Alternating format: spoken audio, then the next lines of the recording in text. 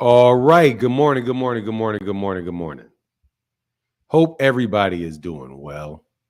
Hope you guys enjoyed your evening last night. I know I did. Because, man, boxing is the gift that keeps on giving. Yeah, it is. Man, a long ass time ago, when I started to learn, when I went to law school, I got accepted to law school. And all those years that I learned and the years that I worked, man, who would have known that shit would come up in so many different ways? Man, when I started talking about boxing, I had no clue that I would be equipped to dismiss so much idiotic crap. But it's almost daily. It's almost daily. Man, I really do believe that contracts is central to everything in life. Every relationship, anyway. Every relationship. But Ryan Garcia is the devil. Okay? Ryan Garcia is the devil. He I don't care what I am. Hey man, that dude right there be starting some bull smack. And he started some bull smack. Yeah, he did. Because you know what I did? You know what we're going to talk about. We're going to talk about this today. Let me go ahead and show you what we're going to talk about today. Not in great detail, because we're going to talk about several things today. However,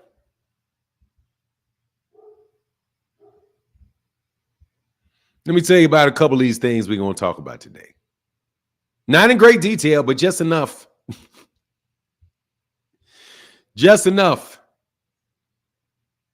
to talk about this right here. Derrick James versus Errol Spence. You better believe we're going to talk about that. And we're going to talk about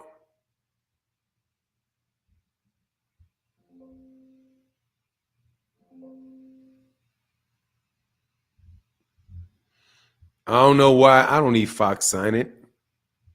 I don't need that shit. Fuck out my face.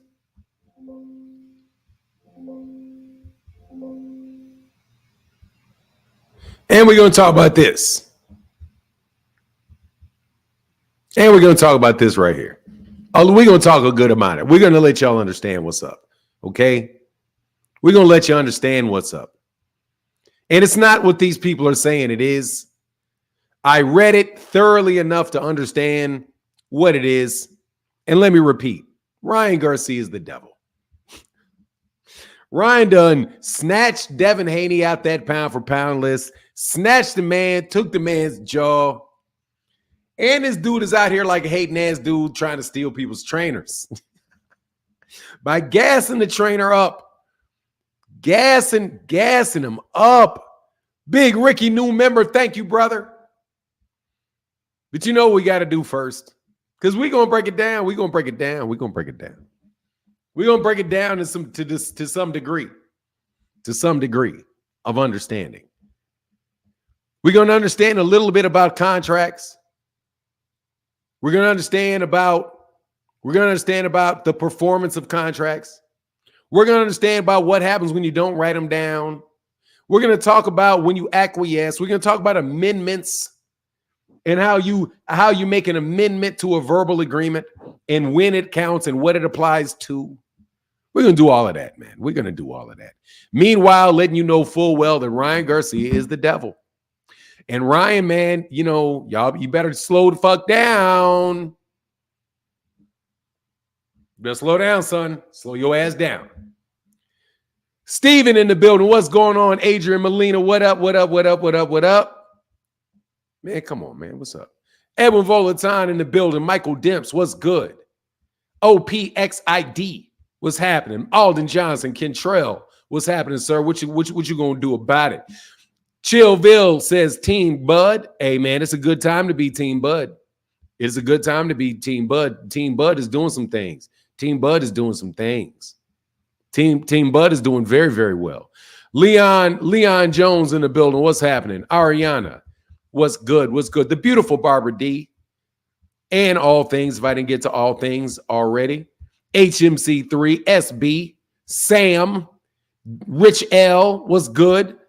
LaMarcus Robinson, and thank you to LaMarcus and all the other members. Let me go down. Hey, what's going on, Torrance Tate? Aisha, the beautiful Aisha. Good morning. Hope you're doing well. Thank you for being a channel member. Thank you for the flowers. Thank you for the hearts. Thank you for the black sun. What's going on, Richard Paris? What's going on, sir? How you doing out there in Caribbean? Thank you for your support, sir. I greatly, greatly appreciate it. Out there in the Caribbean. Easy number one, what's going on? J Doe, what's happening? Jose Lopez, what's going on, man? Hope you're doing well. Good morning to you, sir. Good morning, boss. Money Brown TV in the building. Shout out to the great Moni Brown. Moni, get that Moni, man. What's going on, E-Double? Make sure y'all go subscribe and follow my guy, Money Brown TV. 2 Cent, make sure you go subscribe and follow my lady. The great 2 Cent Boxing puts her 2 cent in it and is always appreciated. She got more than 2 cents, though. She got a whole lot. She at least a dime. Probably got a quarter. What's going on, Dinky? Man, he don't know $2 million worth of shit. You out your fucking mind. He don't know shit. Man, I'm going to tell you the end of this conclusion. From what I see, Errol Spence don't owe shit. And if I had to guess, and I do, Derrick's going to wind up paying for his lawyer's fees. That shit is, I want to know who the hell submitted that shit for Derrick James. Because I ain't going to lie, dog. I'm not T. Orlando. I'm telling you right now, this is not illegal advice. I'm giving this my opinion as somebody fairly well educated on the circumstance, specifically on the concept of breach of contract, which is what his complaint is for. Dog, hell no. Man, that's just not just no. That shit is hell no. I have a hard time believing they're doing this shit for anything other than to see if they can get some type of settlement out of Errol. Because other than that, dog, come on, man. Come on, man. But we'll go through. Come on, man. Come on, man. We're friends, man. We did business for a long time, man. Come on, man. You trying to run my name in the media, man? Trying to run my name in the media and claim I owe you $2 million. I owe you $2 million based on that? No, I do not. I overpaid you based on our agreement. But I'll get into that in a second, you hater. I'm talking about your hating ass. Dink ABM, who more than likely I'm going to throw the fuck out. Because guess what? I got the paperwork. I read the paperwork. Your projection is different in the evening? What do you mean? Because it's late as hell? And because I'm on somebody else's channel? I was trying to be polite, man. I'm not trying to take over Knockout Boxing's live streams. I just jumped on there for next. Shout out to everybody else. Let's get to the end of this. DJ OC in the place to be. Spinning on the ones and twos. Make sure you subscribe to my guy. Follow DJ OC on mixcloud.com/POEW for the best old school Dusties, best house music, best music, best mixing that you're going to hear from some of the most talented DJs in the Chicagoland area. No doubt. What up, DJ OC? I want to thank you, Heavenly Father, for shining your light on me. My favorite. Fanon, talk about the numbers Eddie posted and the money Devin and Ryan claim they got. Well, hey, Kentrell, what number did Eddie post? You got to give me the numbers that Eddie posted. You got to give me the number that Eddie posted. I don't know what Eddie posted. I know they claim they got more money than. I know Devin Haney just said he got paid more money than Errol Spence did.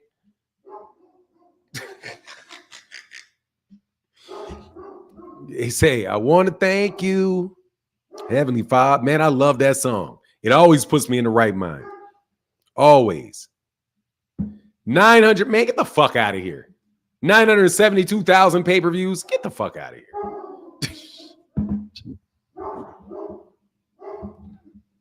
He got specific, huh? It did 972,000 pay-per-views. 19,000 is sold out in a $9 million gate. Congratulations. Sure did. Sure did, Eddie. I believe you. I believe you, Eddie. Eddie Hearn ain't say nothing. Oh, he didn't say anything. All bullshit. Oh, who said that? Who was the wrench that said that? Eddie Hearn said that? Did Eddie Hearn really say that? Give me the link so I can hear it. That'd be the first time Eddie Hearn ever gave out pay-per-view numbers. Yeah, they were giving away tickets in a 19. Man, you better get your bum asses out my face.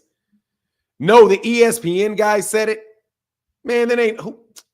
Oh, what ESPN guy said that? Man, whatever, man. I ain't trying to hear that shit. Man, them tickets got dropped down. Half the place was empty before that.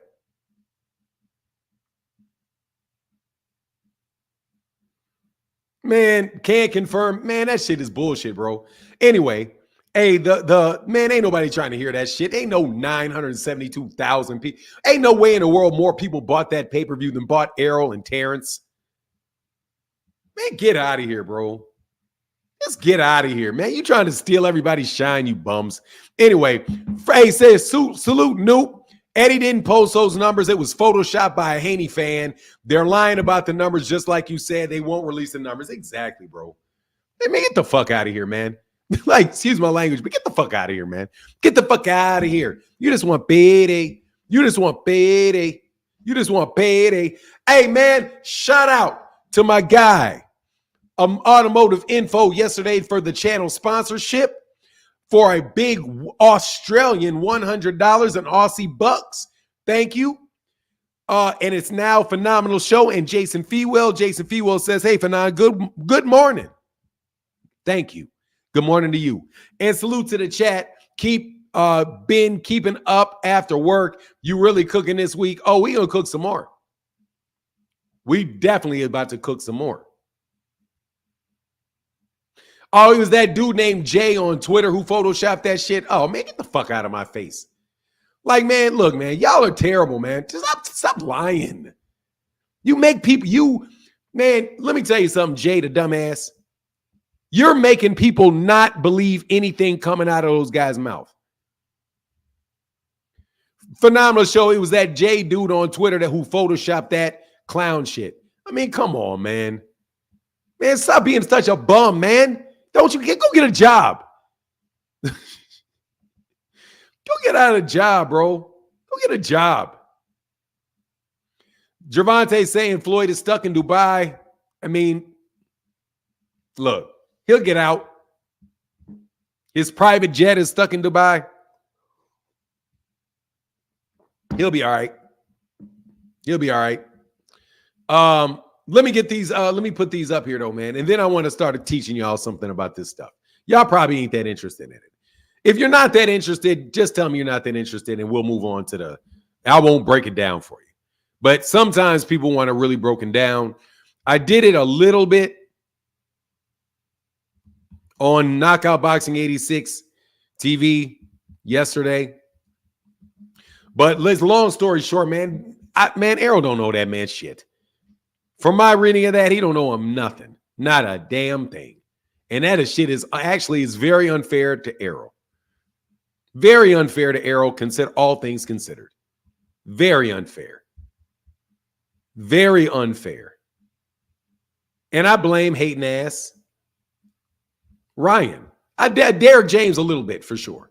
But Ryan, man, mind your fucking business, man. Because that is definitely Ryan is involved in this. Ryan is involved in this.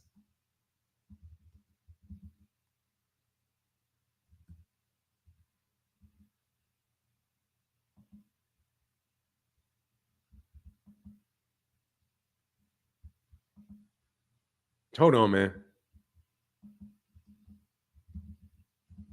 Shit took me a second, man. Thank you very much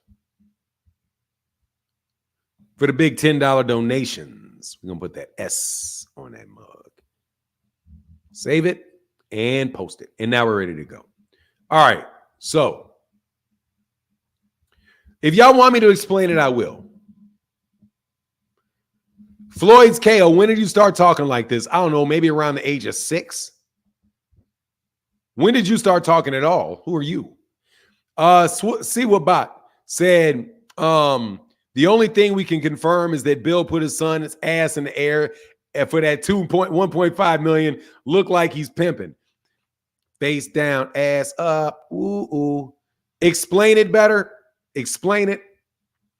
All right, so here's basically the synopsis of it. First of all, Errol is not suing Derrick James.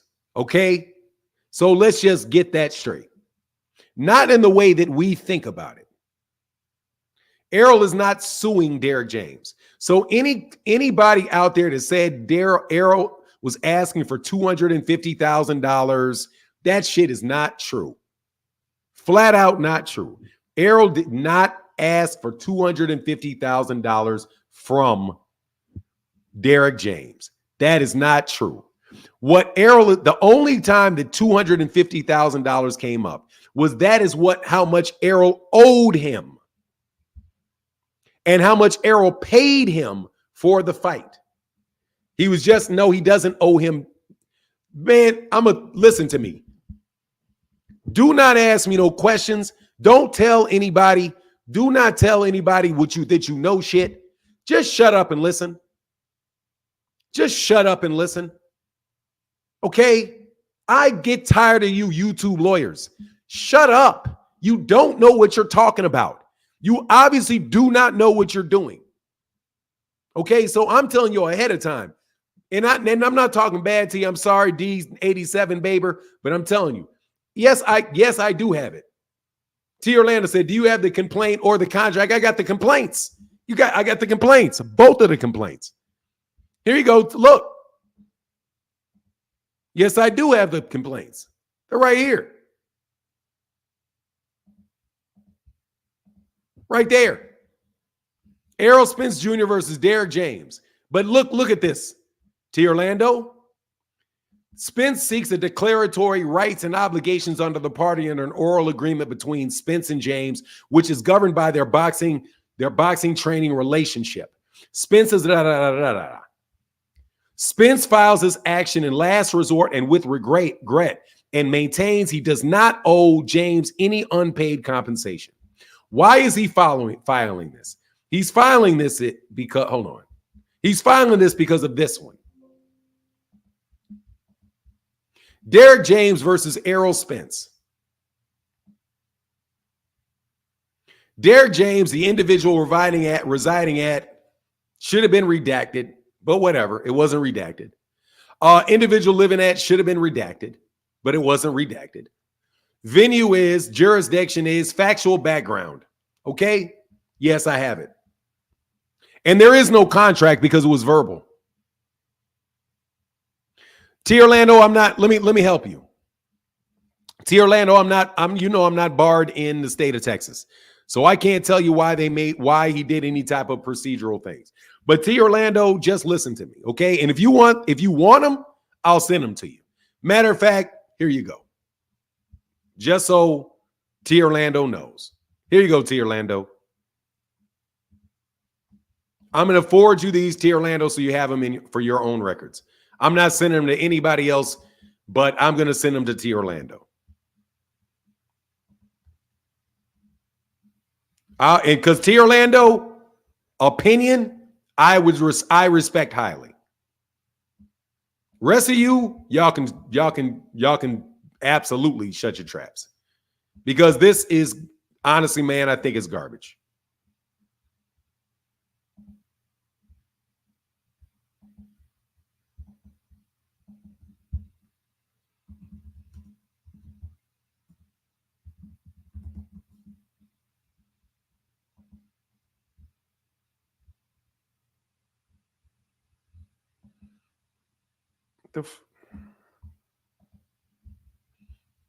All right, there. T. Orlando, you should have him. T. Orlando, you should have him. Yeah, I got him. I sent him to you. You got him. Now, look, T. Orlando is the expert in this, more so than me because he's a litigator. So I want to say that out front. And what I'm doing is I'm just giving you my opinion based on somebody that is fairly expert in contracts. He can talk about the litigation aspect of it, and I would definitely lead upon his understanding. I really will. Nah, we're not doing all that, bully kennels. I got it. Don't worry about it. Okay? Don't worry about it. I got it. That is way too detailed, and I'm not going to do it. Okay? But let me basically lay this out. Yeah, you got it. Yeah. So let me lay this shit out. There is an oral agreement, a verbal agreement between Errol Spence and Derrick James that is 12 years old. Errol is claiming that they agreed to pay Derrick James 10% of I'm just telling you, man, it's like I don't want to do all of that because I just don't want to do all that. No disrespect to you oddly gifted kennels, but I mean, I don't want to like burden the whole conversation down with that. Even though I'm sure that T. Orlando would have a lot to offer on the subject. But I want to be as brief as I can be and give you my opinion. Ultimately, we're going to find out what happens as it goes through that process. All right, so Carl Davidson, you're going to have to listen to me. Okay? And more than likely, you're just going to have to listen to what I have to say and give me a chance to do it. I'm definitely interested. I'm a nerd, love contract law. People want something bad to say. Errol was so bad. Can't wait to hear you cook. Thank you.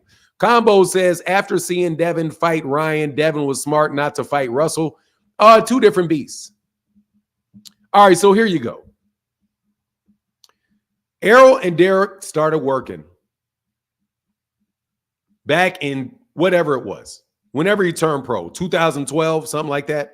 So it was 12 years ago. They've been working under a verbal agreement. And the verbal agreement was that, according to Errol, is that it was 10% of the bout agreement. Derrick James is saying, no, it was not. And then not only that, Errol paid him 10% of his bout agreement for 12 years. And Errol has all the receipts to when he paid him on time, hand delivering checks for 12 years. And the amount of money that he paid was equal to 10% of the bout agreement. Derrick James is now saying, no, there's not, Aisha. Let me, please don't, please. Hey, let me be. All right, look, please don't tell me what anybody else says. Okay? The disagreement is this. Whether or not, no, listen to me. The disagreement is whether or not, in essence, is this, whether or not they agreed 12 years ago to pay 10% of the guaranteed purse or 10% of the bout agreements. That's the essence.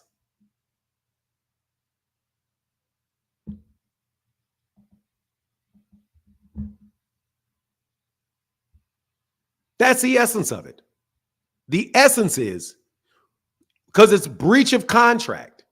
So what did they contract to do? Errol made an offer to Derrick, said, hey, will you be my trainer? I will pay you 10% of the bout agreement. Right? Exactly. Course and conduct. Exactly. Course and conduct should settle the claim. Exactly. Exactly. And that shit, and because he was paying him over the course of 12 years, 10% of the bout agreement, you can't now claim that you didn't agree to that because you took the check and you continued to train him. Yeah, clip Pete. I don't even know who Pete is. To me, this shit is fucking ridiculous. Honestly, to me, it's ridiculous. You've got 12 years of accepting 10% of the bout agreement. But let's add something else to that. He said this one is easy. Of course, T. Orlando. What do you think about Rule 11C sanctions, T. Orlando? Now, this is my question to T. Orlando. What do you think? What about Rule 11C sanctions for the attorney that filed that shit? That's what I want T. Orlando's opinion on. What about Rule 11C sanctions? Nah, damn. Nah, you don't think so? I hate that. No, for real. Do you think that it's anywhere that there's an argument for a Rule 11C sanctions? Is there any chance for that? If you don't think if you think there's no chance, I won't go down that road. If you think that there's no chance, but if there's any chance, I don't think this is sanctionable. Okay. Any chance? Chance, yeah, but I wouldn't. See, that's my point. This is some bullshit. And bro, T. Orlando, watch this. T, you ain't got to tell me shit but a thing. T. Orlando, you ain't got to tell me nothing but a thing. Okay? You ain't got to tell me nothing but a thing. See, unlike other people, I know who I'm talking to. I lean not unto my understanding, but in all the way acknowledge that God put you in front of me, T. Orlando, so I don't sit up there and say, Errol, sue his fucking lawyer and snatch his license for this bullshit. Because it's bullshit is what they filed. This is bullshit. Okay? So let me be real. Because I appreciate T. Orlando. Thank you, T. Orlando. Let me tell you what this lawsuit is. It's bullshit. It's bullshit. It's bullshit. And Ryan Garcia is the fucking devil. Okay? That lawsuit is bullshit. And you should ball that shit up and throw it. It is easy to defeat this claim, but not don't worry about it, T. Orlando. It's still bullshit. It's still bullshit. And it's an intimidation. Dude, this shit is so weak. It's so weak on its face that I have to believe that it's nothing but intimidation. And that's what made me think, dude, is this sanctionable? Is this sanctionable? Is this so ridiculous that this dude should lose his license for this? Because it's clearly intimidation. That's it. It's all he's trying to do with this is try to get Errol to pay more money to settle it so it'll go away. But Errol actually overpaid him. The truth of the matter is Errol overpaid him by $100,000. Dude, I know you don't like going after licenses. Hey, dog, he said, I don't like going after licenses. I know you don't like going after licenses because that's people's livelihoods. That's people's livelihoods. No joke. That's somebody's livelihood. You don't want to fuck with somebody's livelihood. So I won't try to push that narrative. So I won't try to, because that would be a narrative. But when I read that, I was like, this attorney is fucking tripping. Listen to this. All right, so now I'll explain it. No, you're not going to get, man, look, you can get this on the lead attorney. You should go get his shit to the lead attorney. Hey, bro, if you guys watch the lead attorney, dog, these people would be ripping this shit up. Hey, dog, no joke. Hey, and I know T. Orlando don't like that. Say, when you have someone come for years on BS, I don't recommend it. What do you say when you come? Well, nah, man, for real. I know that. When you have someone come for years on BS, I don't recommend it. I'm not worried about it, man. I'm not trying to fuck with it.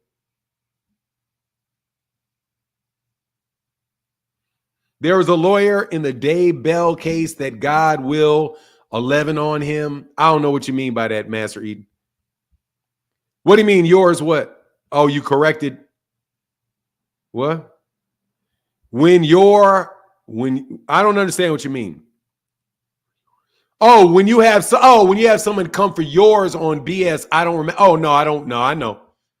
Hell no, I'm not recommending. I know, he shouldn't be sanctioned. But anyway, let me stop that shit. That's why I didn't explain what it was. Okay, to Orlando. That's why I said Rule 11B. So most people, it's 11C, right? Rule 11C. I didn't. That's why I just said Rule 11C. I didn't say what it was and what it meant, because I don't want to throw that out there on people, man, because that's their livelihood. No joke. That's some serious shit right there. But anyway, so let's go through this. All right. So the essence is, and all you people, please listen. Errol Spence did not rip off rip off Derrick James. He did not. They agreed. Of course, yeah, it's shit. One of the first things they teach you in law school.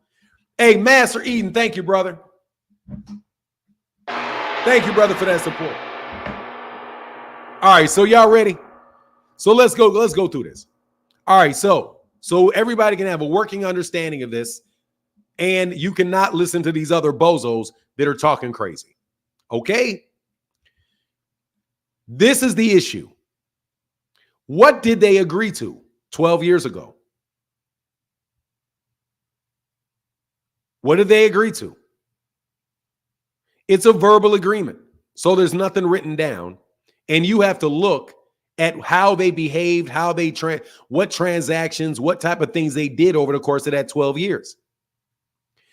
Errol, in his very first time that he worked in a professional fight with Derrick James, got paid $2,500, and he cut Derrick a check for $250. Derrick took it. Derrick deposited it. There you go. And then he did the same thing for 29 more fights. Every once in a while, Errol would give him more money and say, hey, man, like, for example, with Danny Garcia, he gave him a bonus. Instead of saying the $250,000 that he owed him, he paid him $350,000. With Yordenis Ugas, he didn't give him a bonus. He paid him paid him. I don't just say, because I could look at the number. Actually, let me look at the number. No need to be funny. No need to be funny with the money. Let me tell you what he did pay, because it's right here in my face. So no need to guess, because I'm lazy. Man, thank you to Orlando, because I definitely appreciate you. I definitely appreciate you. Man, this dude did not ask for no goddamn $250,000. I can't believe y'all reported that shit.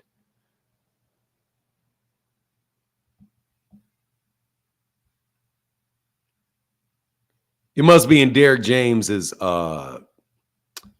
complaint. Let's go to Derrick James's complaint. I just think somebody's blowing smoke up his ass. No joke. Let me tell you something, man. I really believe that Derrick James truly believes what's in here. I don't believe on the reading of this that Derrick James doesn't believe that he should have been paid more money or whatever. I'm not doing that to him. But I'm just telling you, this shit right here is not going to fucking fly, bro. All right, so he paid Mikey Garcia, he was paid $3 million. So Derrick James got paid $300,000 against Mikey Garcia. Sean Porter, he got $150,000 against Sean Porter. Danny Garcia, he got $150,000 for Sean Porter out of $1.5 million. Against Yordenis Ugas, he got $200,000. He got paid $200,000 off $2 million. And for Terrence Crawford, he got paid $250,000 plus $100,000 in bonus. That is 29 fights of getting paid 10%.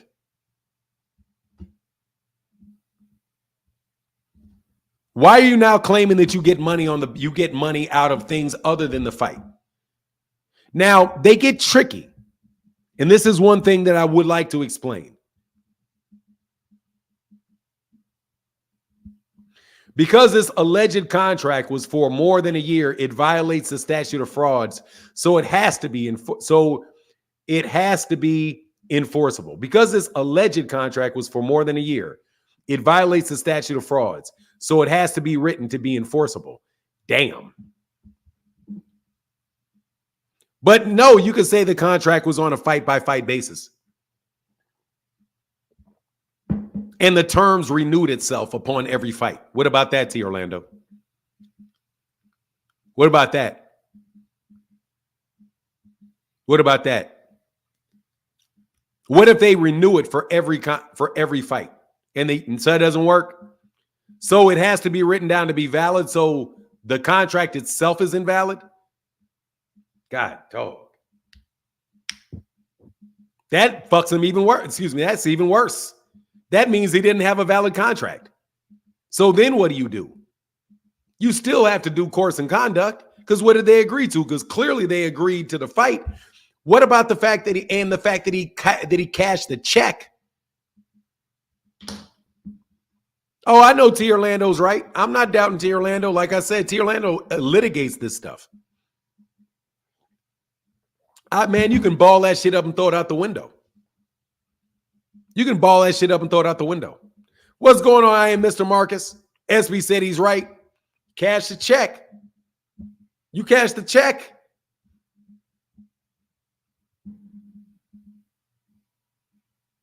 He said, follow me on IG. We can network. A lot of money out here to be made, oddly. Oh, yeah, y'all doing that thing? Just Films, he said he got no chance. He's spending it. Yeah, he spent the money.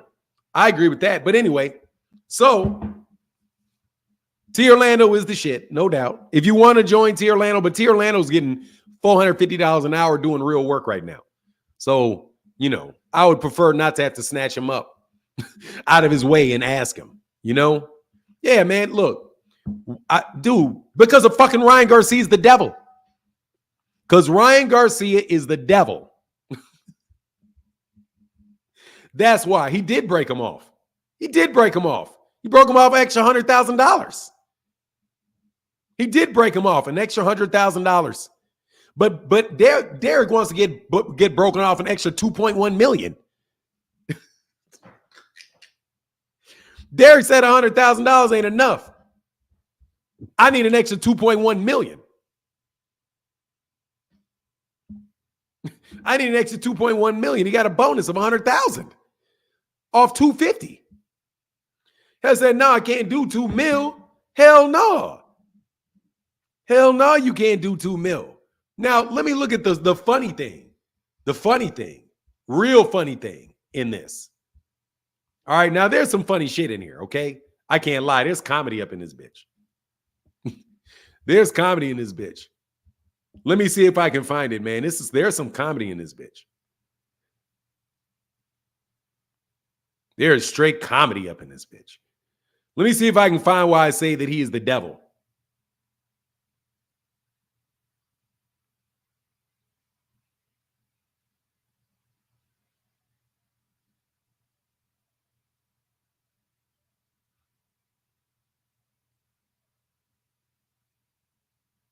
Here's the comedy, bro.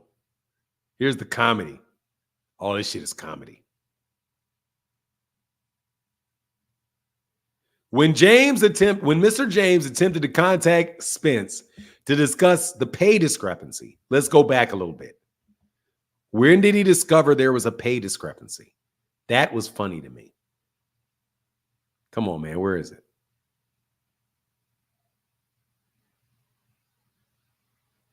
Here, watch this. Watch. All right. Unfortunately, Spence suffered his first professional defeat in the Crawford fight. Nonetheless, their fight resulted in the largest guaranteed purse. They keep using this phrase, guaranteed purse, even though it is referred to in Errol's complaint as total revenue. They have to define this word for me. This right here is problematic for me. But whatever. Of Spence's professional career, it was widely reported and estimated that he was guaranteed at least $25 million for the fight. Again, Mr. James served as his trainer under the terms of their agreement. Again, James trusted that Mr. Spence would pay him pursuant to the terms of their agreement. Mr. Spence paid Mr. James $350,000 for the fight. Following the fight, see, this is what I'm telling you. This is shady shit right here. Following the Crawford fight, not shady in Derrick James being shady, but just I ain't trying to hear it. Type, get out of my face. Mr. James trained another fighter for another major fight, and that fighter paid Mr. James more than the $350,000 Mr. Spence paid him for the Crawford fight.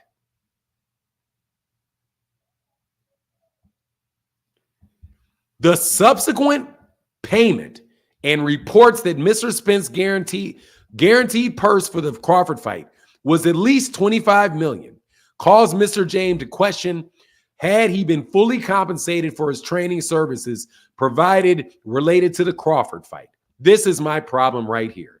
And this is why I say Ryan's the devil. This shit is Ryan right here. This is Ryan right here. This is Ryan right here, bro. This is Ryan right here. Because Ryan is the one that said he knows how much Derrick got paid. And Jamal Charlo has been paying Derrick James the same amount of money for years. The fight was the first fight with Derrick James. And Ryan Garcia said, why am I paying Derrick James more money when I made less money? That's Ryan's ass. So Mr. James trained another fighter for another major fight, and that fighter paid James more, just like Ryan said he did. Mr. Spence was paid for the Crawford fight. That subsequent checks and reports for the guaranteed purse for Crawford fight was at least 25, caused Mr. James to question. So if that's the only reason you question it, then you must not know what you agreed to. This sounds to me like you're trying to change and renegotiate the terms because you feel like you were underpaid when you had accepted that same payment for 29 fights. But once Ryan, and I have to believe it's Ryan because of what Ryan said, because Ryan paid you more, now you're trying to say, pay me more. Okay? Now listen to this. This is the comedy right here. All right.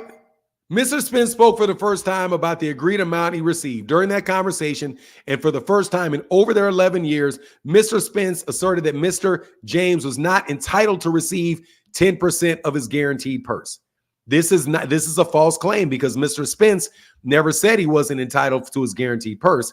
Based on that interpretation, Mr. Spence asserted that someone named Al, like they don't even like someone named Al. Based on Mr. James, it's somebody named Al. Like we don't know who Al is. Told him that paying Mr. James $350,000 for the Crawford fight in exchange for his training services was generous. However, no one named Al was present when Mr. James originally entered into their agreement, nor was anyone named Al present when Mr. James provided training services to Mr. Spence for each fight. Mr. Al, was definitely a party to the fight agreement that was negotiated, that Derrick got paid out of. This Al guy was responsible for advising Errol Spence Jr. and is probably the guy that actually cut the check. How much you want to bet this guy named Al was the guy that actually cut the check? Do you know what the average train is? 10% of the purse agreement of the purse. It's 10%. So what do you mean? So now the PBC is involved? No, the PB. No, it's not, dude. Fahim, let me explain why. Okay, let me explain why. For his training services. So let's explain why it's generous. Because he's getting Derrick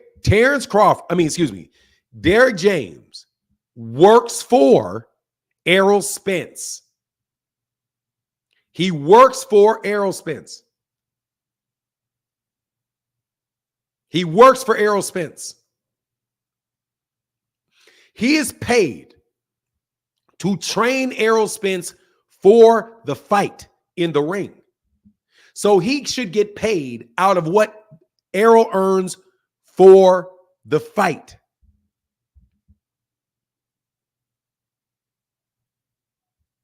He does not get paid for merchandising.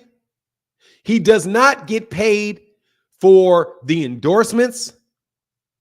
He does not get paid for the tickets. He does not get paid for those things that are outside of the services that he provides. He is employee for Errol. Errol is partnered with the promoter. The promoter invests the money. So the promoter gets money. Errol enters into a partnership with Terrence and the promoter. So Errol gets paid for all those other streams of revenue while the trainer gets paid for preparing for the fight. Yes, the trainer typically gets 10%, but it's 10% of what? 10% of the bout agreement. But whether you think that that's right or not, that's what he had been paid for. That's what Derrick had been paid for years. You cannot switch up. Dog, how do you, first of all, it may be 40 million. Fahim? It may be 40 million.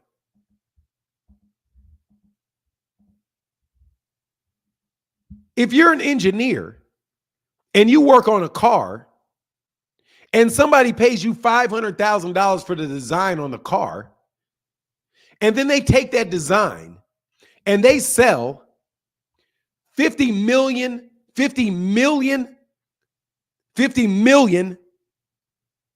cars off that design. Do you think that you now deserve $500,000 per car? No. Y'all want to talk business? Let's talk business. Y'all want to talk business? Let's talk business. The owner, you cut a deal with the owner of a business to do specific work for a specific fee. I'm going to partner with you on training for this fight. If you're the manager can get a cut of the deal that he negotiates. Why? Because the manager was actually a part of him getting the sponsorship deals, of him getting the merchandise deal, of him negotiating with the promoter who actually sold the tickets. Look, man, somebody's blowing smoke up y'all backside, bro. This is how business works. And you can't blame Errol Spence for keeping the same deal and working under the same scenario that he'd been working for years. So let's just take for an example that the contract is not valid that they entered into 5 years ago. Dog, I'm not preaching to the choir. The choir agrees with me. If you preach to the choir agrees. Fahim, it is right. It is right. I'm sorry to break it to you. It is right. That shit is right. It's not wrong. It's right. Statute of frauds. So with the statute of frauds, that means how do you know whether or not what Errol Spence Jr. paid him was sufficient for the fight with Terrence Crawford? Bro, that shit's not cheap. He gave him a 40% bonus. Come on, man. Don't do Derrick. Don't allow people to do this shit to people. You negotiate for a deal. No, it ain't. It's legal. What do you mean it's legal? Hey, dog, Fahim, I'm just going to tell you I respect you, but you're wrong. I respect you, but you're wrong.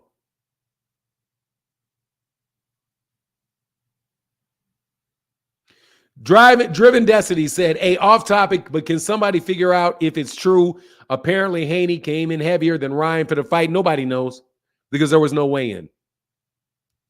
Amir Walter said, Derrick James is spoiled. $350K for training is great money. Dog, how many is just trainers getting when? See, the difference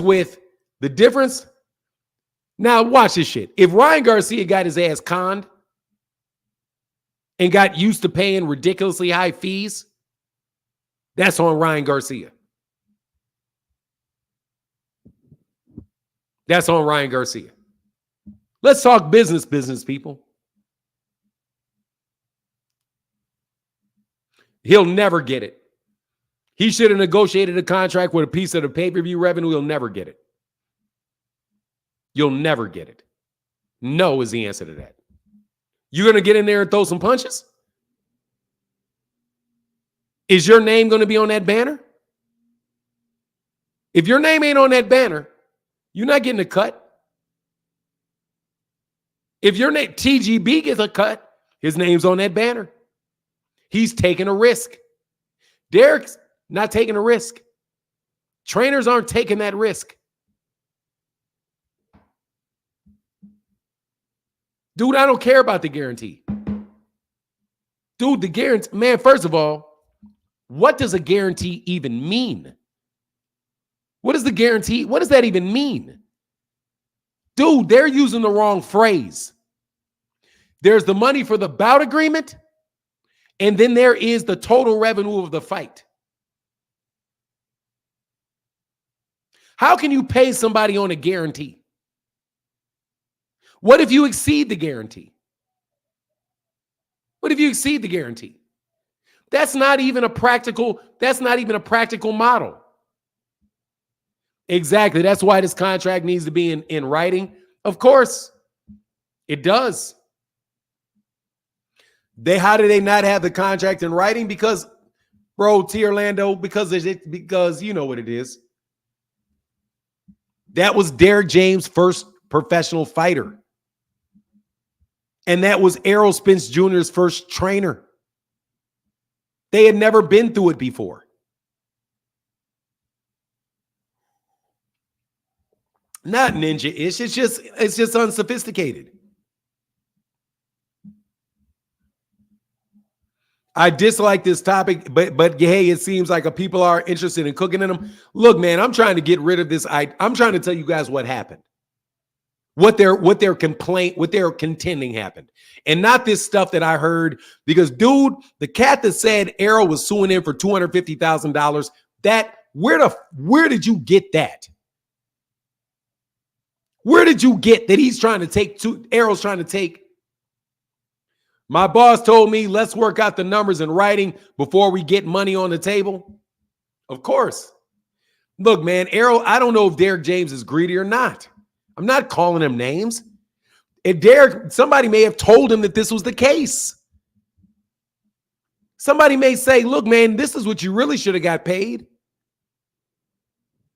This is what you really should have got paid. This is what, and you don't know. I don't know. But I know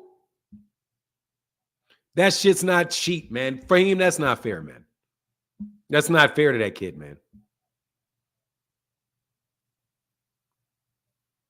That's not fair to that dude. You're not being fair to Errol. You're not. Man, this guy when he's done with boxing, he's done with boxing. He's not a trainer. Derrick James can get another client. Derrick James has the ability to have 5-6 fighters at the same time. Okay? 5-6 fighters at the same time. Yeah, I saw it. No. He didn't say that. Yeah, I saw the text thread. That's not what he said. Petty land, whatever that shit is, petty land. No, he doesn't. I read that shit. I'll show you that dumb shit. Man, you guys, man, need to stop. Here it is. Good morning, EJ. Easier to wire the money to my account. He said, this is my bank account number. Cool. What is the number? What is the number? 2,500,000 since I did it already? Okay, it'll be next week. Don't have it liquid. Don't have it liquid. Okay, it'll be there. That's a new contract, partner. That's a new contract. What are you going to give me in exchange for that? What are you going to give him in exchange for that? How are you going to enforce that? And clearly, Errol told him subsequently, no, I'm not going to do it. And he said he's not going to do it without Derrick James having done anything extra to get the change. So it doesn't matter that Errol might have been like, man, God dog, you're harassing me. Man, okay, man, it'll be there next week, whatever. The check's in the mail. And then he comes back and he says, look, man, I'm not going to do that. Why? Because what I paid you was fair. That is what we agreed on. Errol might have misunderstood what they agreed on when he talked to him. And then he was counseled and he said, look, man, I don't cut that man no $2 million check. He's owed this. No. Tell him that's what he is owed. And you are not cutting him any more money off that because you don't owe him for those things. That's not the service he provided. And then Errol called him back and said, look, man, I talked to Al. Al said that's what I owed and you were paid fairly. So, man, I love you, dude, but I'm not doing it. You're not going to be able to get that dude to come off $2 million off of that text.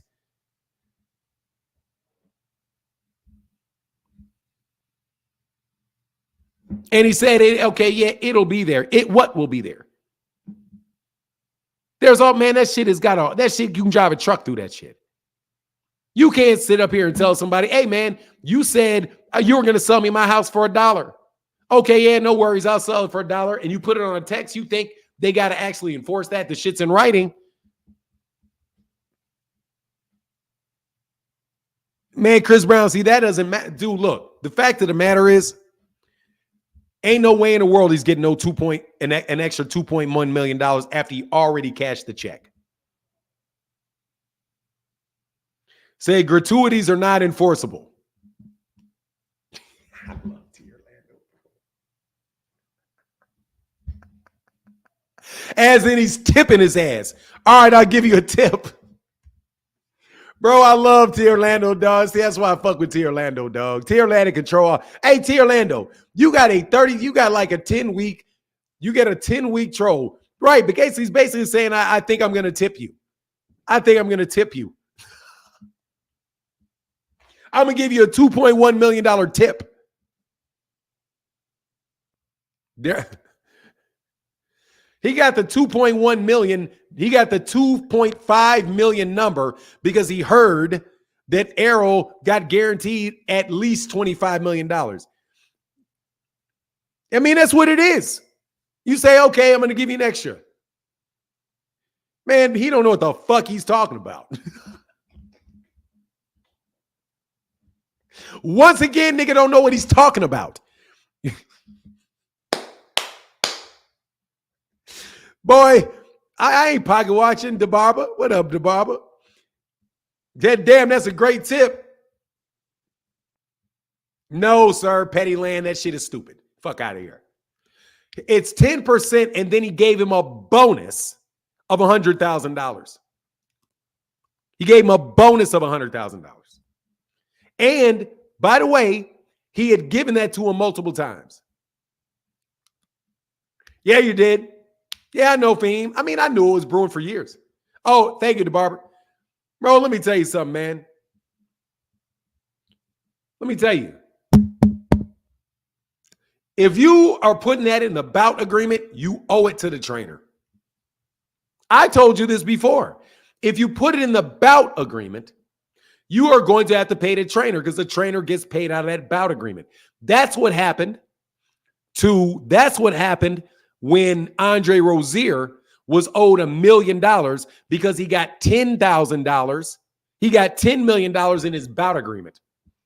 As a result of that, as a result of Daniel Jacobs getting $10 million in a bout agreement, Andre Rozier was owed 10% of that. Do you know who else gets paid off the bout agreement? Can anybody else? Now watch this. Who else gets paid out of the bout agreement of the boxer? Besides the trainer. This is a quiz. Can anybody tell me who else gets paid out of the bout agreement? You mean the commission? No, the manager probably gets a cut of all that shit. I'm talking about the WBC and the commission. The WBC does not get a cut of the back end. The WBC does not get a cut of the back end. They don't get a cut of the pay-per-view. The cut man doesn't get a portion of the pay-per-view. So why would the trainer get it? If the cut man doesn't get it, the commission doesn't get it, the sanctioning bodies don't get it, why would the trainer get it? The cut man is an employee of the fighter.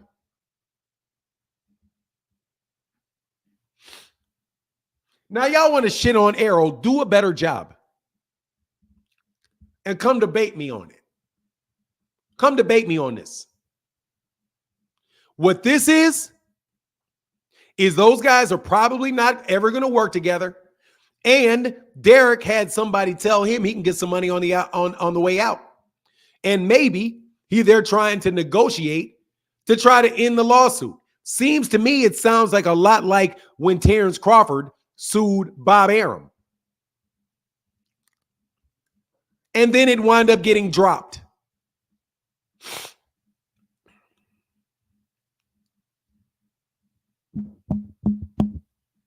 Derrick James can get one now. Why is Ryan the devil? Because I think Ryan started this shit. And he's out here calling out Errol and say, you suing my trainer? I'm going to this dude is trying to get publicity off the breakup of Errol and Terrence. Errol and Derrick. Adding fuel to the fire. Trolling him. He's starting shit. That's what he's doing, starting shit. Ryan's starting shit. Easy.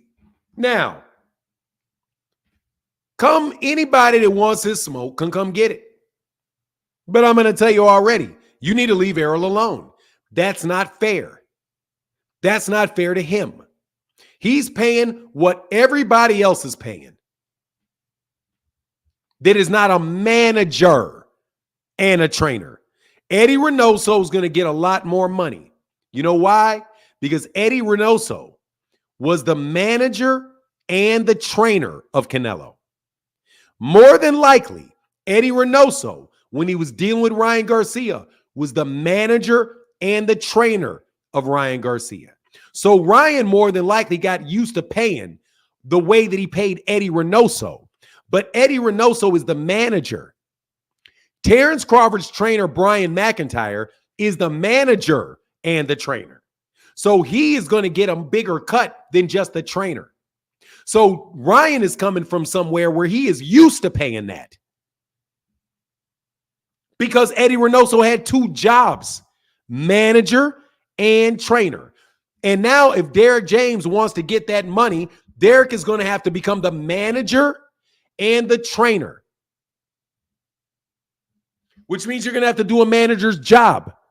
You're going to have to work with matchmaking. You're going to have say-so over who the fighter fights. You have to work with the people and say what network you're going to be in. You have to work with the promoter. That's not what Derrick's doing. That is what Eddie Reynoso's doing. That was what Bomac was doing.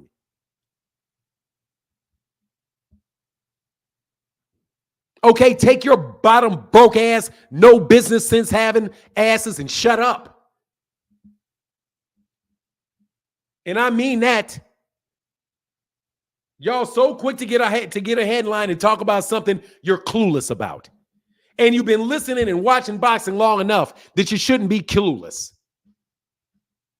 You should not be miserable and fucking broke asses. I don't know if they're broke or not, dog. I'm just talking shit. I don't even know if they're miserable. Anyway, I'm telling you, man, I used to do highlight videos. I was just cutting and editing highlight videos. Like, hey, man, I want to stop dealing with this business shit. It gives me a headache. And then I was trying to get out, but y'all sucked me back in. The PBC wouldn't let me use any of their highlights without them taking the money. Then then you get hit. Top Rank hit me with copyright violations for intellectual property violations. So I'm about to lose my channel. I'm saying, oh, I can't do that shit no more. Now I got to talk about boxing. I start talking about boxing. Then I listen to these dumbass dudes. No Diddy. Then I listen to these dumbass dudes start talking about contracts and what you should do with contracts and what you should do with business. And I think to myself, these dudes are fucking clueless. Whatever I said, pause, perma-pause. Take that, perma-pause. I'm sick of this shit. You don't know what you're talking about. The question is, what was in the agreement on the 10%? Would Devin be stupid enough to file a lawsuit that he was lot comp? Yes. Obviously he did, Mr. Simpiwi Mapondo. Yes. Obviously he would, because he did. Obviously he did. Obviously he would, because he did. At least that's my opinion. That's my opinion. But I'm telling you, man. Man. Come on, man. Dog, dude, the man said somebody named Al. Do you think Derrick James read this?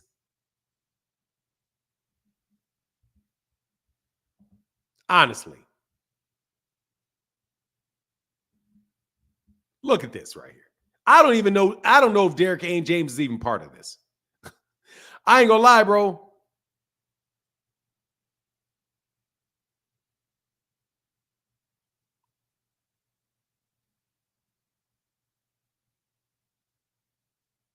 And watch this. These do not reflect his guaranteed fight purses. No, bro. You know what it represents? What this guy says. It represents it. It doesn't represent this.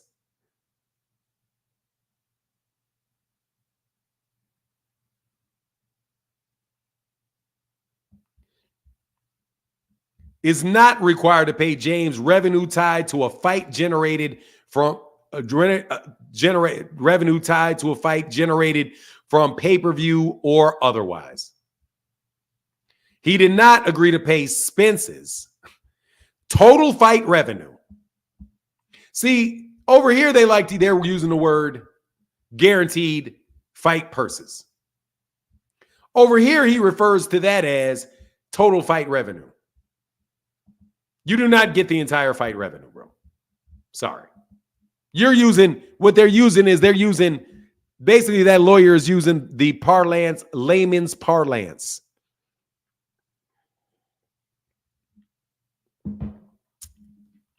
Now, y'all need to go home. Stop hating on this dude.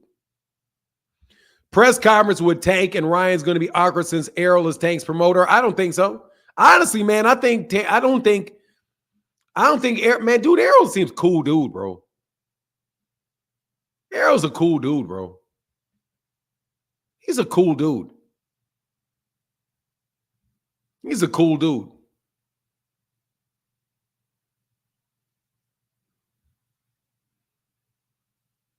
Hey, what's going on, Clips and Mike? It's going well.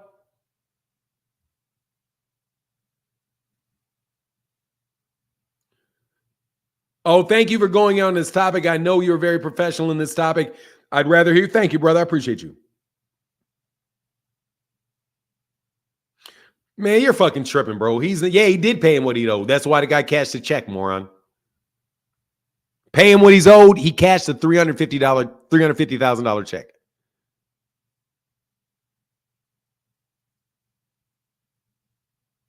He cashed a $350,000 check.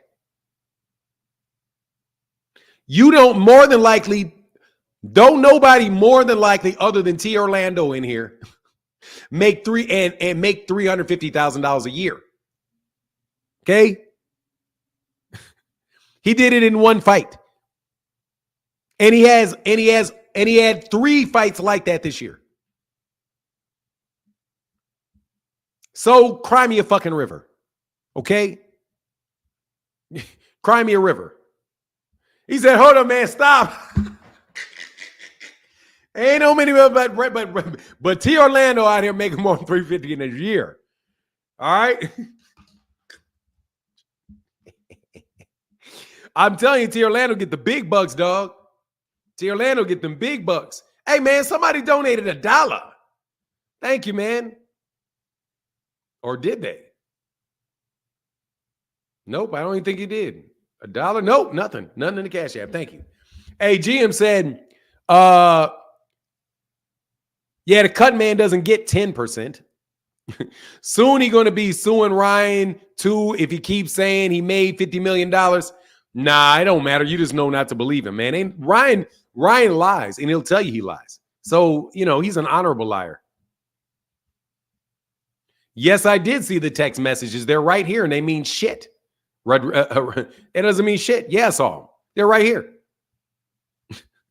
Here, you want me to show you the texts? Absolutely. This means nothing. They're right here. You think Derrick James sent them to somebody? They want to point to that. Where is that? Where's that shit at? It's not this one. It's this one. It's this one. What? So what? Yeah, it's right here. Hey, good morning, EJ. Is it easier to wire the money to my account? What number is that? That is my, what number is that? He said, that's my bank. Dude, he was like, what number is that? Anyway, then, by the way, where does this, it says EJ. First of all, you're going to have to verify that's actually EJ, okay? We don't know, but we'll just assume that it is. And say, what is that number? That's my bank. Okay, cool. What's the number? Since I already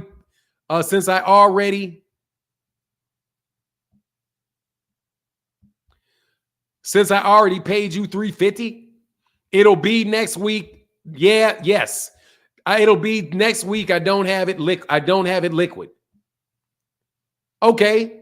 This is what you call negotiating a gratuity. Because because he only owes him $350. And he says, okay, well, yeah, I'll give you a tip of $2.1 million. And then he changes his mind. That's not enforceable, according to T. Orlando. And right here, he says what he also told him. What happened after that?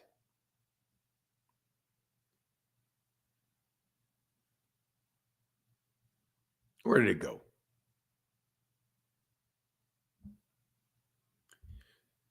Spence on February 13th.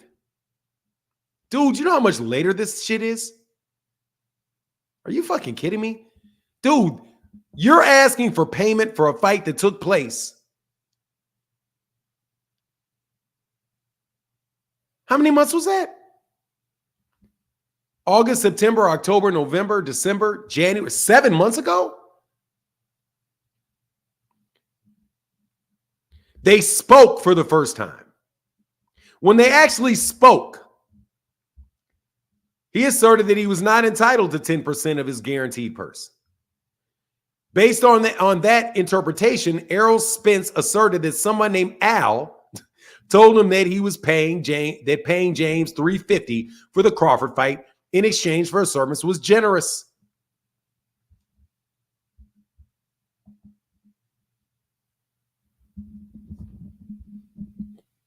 Derrick wants a bigger tip. And they're claiming it should be off the guaranteed purse and that the guaranteed purse was portion of their contract, which, by the way, T. Orlando says isn't even enforceable due to the statute of fraud. I told you T. Orlando be coming in handy like a mug, man. Because, man, I like to know that I'm right. I like that, dog. I like to know I'm right. Now, I'm going to put this link in here for y'all to debate me on this dumb shit. Y'all better get on up out of yonder. Y'all better get on up out of here. Get on up there.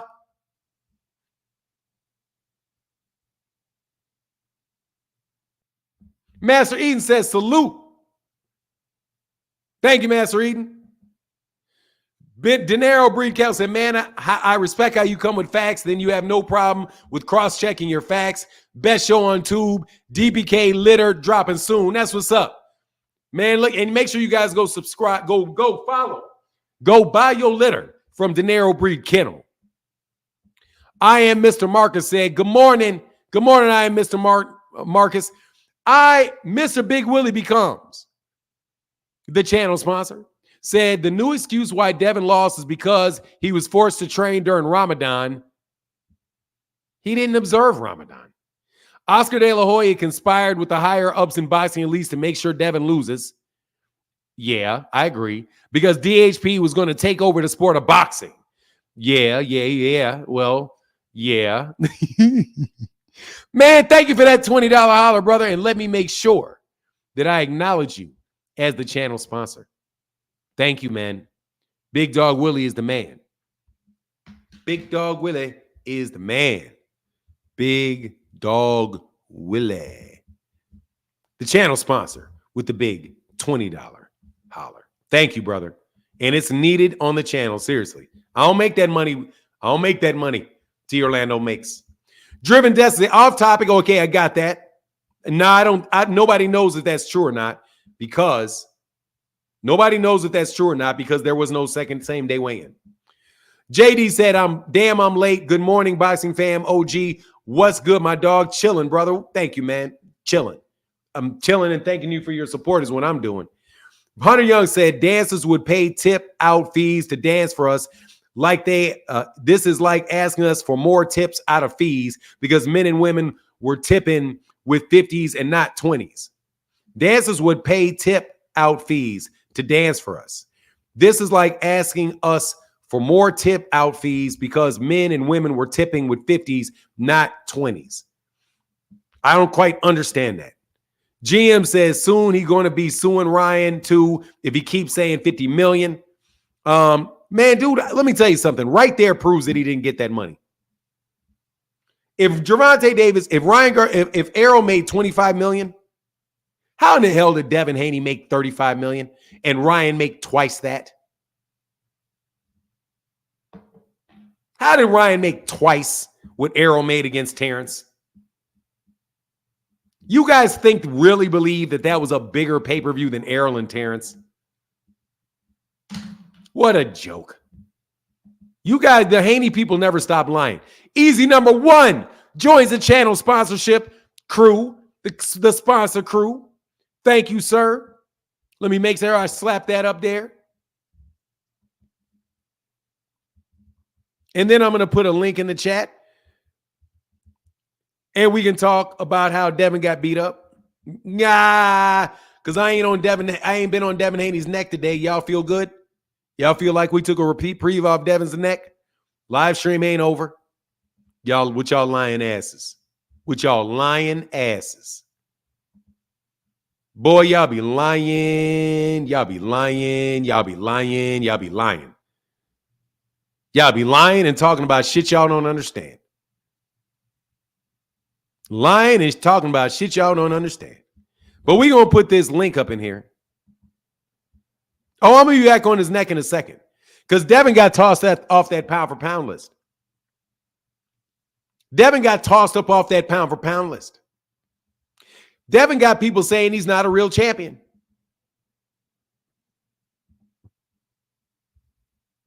We need to know. We need to know. Inquiring minds want to know. But here we go. And thank you for everybody that supports, for real. But like I said, I don't get 10% of your check.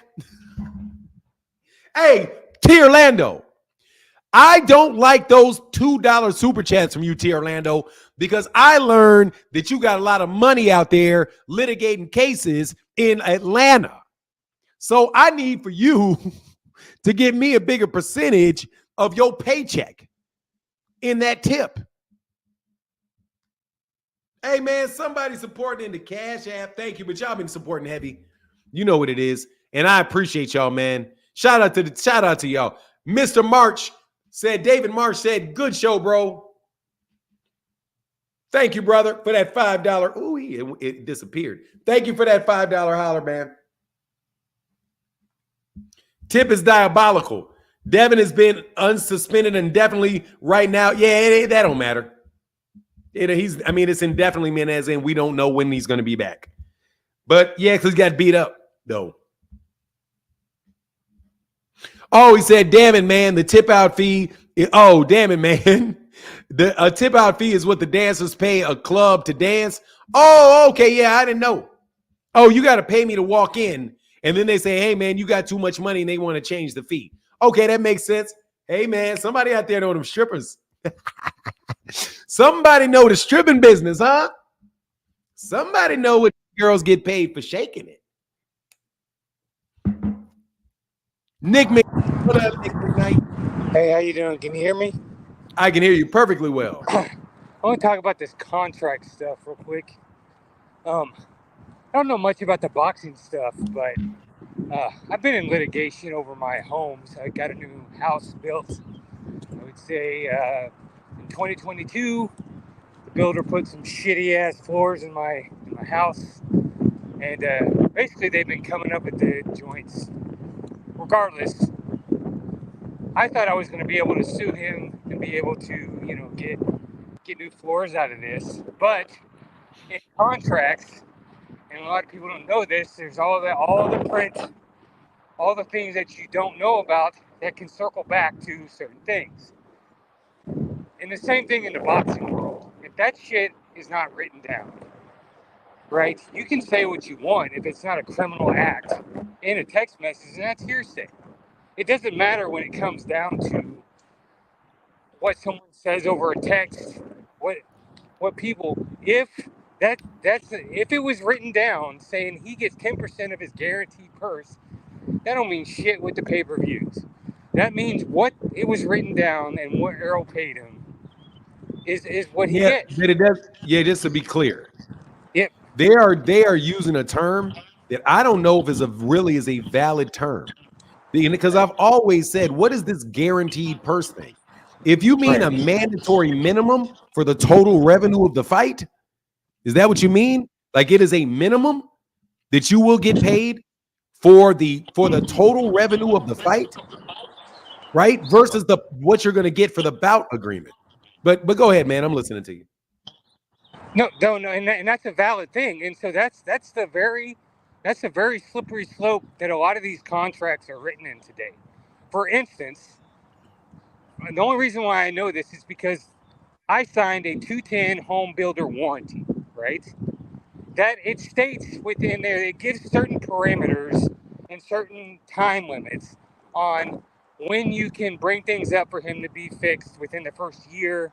And there's certain tolerances and things of long story that nature. That language that was put in on that floor is what the builder can use to slip out of certain things, but also it can also get him in trouble on certain things. But it protects the builder more than it does the consumer on these things. Yeah, it's a limitation. It's a limitation on what you're responsible for. Correct. But what? Yeah, I get you.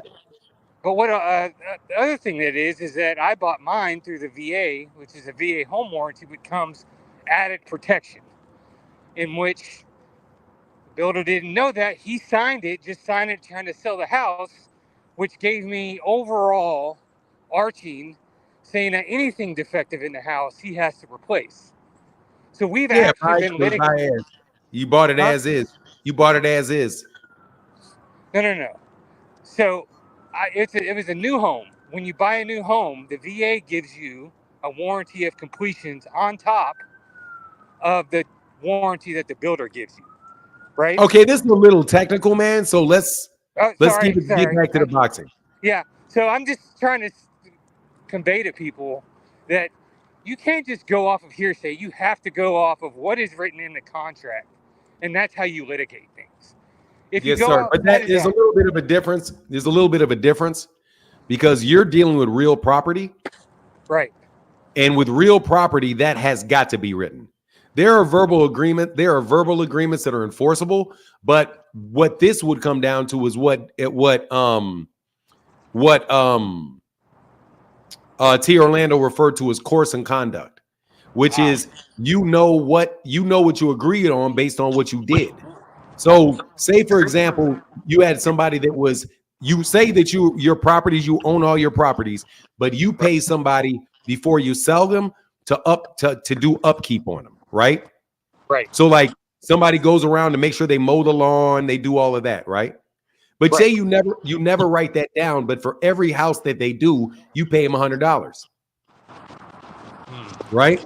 Right. So that the fact that you paid them $100 over the course of a year would let somebody know what you agreed upon, because that was the course and the conduct that you took. It's the things that you did.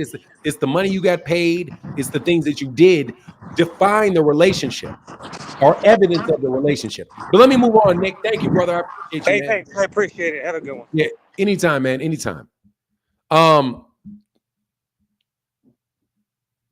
Or contracts longer than the year of this training agreement. Hey, man. Daryl Hayes said, EJ and Ryan make it happen. Team Spence by Moida. Definitely Team Spence by Moida.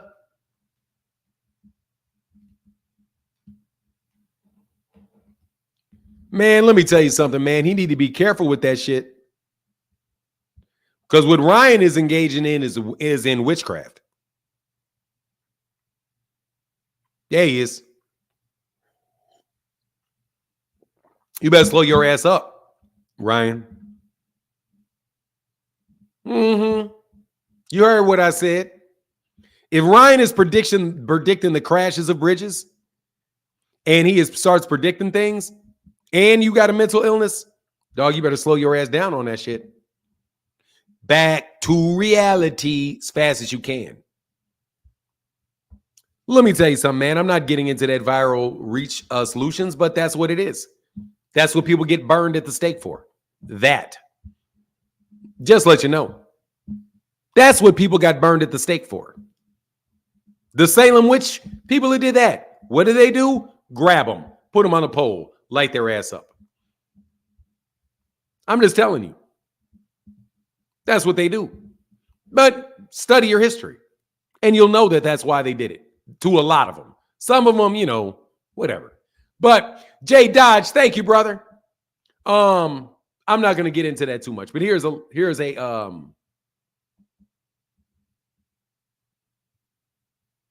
no, man.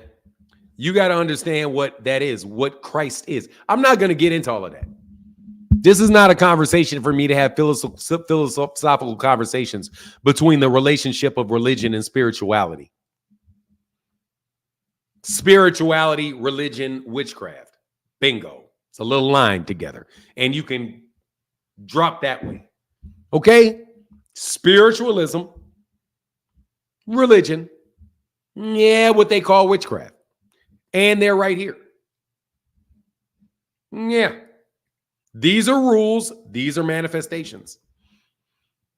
Easy. It's a little triangle. Boop, boop, boop. Better be careful. Anyway, good morning. He was obviously capping before the fight. He said it in the interview. Let me tell you something, man. I'm not going to get into that. I'm going to repeat that again. I'm going to repeat. I'm not. Yep, it's definitely a triumvirate. Yeah, it is. Boom. Boom, boom. Booth said he would accept the fight with Ryan quickly and that he would stop him early. He'll kill him. He'll kill him. He'll kill him. He'll kill him. He'll kill him. He'll absolutely not even a close fight. Errol will smoke him. Gervonta will smoke him again because Devin's overrated. Oops. Devin is overrated. Devin is overrated. I won't say hype job, but Devin is overrated by Devin Haney fans. And they talk so much stuff that everybody believed it.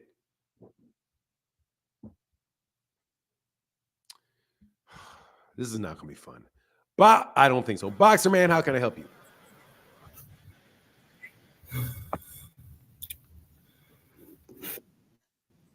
Are you there?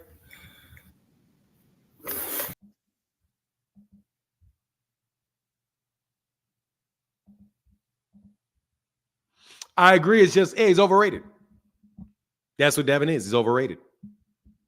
He's a good fighter, but he's overrated. And you guys found out that he was overrated. Devin and Shakur is not overrated. Shakur ain't shit fabricated about Shakur. Hey, Fanon, maybe it's all promo for the future Spence Garcia fight. It could be. It could be.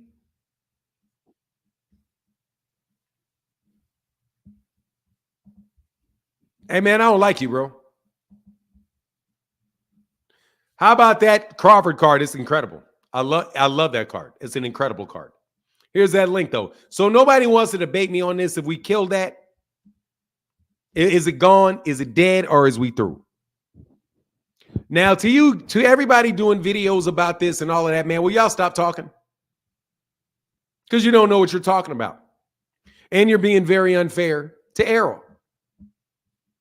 Errol paid that man what he owed him, and he paid him more than he owed him. But you're so quick to go out there and throw Errol under the bus. And you don't even know the facts. You don't know the facts. I guarantee you most of these guys couldn't even read that document. They will not read it. And when they read it, they won't even know what they're reading. And they wouldn't know how to apply what they're reading if they did actually read it and understand it. Okay? Derrick is making a claim that is shaky at best. And basically what you're saying is, I deserve more money because you made more money. Dude, I'm paying you for what you did. That's our relationship. I'm paying you for what you did. You train me. You get paid for how much I get paid for the bout. You don't get a cut of my t-shirt sales. Why should Derrick James get a cut of Errol Spence Jr.'s t-shirt sales? Why should Errol Spence Jr.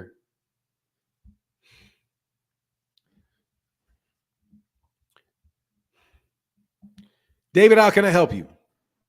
Yo, Phantom, what's good, man? I don't know what you're talking about. I just got in. You seem a little stressed. I just want to say God bless you and your family, everybody watching, man. That's All what I right, got to say. I'm not stressed at all. This is the same way I am every day. It's the same. I'm not stressed at all. I'm looking for a fight. I enjoy it. Can you ask your boss for a pay raise, but you shouldn't just expect one? Man, he's not even asking for a pay raise. He's telling Devin that he's telling Errol that he gave him one after he got one. Fanon, do you believe this Floyd being a hostage in Dubai claim? No, I do not. I don't care, man. Honestly, let me be even more real. I don't care. Man, look, man. Certain people talk about anything and spread rumors about anything to get your attention. Marcus Priest said, hey, man, I'm a channel member now. Let's go. Derrick, hey, thank you for joining the channel, man. Man, I'm sick of these. Man, for real. Look, man, some of y'all are just full of shit, bro. Now man, you don't think that has anything to do with just putting something bad out about him? You don't think that has something to do with just trying to shoot a shot at him? Out of Floyd after Floyd embarrassed Devin Haney? After Floyd embarrassed, after Bill Haney embarrassed himself? If he got detained, would detain for what? I don't doubt, Floyd was trying to get out. He couldn't leave. Why? Maybe I don't know, maybe the airspace wasn't safe. Who knows? Man, but I know certain people always got something bad to say about about Floyd. Floyd is to blame for everything in boxing. Floyd is to blame for everything in boxing. If somebody doesn't do, I'm surprised nobody has said that Floyd advised Errol not to pay Derrick. You know, really, Floyd advised Errol, man, said what? What did he say? What did he say? That he's detained in Dubai? So what?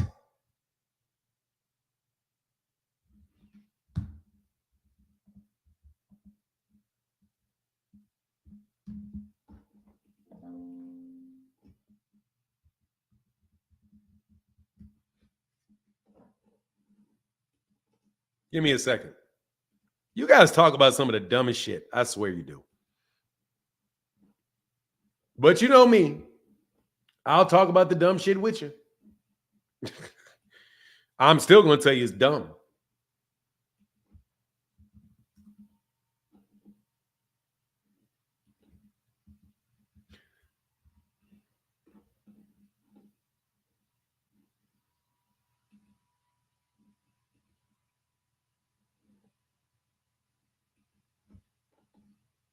So let's check Gervonta's Twitter.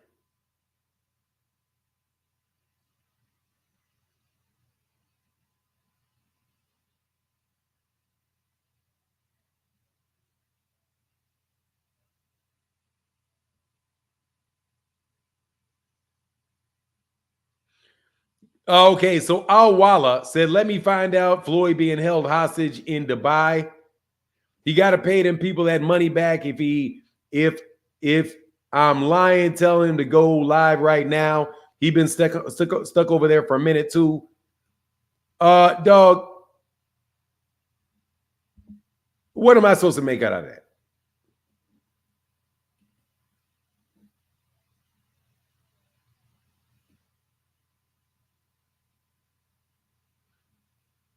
What am I supposed to make out of that?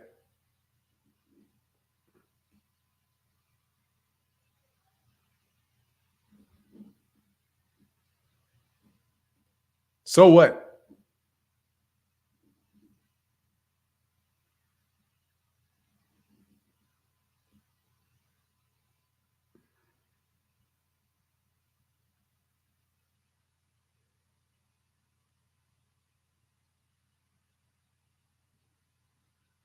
You guys out here slandering this dude, man. Y'all better be careful.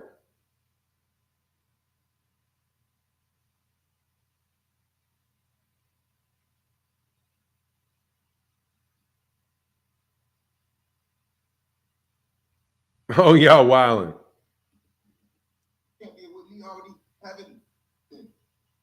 This is promotion for the fight, man. Y'all looking at the end. Y'all looking at the end result. Y'all not looking at the shit where y'all gonna look at the interview and Dad gonna tell y'all, you know, with me being champion, with me already having, I made so many sacrifices. Y'all looking at the end. Y'all looking at the end results. Y'all not looking at the shit where y'all gonna look at the interview and Dad gonna tell y'all, you know, with me being champion, with me already having. Man, that's promotion for this fight, bro. Yeah, I don't. That shit is promotion. Errol, like every time Floyd Gervonta about to fight, Floyd and him start arguing. Then they get in it, then they in the ring together, laughing and all that stuff, doing the same thing. Man, I ain't tripping on this. Frank Martin will avenge Haney. Frank Martin avenge Haney. How in the hell is he gonna avenge Haney? Man. Hey, Ghost said Fanon, Google AEE floodings. You'll see why fights were canceled. Yeah, some of the worst floodings ever. Man, look, bro, I ain't trying to hear that, man. I may do a video on it, though. There's always a fallout before that fight takes place, man. Always.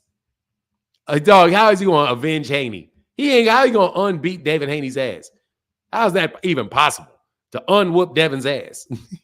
Bump that Floyd telling the truth on his videos. I didn't listen to what he said, man. You know what I mean? I thought he was, man, Hanos. Hey, man, did anybody unblock Frequent Flyer?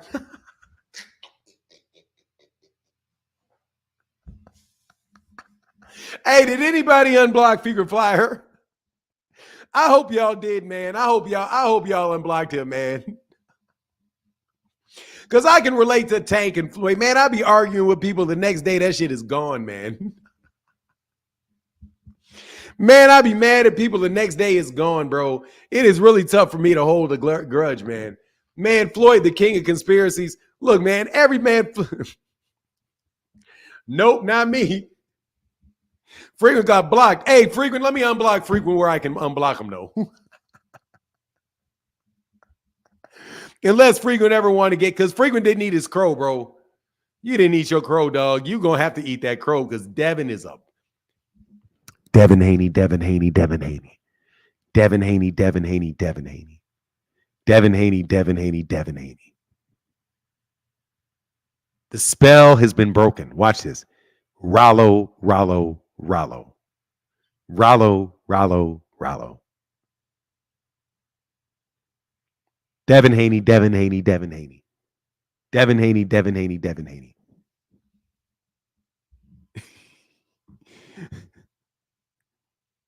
We saw Freakin's face for 9. He really is 50. I know he's 50. Which is why him calling me OG. I was like, man, how you calling me OG? Like you niggas ain't, like you Negroes ain't old. You know what I mean? Hey, man, notice Floyd Tank fight pattern. Yeah, man, come on, man.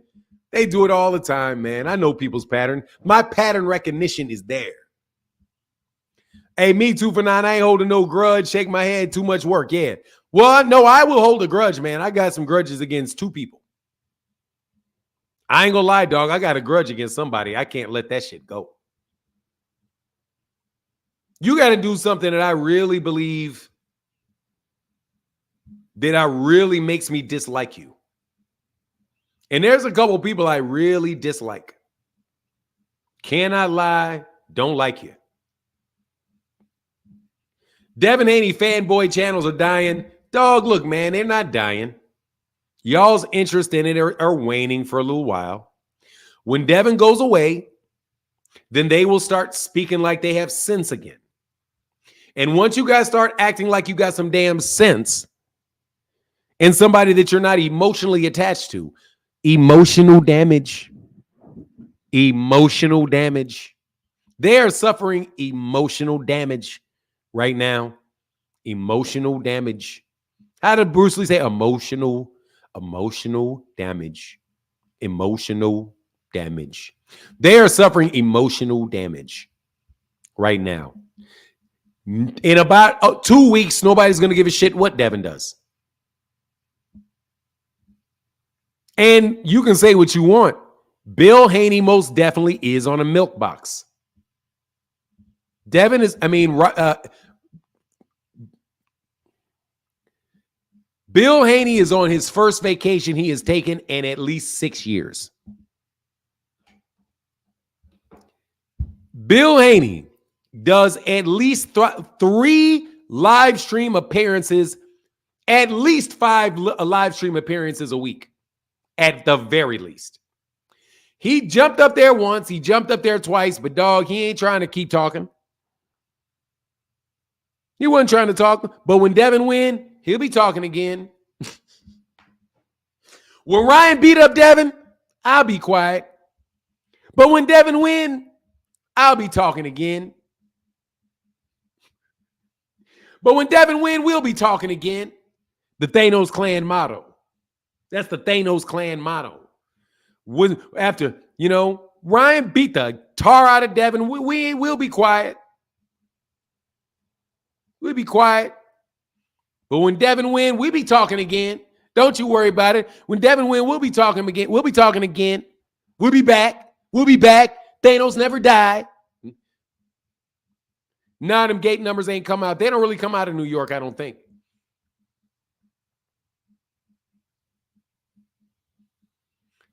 I don't think they really come out of New York like that. Devin need to know, Devin need to stay with Bill right in that corner. Hanos clan unite. Don't make no changes. Ain't no need to change nothing because Ryan cheated. You just got to make sure you get in there that is going to give Devin all the advantages that Devin deserves for being Thanos. You feel me? Devin does not need to change trainers. Devin needs to fight somebody that is going to give Devin all the advantages that Devin deserves being Thanos. See, Devin got special privileges. Didn't you hear him say it? Didn't you hear him say it? Thanos clan endorses Frank Martin. Oh, Frank Martin. Yeah, oh yeah. Let Frank Martin land a punch on him.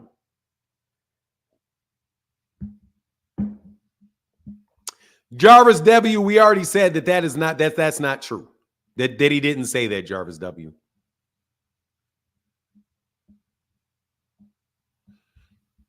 I don't even know that's not even the capacity. But if they said it did a $9 million gate, good for them. Whatever. Let me click this link, man. I can't believe I can't get no smoke.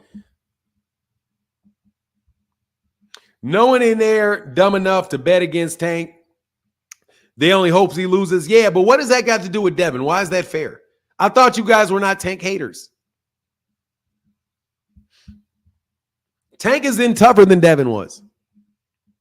Dog, did he say that really? Can you guys please not spread misinformation? Can you please not spread misinformation? Bill Haney has never given a number. I mean, what's his name? Eddie Hearn has never released a pay-per-view, never. Never. He's never done it. Never done it. Why would he be releasing somebody else's pay-per-view numbers?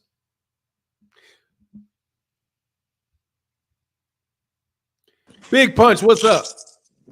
Nothing much, man. I heard you talking about false information, so I just thought you was talking about those numbers that they said that they got.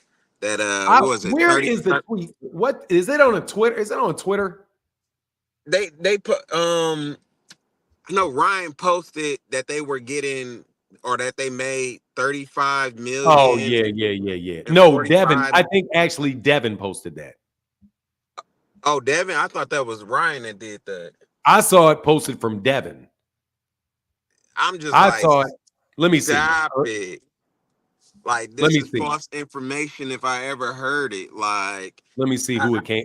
Let me verify. okay. Hey, let me verify. Oh no. Let me see. Yeah, Ryan did post it, but I think Devin posted it originally. He said cha-ching, 50 million, 135 million. Man, that is some bullshit, bro. But that is by Ryan. I thought it was Devin, but maybe Devin reposted it or something. But go ahead. That shit is a flat out lie. But Exactly. Like, you made more than you made with Tank. twice what he made with Tank. And y'all couldn't sell out the arena. And they had a $23 million gate in Vegas. But $23 million gate, over 1.2 million pay-per-views, but yet he earned twice the money, which would mean that in order to get that same amount of money on the split that he had, they would have had to sold close to 2.4 million pay-per-views in order for them to get that money. Not 900,000, 200. They would have had to sold over 2 million pay-per-views to get that. Ryan Garcia lying out his ass, and the people that keep saying this shit are just, they know they lying. But go ahead, man. I got Hood Rich right behind you, but go ahead, man. Yeah, I see you, Hood Rich. Yeah, man. I'm gonna make it quick, but you don't have to make it quick. I'm just telling Hood Rich that I see him. Okay, yeah, because it's just crazy, all the lies that's being told right now, and it's just like, why can't y'all just accept the fact? And what the fact is that man lost. He got beat bad. You know, I seen it coming. I can't even say I didn't see it coming, because you just watch the previous fights, and then what it really is disrespect for Tank. Everybody that don't like Tank was going to ride with Devin. Everybody that didn't like Floyd, is going to ride with Devin. And Floyd pretty much passed on his haters to Tank, so because he left undefeated, so now everybody is just like, oh, we can't wait to see Tank lose, and we want to see Devin win. But it's like, bro, like, Devin is all right. He was never built like that. He was never on that level. And now everybody's screaming for this Ryan Garcia rematch. I kind of really don't want to see that, because it really don't make sense that just because he beat up Devin, now all of a sudden he's worthy enough to fight rematch Tank. Like, how does that make sense? Like, why? Like, can you put some type of like paint the picture for me so I can understand like why people would I'll want to help see you. that? Because they're tired of people talking about how Devin's ass got whooped by a guy he called a C-level fighter and got embarrassed on TV after that damn fight flopped. So let's get on to a new topic as fast as we can. Yeah. Ryan, Gervonta and Ryan, but I think it also depends on who you're talking to. You know what I Yeah, mean? yeah, because it's like he stopped Ryan. But he can, to the point of T. Orlando. Look, man, if Devin wants to fight, if Tank wants to fight Ryan again, then and Tank wants to fight him, that's fine. Whatever's Yeah. clever. But hey, man, before that happens, tell Devin Haney to rematch Lomachenko. That part. That was a close fight. And that's the thing. It's like when people ask for rematches, it's in close fights, not just dominating. Like when somebody got dominated, it's you don't ask for a rematch. It just doesn't make sense. Like Ryan Garcia got dominated by Tank. Ryan dominated Devin. Like no rematch. But uh Devin did not dominate Loma. Like, so that's why he deserves a rematch. It was a debatable fight.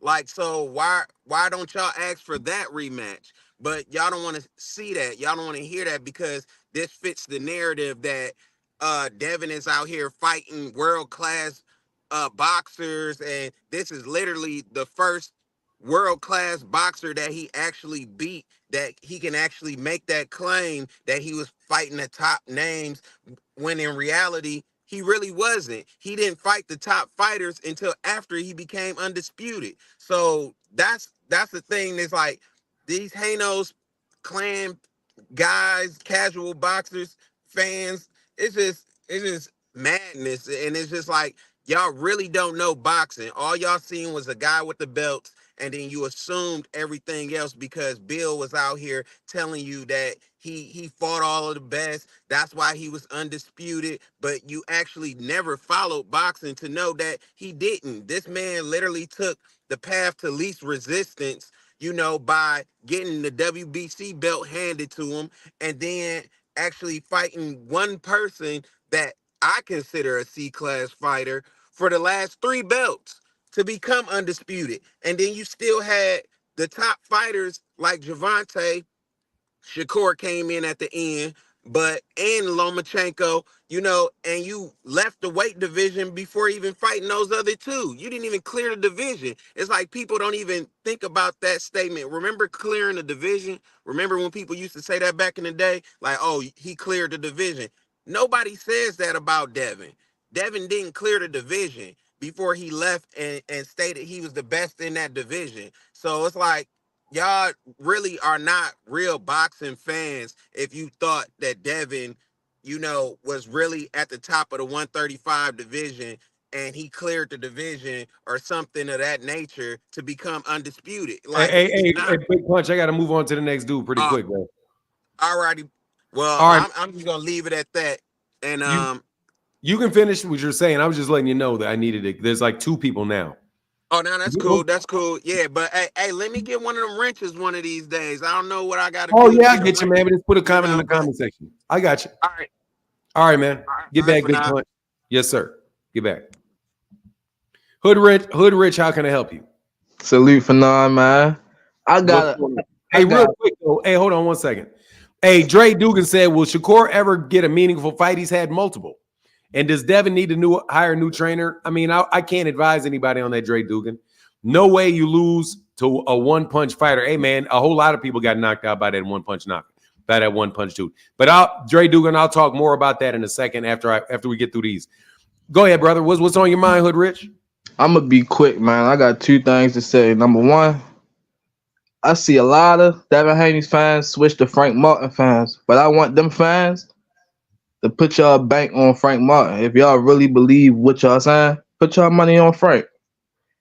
And then the other thing, if you watch both of the fights, Tank versus Ryan and Devin versus Ryan, he fought the same exact way. Only thing different was he just didn't have the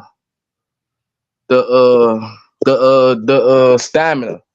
You feel me? So if he fight them again, it's gonna go the same way. And he made weight for us. He ain't make weight for them. So I don't know what was that, but man, it is not going to end well. But I want them Frank Martin fans to put that money on Frank Martin if that's how they really feel. That's all I got to say, bro. All right, man. Thank you, Hood Rich. Get back with you, sir. All right, man. All right, man. Lex, how can I help you? Hello, can you hear me? Oh, I can. How are you? Hey, how are you today? I cannot complain. I'm really trying to figure out, why does it seem like the boxing world is revolved around Tank? Why are y'all putting false numbers out to try to even compare the Devin versus Ryan and the Tank versus Garcia?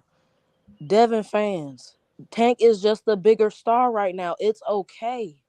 Let it be. Everybody path is different. Just because Bill Haney says it's the Devin Haney era, y'all niggas, y'all might as well drink that Kool-Aid. He might be the next guy to make that Kool-Aid, and we all know how that went. Like I don't understand how a guy can say something, everybody run with it. I don't believe everything that come out of Floyd's mouth, because Floyd talk about himself a lot. But when it comes to on paper with that money, Floyd is everything he need to say he is when it come to that. What has Bill Haney shown to make y'all believe everything he said? And then the rehydration thing. I want to talk about that a little bit. Rehydration. Everybody talking about how Devin needs the rematch. The weight. But y'all are the same people who said Ryan need the rematch with the rehydration clause. Oh no. He had a rehydration clause on him. That L didn't matter. Tank got to fight him again. Isn't there Fanon, you might know, isn't there another belt? Isn't the IBF you got to do a rehydration on that? Isn't that a thing? Yes. And then also they act like Tank didn't have to do the rehydration as well. You can do this research, y'all know this, right? Because I sure did. I looked it up myself as a Tank fan. Dang, Tank didn't have to do the rehydration. Oh, looky here, Tank had to rehydrate too. Y'all just don't like to go out and do the research yourselves. Y'all like this pay-per-view number stuff. Now y'all saying even Devin claiming that he made more than 35 million on his story, which that is insane too. Like, yeah, so Devin made more than 35 mil. Ryan made the 50 mil, and Rick Glazier talking about something. They made over 700 pay-per-view buys. Man, these dudes. Oh my god. Ryan Garcia just made more money than Canelo did. Man, come on, man. Like, and they just believe That's more. That is more. I think that is more money. that $50 million is. per fight is more money than Canelo Alvarez has ever made in a fight. Oh my goodness, that just killed me.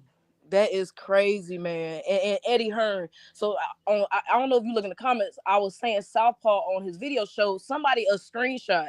It was a screenshot somebody DM. They asked Eddie Hearn about the numbers, and Eddie Hearn said 9.2 million gate. Okay. 972K pay-per-view buys, and I want to say everything. The seats was all sold out, 19,000 plus seats sold out. So basically this supposed to be better than, this is double. This is way better than Garcia versus Davis, which is crazy to me. That's what they saying, allegedly. Let me see something. I'm gonna see this.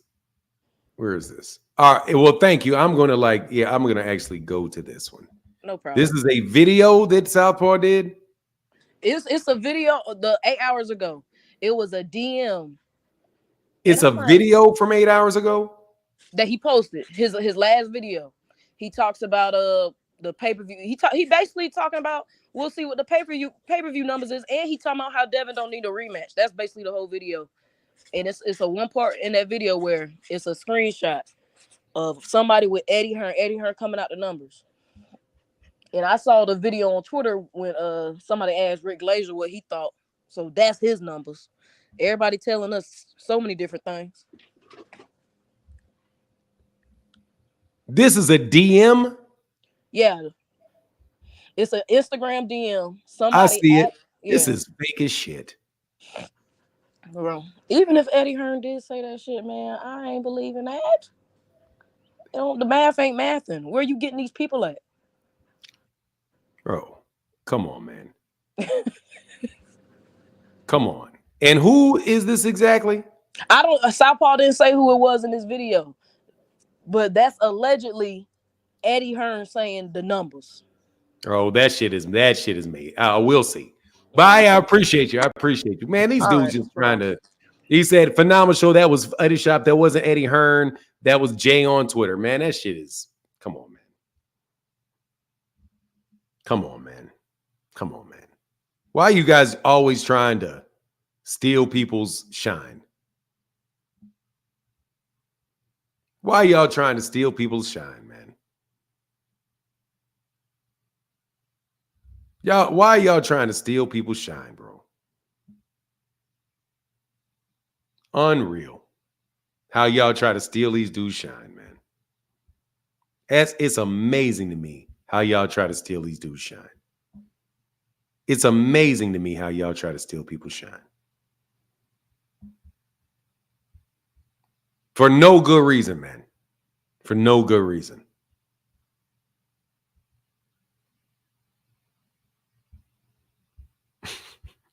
For no good reason, in a very unbelievable fashion.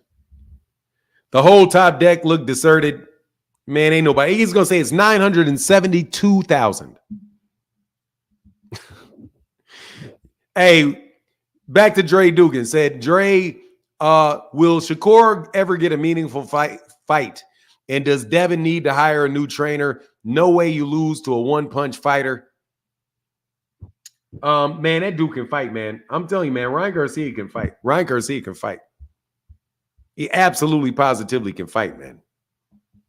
I really can fight.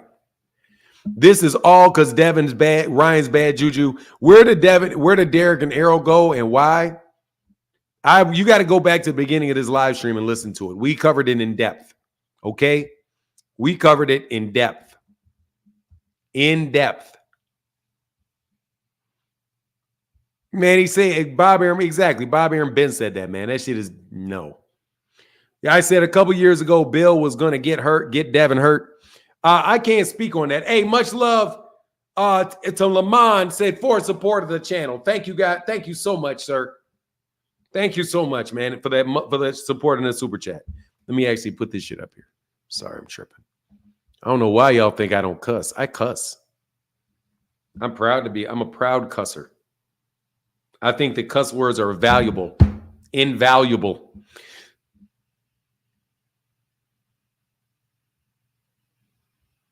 Yeah, Bill, Big Skrill. Let me tell you, BJ Skrill. You obviously listen to the man. When I see meaningful, I mean, stop getting ducked by big names. Who's getting ducked by big names? Who gets? Oh, Shakur. Oh, yeah, he did get ducked. Well, did he get ducked? He's gonna get a fight sooner or later. You know, as soon as Bobby Arum gives him one, he'll do it. As soon as Bobby Arum gives him one, he'll get it. Yeah. I mean, look, man, I don't live in this fantasy world. Y'all trying to build up all this bull. Y'all trying to build up animosity just for the sake of having the animosity. Okay. Shakur Stevenson is a perfectly fine situation. He's gotten big fights. He got a big fight with Oscar Valdez. He got his Herring was a little less. He got a championship fight. He's probably going to get a fight with Lomachenko, I think. Kenny says, yeah, Devin, I mean, that's. Do you think Crawford and Madmarov will do numbers that tank Frank or Canelo Munguia? No, I don't. But honestly, I really don't care. And Fanon said, Timothy Sosmar, do you think that it reached 500,000? Hell no. On DAZN? On DAZN? When the hell did DAZN start being able to do 1.5 million pay-per-views? On DAZN.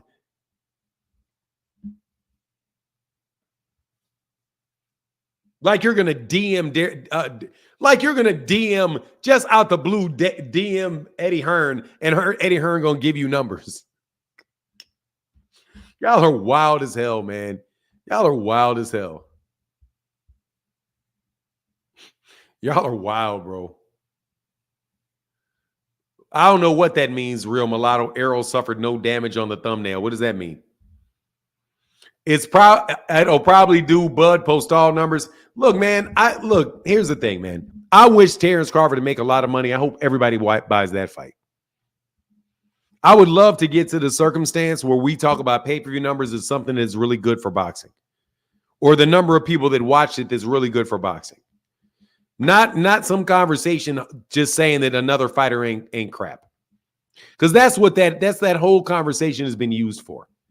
Trying to say, oh, Floyd didn't do it. Floyd only sold this. This guy's not that. He only sold that. Shakur Stevenson hope they don't make fight on Friday again. Man, I wish y'all would stop hating on Shakur. Why don't you watch it on? I hope he does fight on Friday again. I hope he fights on Thursday. I don't see what problem is there that there is with it, with him fighting on Thursday.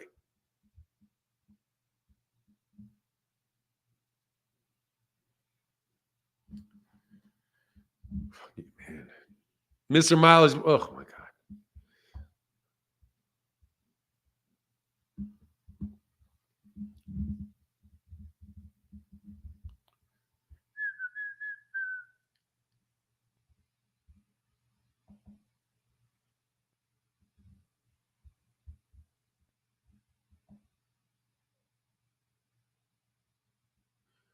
I look for it. I don't see it.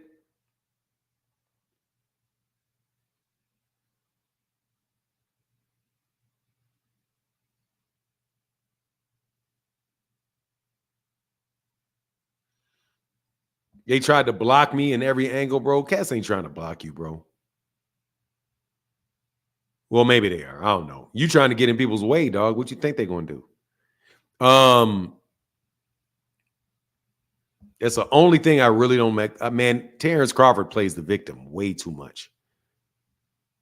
Way too much, man. Way too much of the victim. For somebody that's gotten every opportunity he ever wanted, the dude plays victim way too much. I don't see it, man, but I don't see it. Think it's going to be on the zone. Soda Black said, hey, was this a cherry pick gone wrong, or did Devin just fall to sleep at the wheel in the fight? Devin got beat up. Soda Black. Devin lost to the better fighter. The credit goes to Ryan. Ryan was the better fighter. Ryan has beaten Devin 4 times. 3 times in the amateurs and 1 time in the pros. Ryan might have already known Devin ain't got a chin. He may have known that from the amateur. If he gave you a standing out 8 count with headgear on, he may think, hey, man, I'm going to hit him with this. And he hit him with it, and he wobbled him, and he hurt him. Crawford medaled in the Victim Olympics. Yeah, Terrence Crawford plays victim way too much, bro. No joke. I mean, it's just way too much. Like, man, you've gotten everything you've ever wanted. How can you be, everybody's hating on me. Meanwhile, you get a championship shot as soon as you go to a weight class, 3 weight classes in a row. 140, you go right into a world championship fight. 147, you go right into a world championship fight. 154, you get right into a world championship fight.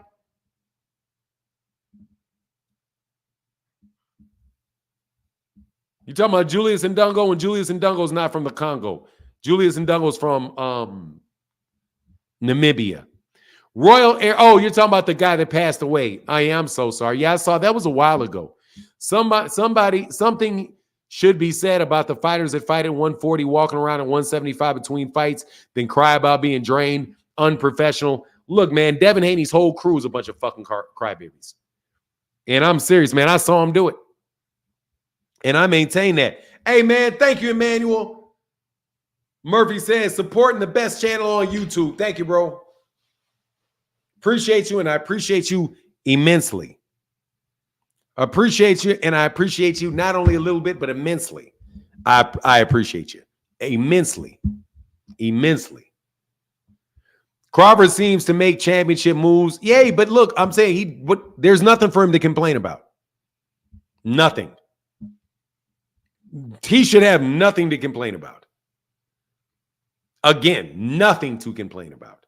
Same thing with Devin. Dog, nothing to, the man complains so much, and he's like he was victimized by the world.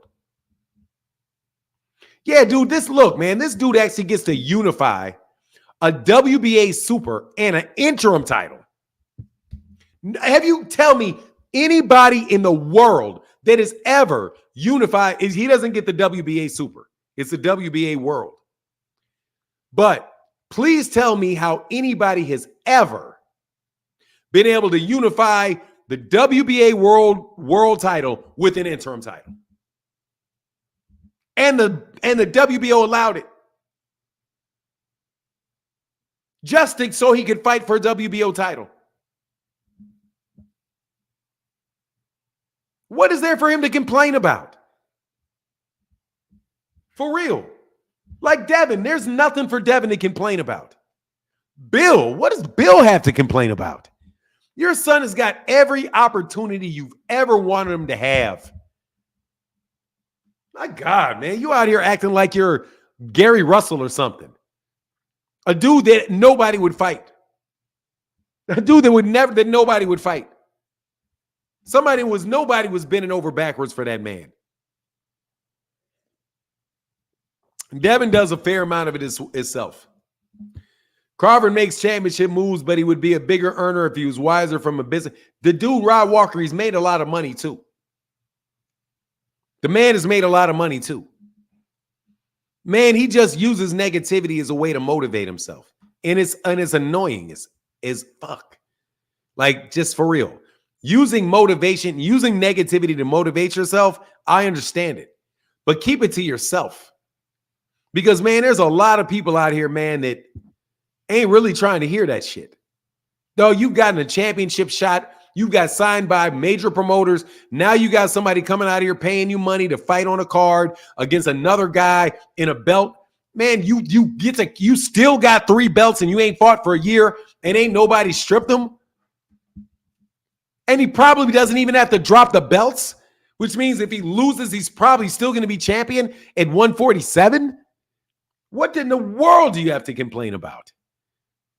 Hey, man, seriously, man. Please explain that to me. Please explain it to me. He's earned everything he's gotten, and he's gotten everything he's earned. Let's be very clear. This is my opinion. Terrence Crawford has earned everything he's gotten, and he's gotten everything that he's earned. So what in the world can you complain about? It's not like you earned something you didn't get. And it's not like something that there's something you didn't get that you really earned it.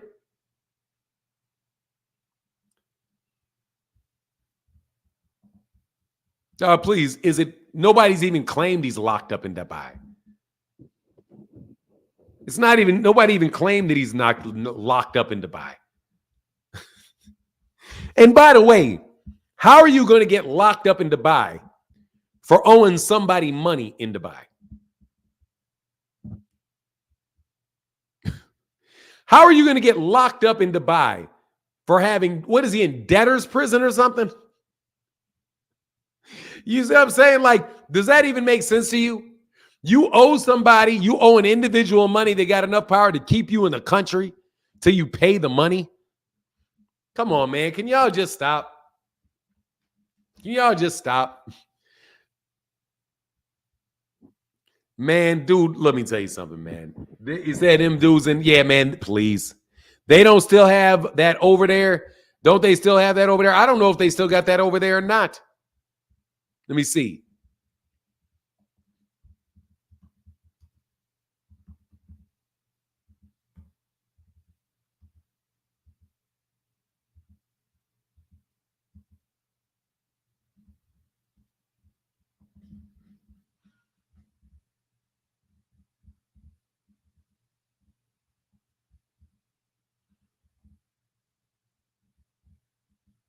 Nah, dude, look. Debtors in the United Emirates, including Dubai, are imprisoned for failing to pay their debts. This is a common practice in the country. Banks are not sympathetic to the debtors once they are in prison, so many just choose to leave the country where they can negotiate for settlements later. So, since he's not in jail, I would read that to say that since he's not in jail, and we know he's not in jail because he was just on a live stream, that he's not in prison and he's able to leave. I would suspect. But whatever, man. Come on, man. Come on. Let's stop. Okay, let's stop. Let's stop speculating about whether or not he's imprisoned in Dubai. That is some hating ass shit on top of Gervonta, on top of Floyd. And Gervonta is somebody who will be playing around. And who knows what Gervonta Davis says. Gervonta, he ain't left there, has he? Because he owes them people that money. But whatever, man. I mean, what do you want me to say about that? Let me see something. My God, man, this is stupid.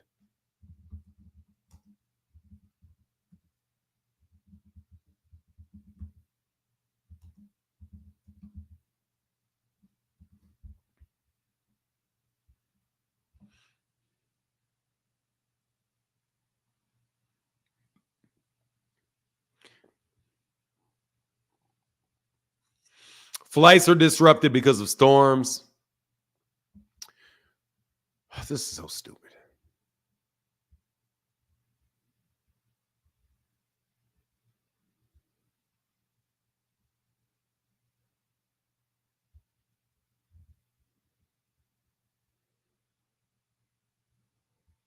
He's got his own private jet too, doesn't he? Anyway, whatever, man. Like I said, man. But I doubt he has to travel.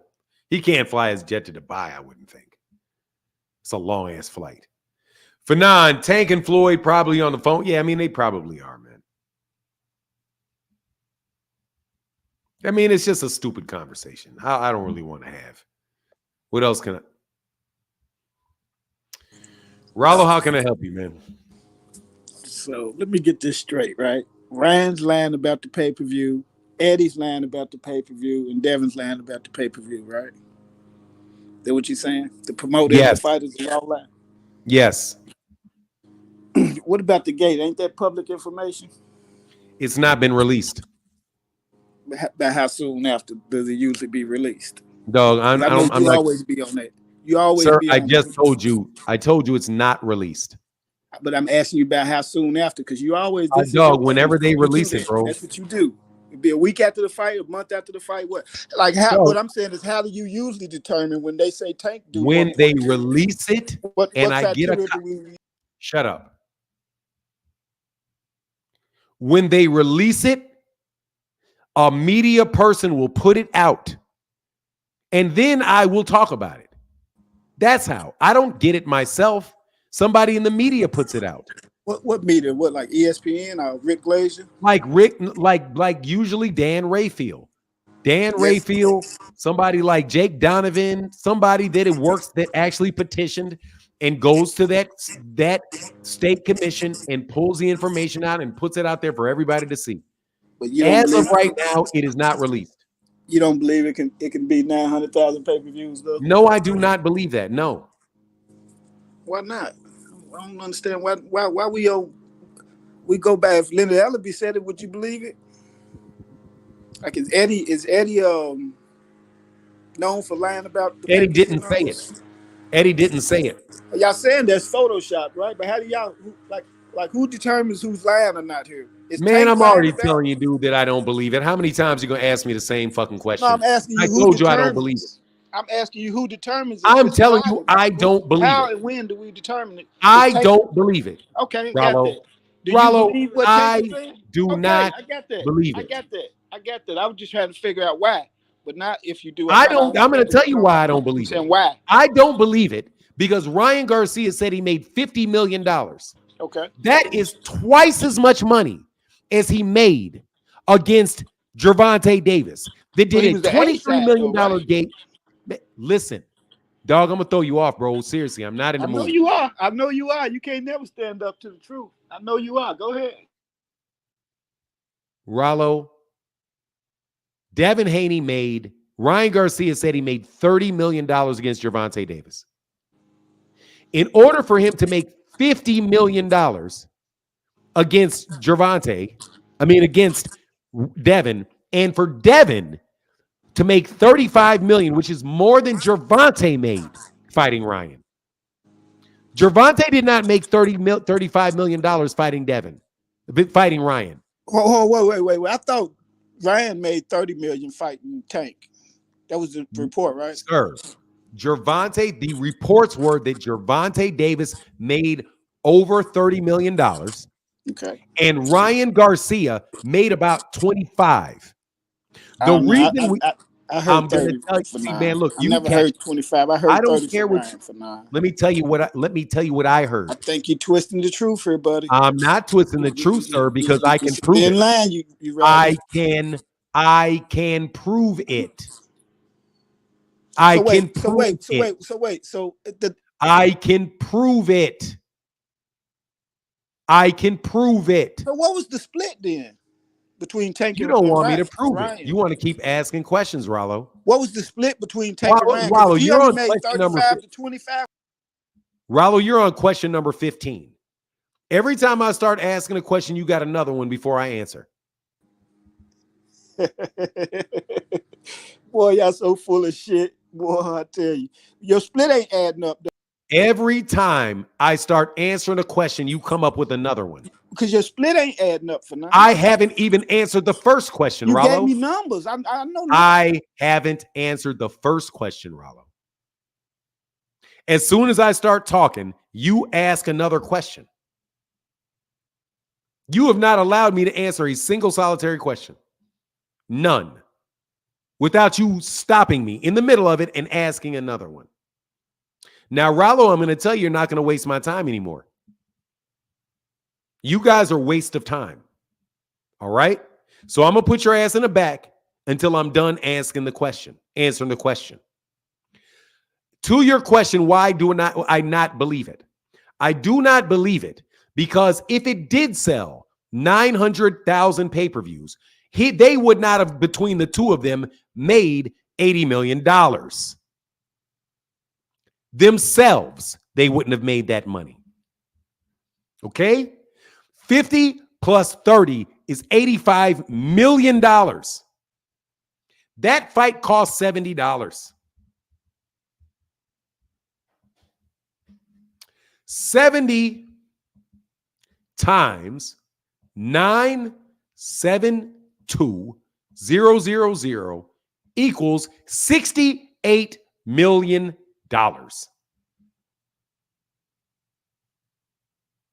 That's $68 million. Let's add the $9 million gate.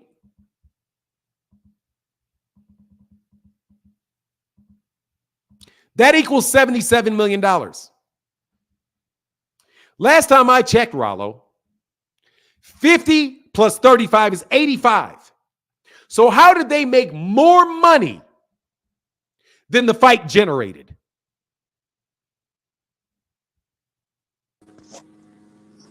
Well, I heard everywhere from it could be 1.5 million, but it was. Sir, you said, why don't I believe 972,000?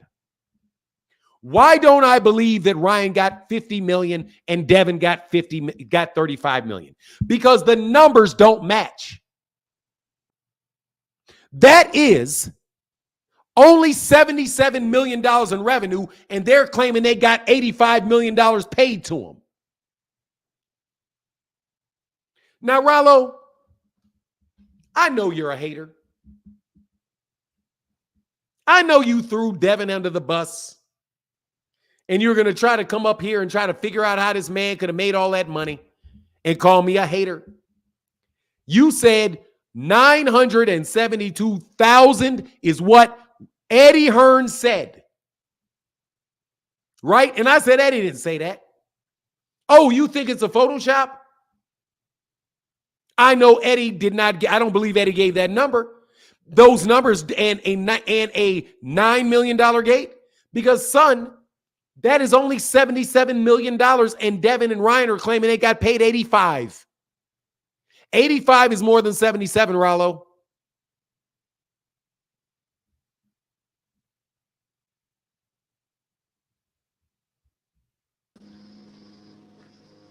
Next question, Rollo. Let me know when I can talk. Well, you said, why do I think? Because they could have did more than 900, and that would have brought in more money, right? That's simple. It's not that hard to think. It is very hard to believe.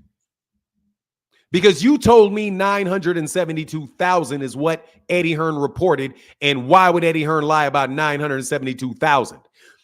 Which means you believe the 972,000 until about 30 seconds ago when I pulled out a calculator on you.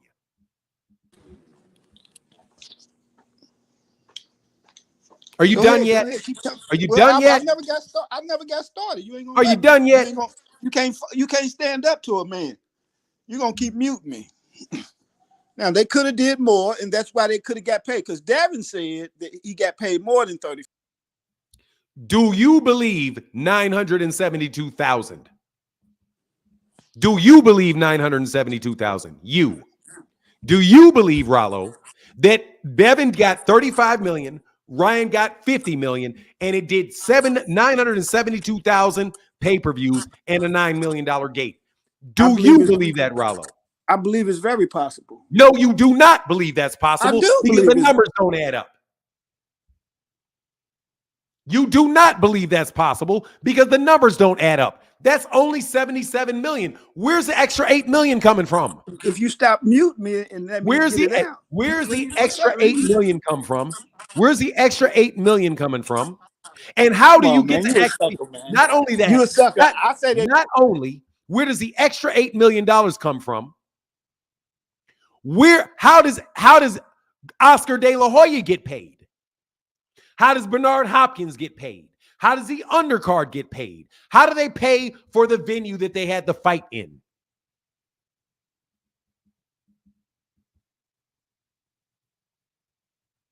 Go away.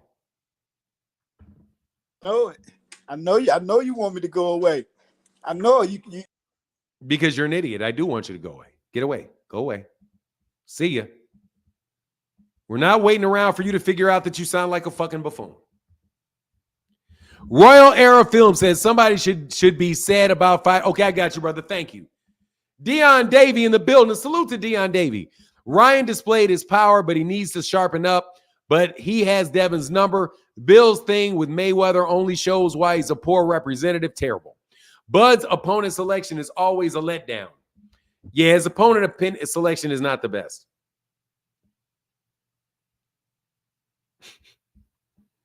Sponsorships. They lost sponsorships, genius. Bill Haney said that himself. You think OnlyFans? You think OnlyFans is paying $8 million to have that shit in there? Man, you guys don't get your asses out of my face with that dumb shit, Rollo. Trying to recover. Dude, that fight did not generate that much money. Get out, go away. If it did, Oscar De La Hoya would be saying it, not Eddie Hearn. Hey, thank you so much, sister, for that support. Here's the link, though, for anybody else that want to try that dumb shit. Seriously, Rollo, I can't give you that much airtime anymore. I've realized it's bad for business. You and Rollo going at it again. When will he learn? He can't win over facts. This shit is ridiculous. 972,000 pay-per-views and a $19 million and a $9 million gate, which would be over twice. I don't forget. Okay, watch this. This is gonna be funny. No cap Haney pack. What's up? Man, I just wanted to shit on the Haney fans one more time because we got about a couple more weeks. You know what I'm saying? This Haney pack still fresh in the air from last week. You know what I'm saying? I gotta keep rubbing it in. They banned me on every other channel because I keep rubbing it in. You know what I'm saying? But I had heard this shit from the Haney fans for like years right now. So I gotta let them know that, you know, they man's got beat down by a dude that was out clubbing and smoking weed. Devin ain't got no defense. He can't punch. DHP stand for don't have power, and it's over with. You know what I'm saying? Bill Haney, He need to hang it up. He washed up. Tell East Oakland that Bill Haney washed up. Get him out of here. That's all I need to say. You know, say R.I.P. to DHP. Hey, Rollo, you hold that L. You ain't never gonna you was a Devin Dick rider, nigga, and it's over with. You gotta accept the facts, bro. You know what I'm saying? It's a spot open at GTV, but you know, you might deny your application. You know what I'm saying? And we be on that bullshit, hating on the tank all the time. But you know what it is. You know, I'm out right now. Peace. All right, brother. No cap Haney pack.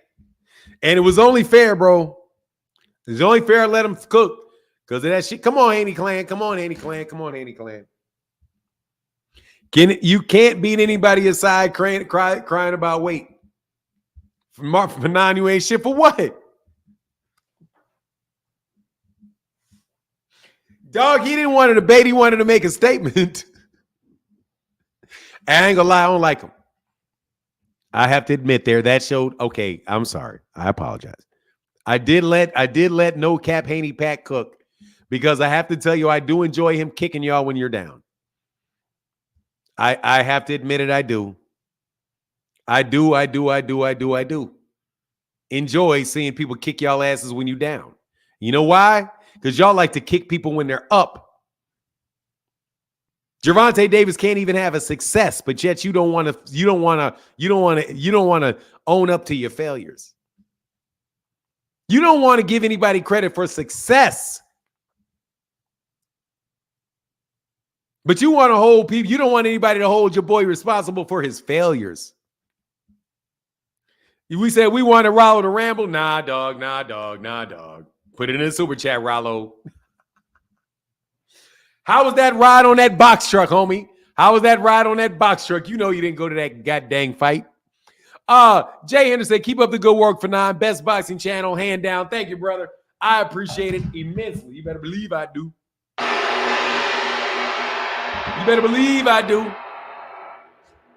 Here's that link. All Haney fan. Red super chats only, Rollo. Oh, man, dog. Them red super chats get take a long way, Rollo. Them red super. Oh, Rollo thought he had something. Rollo been sitting in the cut. Thought he had something. Then he realized the math don't work. He's like, no, it could have been more than that. Nah, dog, you said, why don't I believe 972,000? Because the math don't work. Because that's more money than they say the fight generated. Okay? And guess what? It costs money to put a fight on. This man is saying he made $50 million. I made 35. My opponent made $35 million. Believe me. Yeah, I noticed that Rayo going up to 140 to fight Pitbull. Yeah, but they're about the same size. He ain't going to complain about the weight.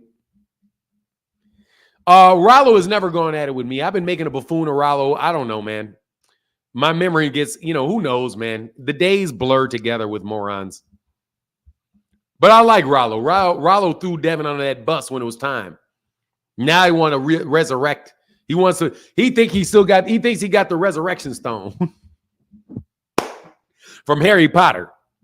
That's a Harry Potter reference. He thinks his ass got he think he got the resurrection stone. He can bring the dead back to life. Y'all arguments is dead, man. You cooked. All right? You cooked. And and I'm waiting for y'all to come out here and get cooked again. That's what I'm waiting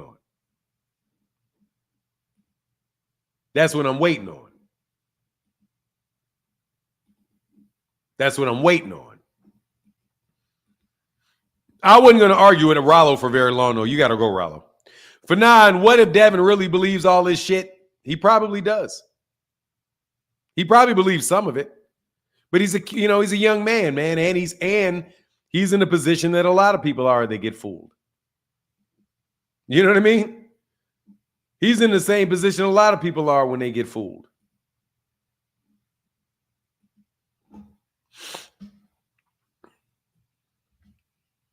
He took him to mute him 24 times to count the money.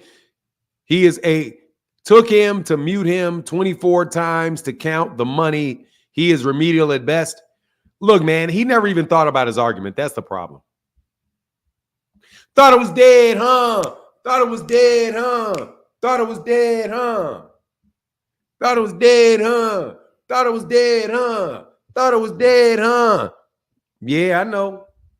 Banks the boxing fan, brother. Thank you so much.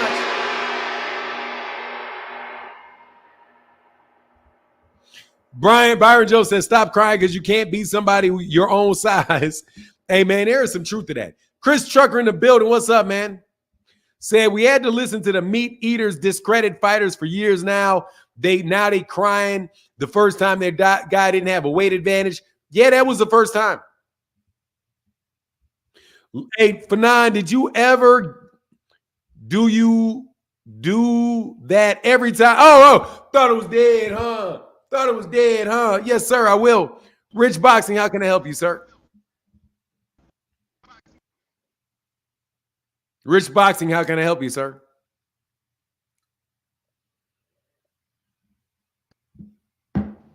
Yo, I think you're having technical difficulties, man.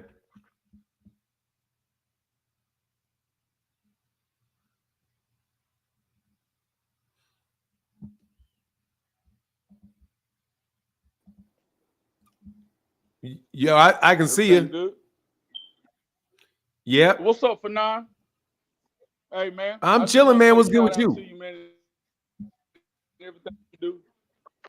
I'm chilling, man. Hey, shout out to everything you do, man, and everything like that. I talk a lot of troll stuff in the chat with you. That's to get your attention. But Oh, I'm all right. We good, man. I'll read your people. comments without the trolling now that I know you.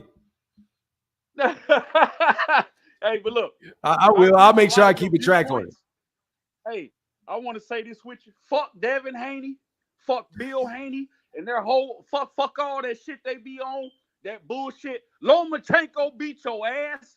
They should have gave Lomo the dub and you would have never been in this position. But all y'all trolled. Y'all didn't want to get Lomo the rematch. Fuck all that shit, man. You ain't getting none of that, man. You ain't getting none of that shit with Ryan. And Ryan need to go on, keep doing what he doing. Because what Ryan did was great for boxing. The tank fight he set up. And now we got all these great fights lined up for this year for now. A great year in boxing. Hey, and I want to just say shout out to you and fuck the LDBC and 7-8 Sports. Oh, man. All them to try to shit on you, bro. Nah, fuck them, man. Nah, that's cool. But for now, you great, man. Shout out to you. Shout out my boy Gus TV and all that stuff, man. I appreciate what you do. You right here. You got supporter right here, man. And fuck them other guys, man. And appreciate you. And the Haneys. And the Haneys. Fuck them. Fuck hey, man. Rich Boxing, I appreciate you, brother. Thank you, man. Shout out, man. Y'all subscribe, all right, man. No doubt. Yes, sir. All right, peace. God. Hey, man, I don't know how to. I can't really respond. I appreciate the well wishes, brother. I appreciate the well wishes, man. I really do. Jean, how can I help you, man? Hey, can you hear me? I can hear you. What I want to say is, first of all, I gotta admit I'm a Devin Haney fan, and what I would like to say is, I still think Devin can beat Tank. He still has all the advantage, and that one-off with Ryan, I think it just wasn't prepared for him. He was underestimating Ryan, and I think Devin still has the skill to beat Tank. What do you think? Appreciate you, man. Thank you, man. Thank you for the positive words about Devin Haney. Salute to you, sir. Thank you, Jean. All right. All right, man. Peace. Yeah. Yeah, man. Hey, look, man, I appreciate y'all, man. Thank you for those positive words, man. I appreciate the blessing. I really do. Rich, I do. I'm not saying F anybody, though, because on the real, nigga, I'm me. And that's a good thing to be. You know what I'm saying? Like, for real, man. Anybody really knows me, bro, I believe it's a good thing to be me. Always have, man. You know? I'm me, and that's a good thing to be. That boy High A said, hey, he was calling for his uncle under the bridge. Hey, real quick, Justin Henry said, enjoying the smoke. Thank you, brother. Let me put another link in there, man, for y'all. to share your thoughts. You don't have to debate me. You can just share your thoughts, whatever they are. Whatever they are, come up here and share your thoughts. I appreciate y'all sharing your thoughts. I'll give you a voice to share your thoughts. Fanon, question. Do you believe in the triangle theory? What triangle theory? Hey, my guy, Vidal Williams, Chi-Town, donation to the channel. Man, thank you, brother. Thank you, Vidal. Is now $25 holler, is the sponsor of the video, and it's always good with somebody from the Chi. Somebody from the Chi supports the channel like that. Vidal. Thank you, brother. Yeah, because, man, some people really did do me dirty, bro. I do know that. I'm not blind. I know what was going on. You know what I mean? My only thing is the dog, for real, that shit's like peanut gallery shit to me. I mean that. That shit's like peanut gallery shit to me. That hashtag is squashed. It's God, dog, that shit went away. Dion Davy, what's going on, sister? How are you feeling? I am well, Fanon. How are you today?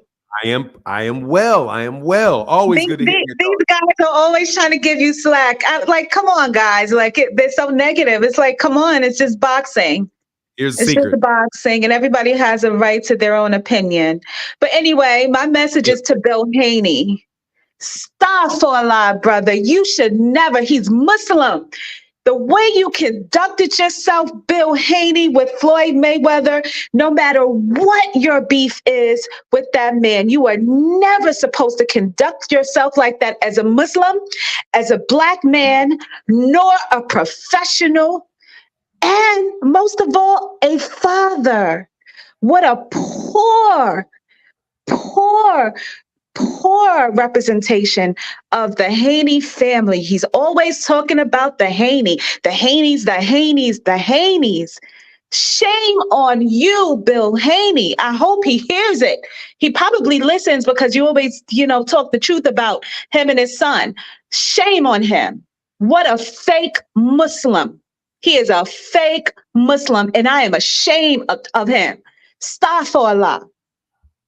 That's all I have to say. Shame on Bill Haney. What was the last thing that you said? It's a saying in Islam. It's like it's a bad thing when you do something that's against the deen. You say astaghfirullah.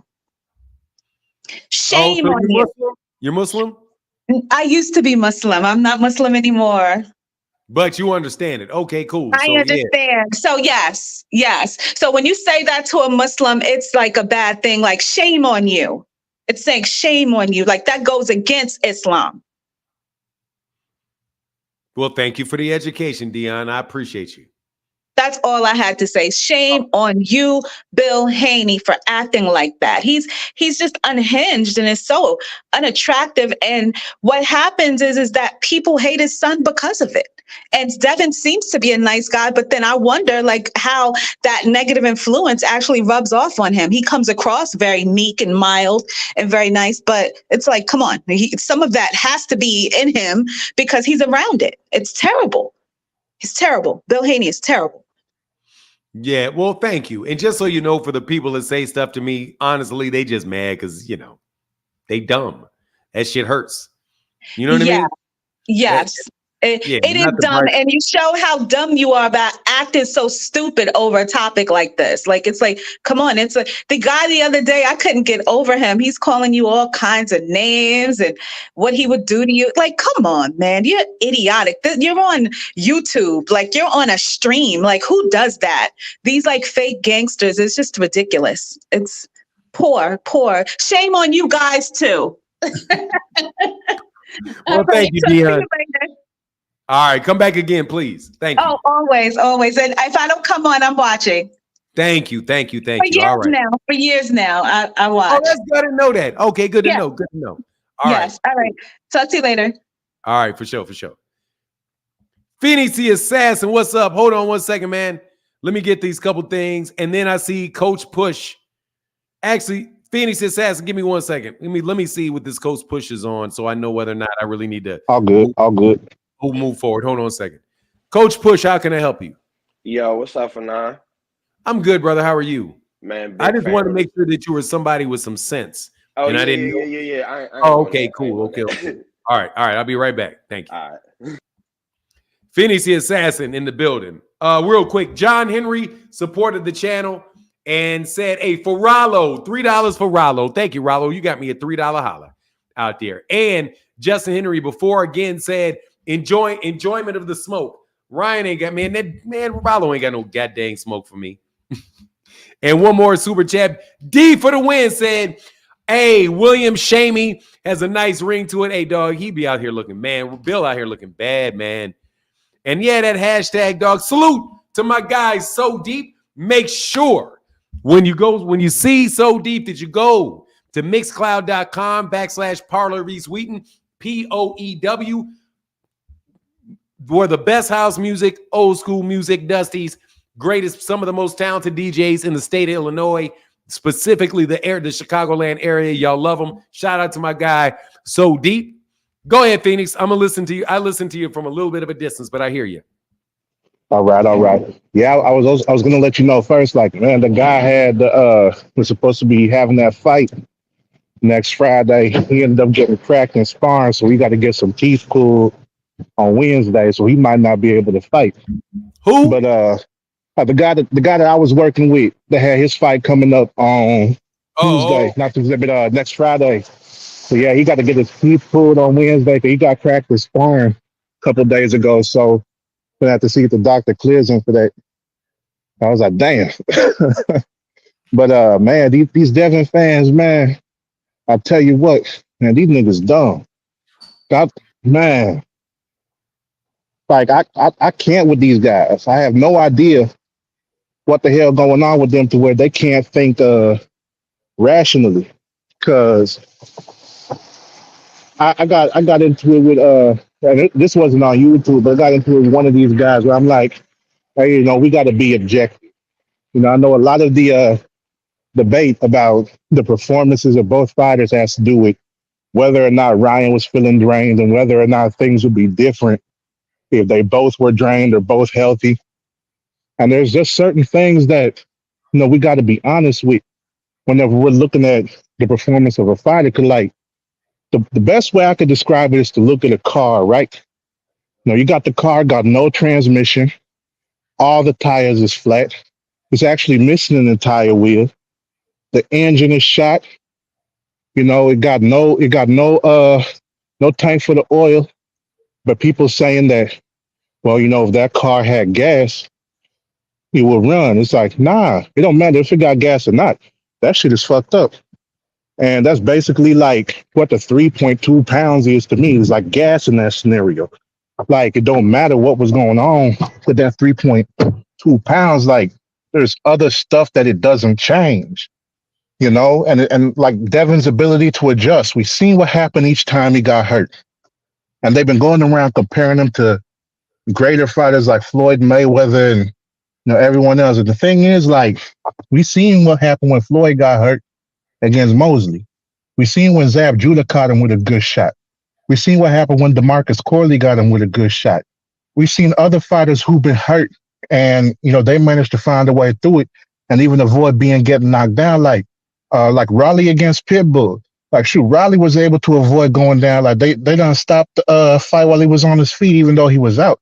But like, he was able to move in a way to avoid himself from taking more punishment. And Devin couldn't do none of that against Ryan. And that's just one thing as far as making adjustments and defense go. We hear all these things about Devin. It's just like, okay, it looks good against people who's not able to really cut off the ring on him. But even then, he still found himself in trouble against other guys who were slower than Ryan, other guys who were smaller. And to talk about all this, it's like, man, they even said, I think it was Ryan's dad who said that Ryan came in around 158, 160, and Devin actually ended up coming in at 175 is what he said. When he was on, I think it was the Boxing Voice that Ryan's dad was on and said that damn, Devin came in at 175, 15 pounds heavier than Ryan, and like still had that happen to him. So it's just like, man, there's certain things that we got to be honest about. Like, we can focus on the weight, or we can focus on a long list of things that ain't got nothing to do with weight that contributed to this loss. With number one being Devin finally fighting a guy that's his size as far as height and reach is concerned, and even weight too, as well when they rehydrate. Like that's the first time he done that since before he became a champion. Because it's been since he moved down to 135 from 140 in 2018. He ain't fought nobody his size, and like as far as the age, that too. So it's like, man, like as far as being honest and objective, it don't make someone a hater to go ahead and point out facts. Like it's honest because facts don't care about the feelings. But Devin got some stuff that he gonna have to work on if he wanna, bang with some of these guys that, we talking about like Tio, Matias, or any of them because that athleticism, even if they can't cut off the ring, the athleticism will let them keep up with him. And that's enough pressure for him to not be able to handle that shit just because of the other kinks in his armor that he got to work out. And so, man, these people, man, I swear, man, you do a good job maintaining your composure and patience when you're talking to these motherfuckers, because man, it's like talking to some bad kids. Ain't trying to listen for shit. But yeah, Rollo just trying to win an argument some way, somehow. shoot. Rollo don't Man. believe nonsense, man. Oh shoot! For them to make that amount of money, man, like at the pay-per-view price they were selling, just to equal what Tank and Ryan did, they would have had to sell over 1.4 million in pay-per-view just to equal what Tank and Ryan did for pay-per-view, as far as that's concerned. And we know they ain't do over 23 million in the live gate, because that's what Tank and Ryan did for their live gate. So I mean, shit, that right there, just common sense as far as why it don't make sense that they pulled 85 million. That's not even including what they had to give to them undercard fighters or whatever. So I mean, when you line stuff up and you actually stop to think about it, it's like, oh well, yeah, that don't make sense. They done dropped the ticket prices so low. The promotion was a mess, and it didn't even look like a lot of people was gonna buy that shit because the undercard was doo-doo. So I don't know, man. Like critical thinking is lacking with these motherfuckers. Yeah, terrible, man. Terrible. Yeah, that's all I have for you, bro. All right, brother. Thank you, man. Appreciate you, Phoenix Assassin, as always. For sure, man. You take it easy. Happy weekend. Right, happy weekend. Well, I'll be back tomorrow. Sorry to hit that. Sorry about your fight, though. Push Coach TT. Then I see my guy. Then I see Boxing Man. I see my guy, Richard Paris. Shout out, Richard Paris. I see you, brother. What's going on, Coach Push TT? 2-2. I said TT. Push. What's 22. going on, Fanon? Man, I'm chilling, man. I'm trying to make, sitting on the fence, trying to make $1 out of 15 cents, enjoying this boxing conversation with y'all. I feel that, man. Big fan of the show. Real quick, said, hey, William Shamey has a nice ring to it. Oh, that William shit is hilarious. Thank you, brother. Thank you, D, for the win. Go ahead, man. I'm listening, man. But yeah, just sitting back and just watching the fight, and I actually rewatched it just off a film study aspect. It looks like Ryan he was studying the Linares fight and maybe that Tank sparring video and maybe the Loma fight, and he just went to work, man. Like he really studied how to attack Devin. And it seems like Devin probably didn't do the same. Like I don't think Devin probably went and watched the fight with Ryan and Tank to see what Tank did to avoid that left. Bill's a solid dad. Like I give him down on the dad aspect, but it got to be some point in time where you got to have somebody with some knowledge. Like I trained my son to play basketball, but I know soon to come, I'm gonna have to get him a professional trainer. I can only take my son so far. You know what I'm saying? Yeah, but that's man. all I had, man. Hey, man. Well, I appreciate you, brother. Thank you, man. Appreciate for coming you, on through. And you have a wonderful, wonderful day, man. Boxing Man, how can I help you? You forget. Richard Paris, what's going on, man? Hey, I got a question for you. Yes, sir. Is Devin Haney one-dimensional? And let me define what I mean. I know what one-dimensional means. No, but I don't Go know ahead. if me and you are on the same page when I say it. So it's like, okay, for me, right? Yes, sir. He's really, really, really, really good at distance control, right? But Yes, for me, sir. he's so bad at everything else. Because he's elite in one thing, he's been able to carry. But distance control for him has only carried him so far against smaller fighters, right?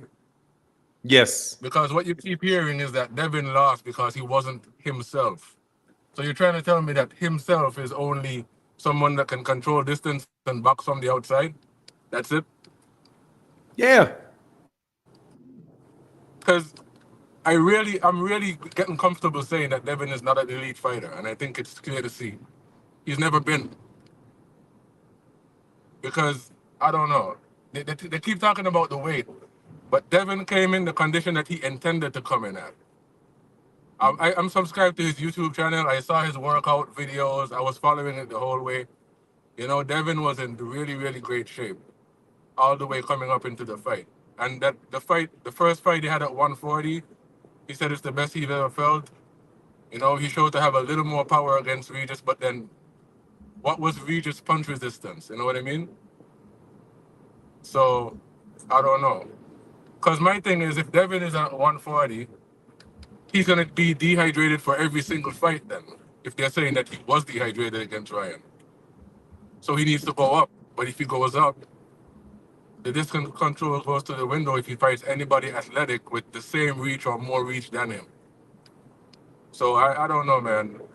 I'm hearing them saying now that Sandor Martin is his hardest fight at 140. That's the new narrative now. So That Sandor Martin that Sandor Martin is his hardest fight. You froze, man. can you hear me? Sorry, I went out a little bit. Now I can, yeah. You're saying somebody says Sandor Martin is his hardest fight at 135, at 140? At 140, yeah. Somebody I won't said say that who, but Sandor I Martin. looked at the whole live stream last night. They were Who said ranking. that? I won't say who. Damn, y'all never give I me won't say who. I'll just say it's one of our mutual friends. that Sandor Martin is his hardest fight at 140. Yeah, they were talking about what's next for Dev. They said basically the easiest fight for him would be Pitbull.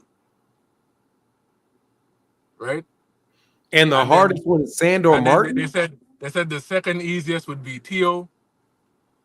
Then they say right behind Tio would be Matthias, and then Sandor is his hardest fight. The reason they gave is that Sandor Martin is the only person at 140 who could possibly outbox Devin. And all of them are going to beat him then, huh? like the only way that okay, all right, yeah. Well, I appreciate that, man. What? But that's because that's the person he's going to fight next. But ultimately, really, that's the person he's really going to fight. So his next fight is going to be against the guy that's the hardest guy. Yeah, well, that's what I thought. I thought they're going to have to now. That's where that line of reasoning ends. Yeah, they need to big up Sandor Martin now to make it seem like a big obstacle for Devin to, overcome. Yeah, somebody's selling that. That's tough. Hey, Jay Mills said, blessings, Mr. Martin, in the chat. Thank you, Jay Mills. Yeah. But as far as him being one, I will tell you, man, if you can only outbeat somebody by outboxing, then yeah, I mean, if you can't step to him and get him out of there, that's a dimension you don't have. So, I mean, I can't say that he's one-dimensional, but I know there's dimensions to his game that he doesn't have. Because if he can't walk him down and he can't fight like that, well, that's not what he's able to do. But man, that Floyd could do that. He wouldn't do that against everybody, but he can do it when it's time to do it. He also can, But okay, I see what you're saying. But yeah, man. I mean, shout out to 2 Cent Boxing. She was debating that on her channel the other day. Like, what makes an elite fighter elite? And my argument was they need to be able to check all boxes. Even if they're not elite in everything, they need to have every dimension to their game and be able to tap into everything. You know what I mean? So they can face a myriad of opponents and beat everybody. That makes them elite for me. So I don't know. You don't want to be hand-picking fights. You should be able to face whoever and overcome it. Well, Devin's going to have another opportunity to prove whether or not he's quote-unquote elite or not. But I know he got his ass whooped on Saturday. So, yes, he did. You know what I'm saying? Like, I know he got his ass whooped on Saturday. So if he is elite, then Ryan's elite too. Because Ryan beat his elite ass up and dropped him multiple times. And if you can't find a way, if that dude's a C-level fighter and you get beat up there like that by a C-level fighter, if that's what you really think he is, nah, dog, your boy ain't elite. Because your boy got what I also drew from it was that they don't want to make the same mistake and basically put down Devin's next opponent. You know what I mean? Because with but Ryan, they Sandor Martin, underestimated him so much, and they spoke about him being like an exhibition and a walkover. They were looking past him. man, let me guarantee you this. Ain't no way Teofimo Lopez gets to fight. What if Sandor Martin did fight Teofimo Lopez, huh? Knocked him down, yeah. Yeah, and dog, they weren't treating Sandor Martin like he was some superstar, were they? No, they weren't. He loses to Sandor Martin. That's that ass, though. Yeah, I don't know, man. I won't He say better not retire, lose but to he's Sandor, going to have man. a He lot better more not to lose to recover from. Sandor. All right, man. Well, I'll catch you later. Yeah, man, for sure. Thank you for jumping on the chat more. I appreciate you, man. And that is a great way to support. So thank you. Yeah, I'll do it more often. I wish I could grow my beard like that. It will never grow that long, man. It will if you don't cut it. Don't worry. Once it's oiled and moisturized, man, it's comfortable. Just grow it. Man, oh my God, man. I don't know. All right, man. I'll get back with with you. longer than it looks because, it curls up. Yeah, I know. But yeah. All right, man. I'll get back with you, Richard. Thank you, sir. All right, sir. All right, man. 2 Cent in the building. What's going on, 2 Cent? How can I help you, sister? What's going on, Fanon? Your mic's a little bit far away. Can you hear me now? That's better. Okay, yeah. I just wanted to get your 2 cents about something. I'm not sure how to really formulate this into a question, but I wonder if this fight with Devin and Ryan would kind of change the perception of the fight with Charlo and Canelo, and let me tell you why.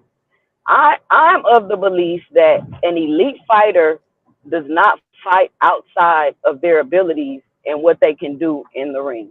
Now, obviously, Devin got in the ring and he tried to fight outside his abilities. He tried to stop Ryan and knock him out when he's not been known to knock people out, and that's not even his style of fighting. Now, a lot of people say Charlo got in the ring with Canelo. He didn't fight. He didn't do this and that. But if you see at the beginning of the Charlo fight, he tried to step to Canelo. He hit Canelo with some very powerful shots, and I think he realized, I'm not about to knock this guy out. These punches aren't doing anything. Canelo put his hands down and continued to step forward toward Charlo. So Charlo did what he needed to do and did not continue to fight outside of his abilities. Now, it looked how it looked to the public, but anything other than that, Charlo most likely would have ended up getting knocked out and hurt very badly. So I just want to know if I'm kind of tripping with that or if that makes sense. Like, an elite fighter is not going to fight outside. To me, that's one of the qualities of an elite fighter. They don't fight outside of what their abilities are. Man, it's interesting stuff, man.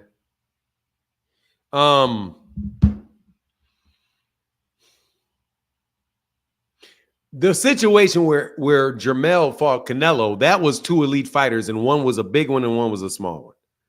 So that Canelo, there's no doubt that Canelo Alvarez is an elite fighter. And there's no doubt, I think, that really that Canelo Alvarez is the better fighter between him and Jermell. So I think Jermell was really up against it, at least on paper, a lot tougher than Devin was. If you believe what people say about Ryan, Ryan is not an elite fighter. So Devin's struggling like that and not being able to do different things with somebody that is a one-dimensional fighter doesn't look very good for him. So really, I think that first of all, Jermell is an elite fighter that was up 2 weight classes from where he fought, right? Fighting a guy that was bigger, fighting a guy that's a Hall of Famer, fighting a guy that had, beaten Gennady Golovkin beat Gennady Golovkin 2 times, the guy that beat Caleb Plant, beat Hall of Fame fighters. That's not Ryan Garcia. Ryan Garcia, the last time we checked, got beat up by Gervonta.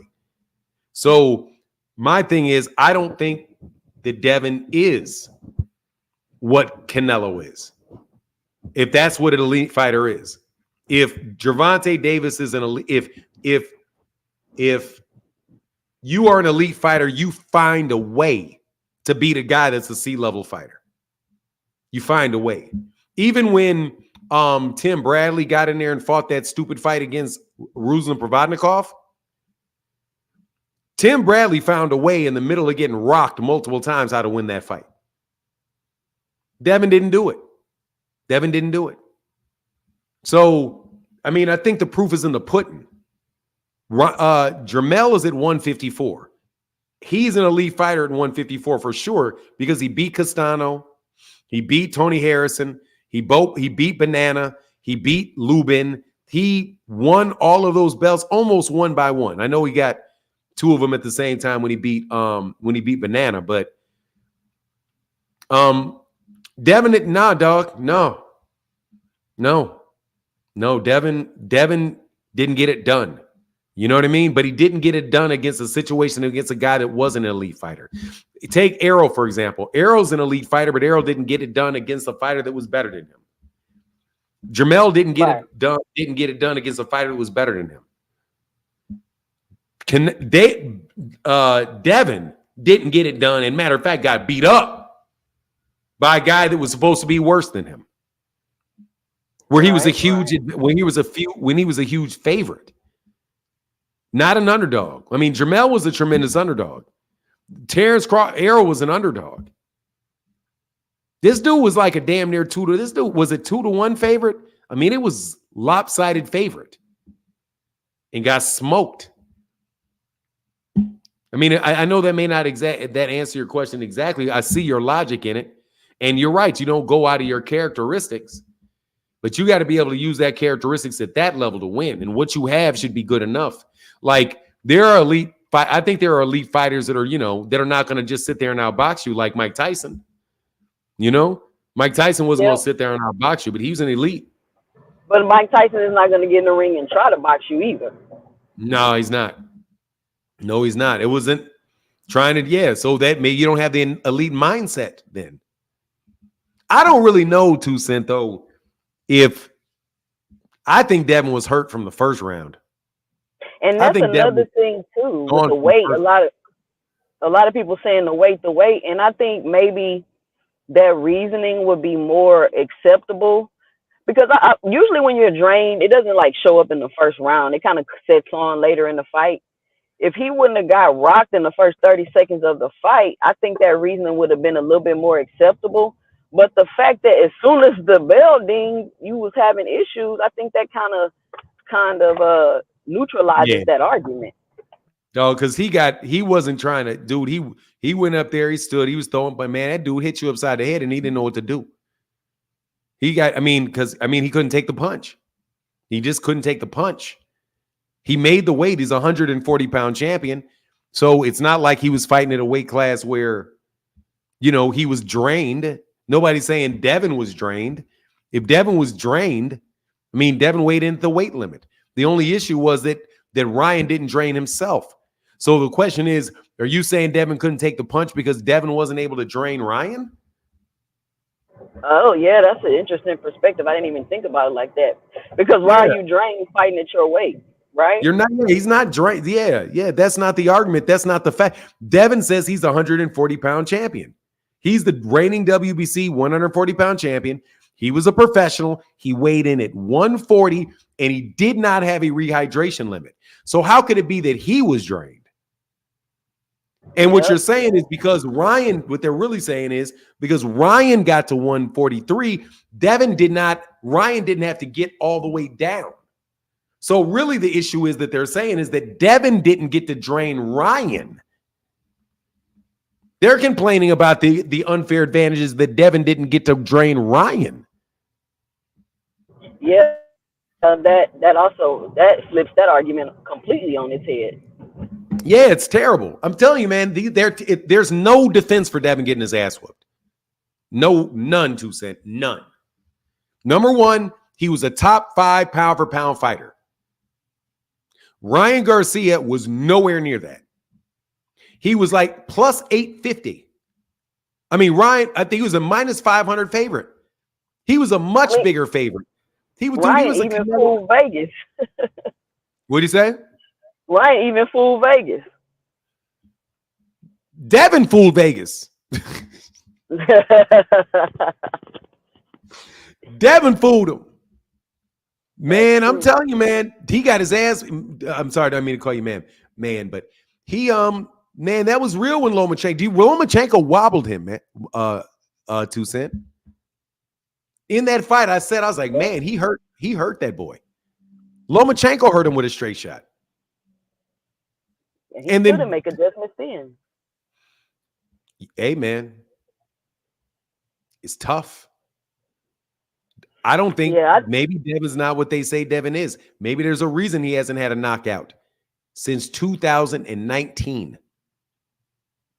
So, and that's why I was like, I just felt like that game plan and that decision was just too stupid to be an accident. Like, why would you do that? Like, that's not your fighting style. You don't fight like that, and you're facing a big puncher, regardless of how sorry he was or whatever level he was. He's still a big puncher, and you still cannot take that fact lightly.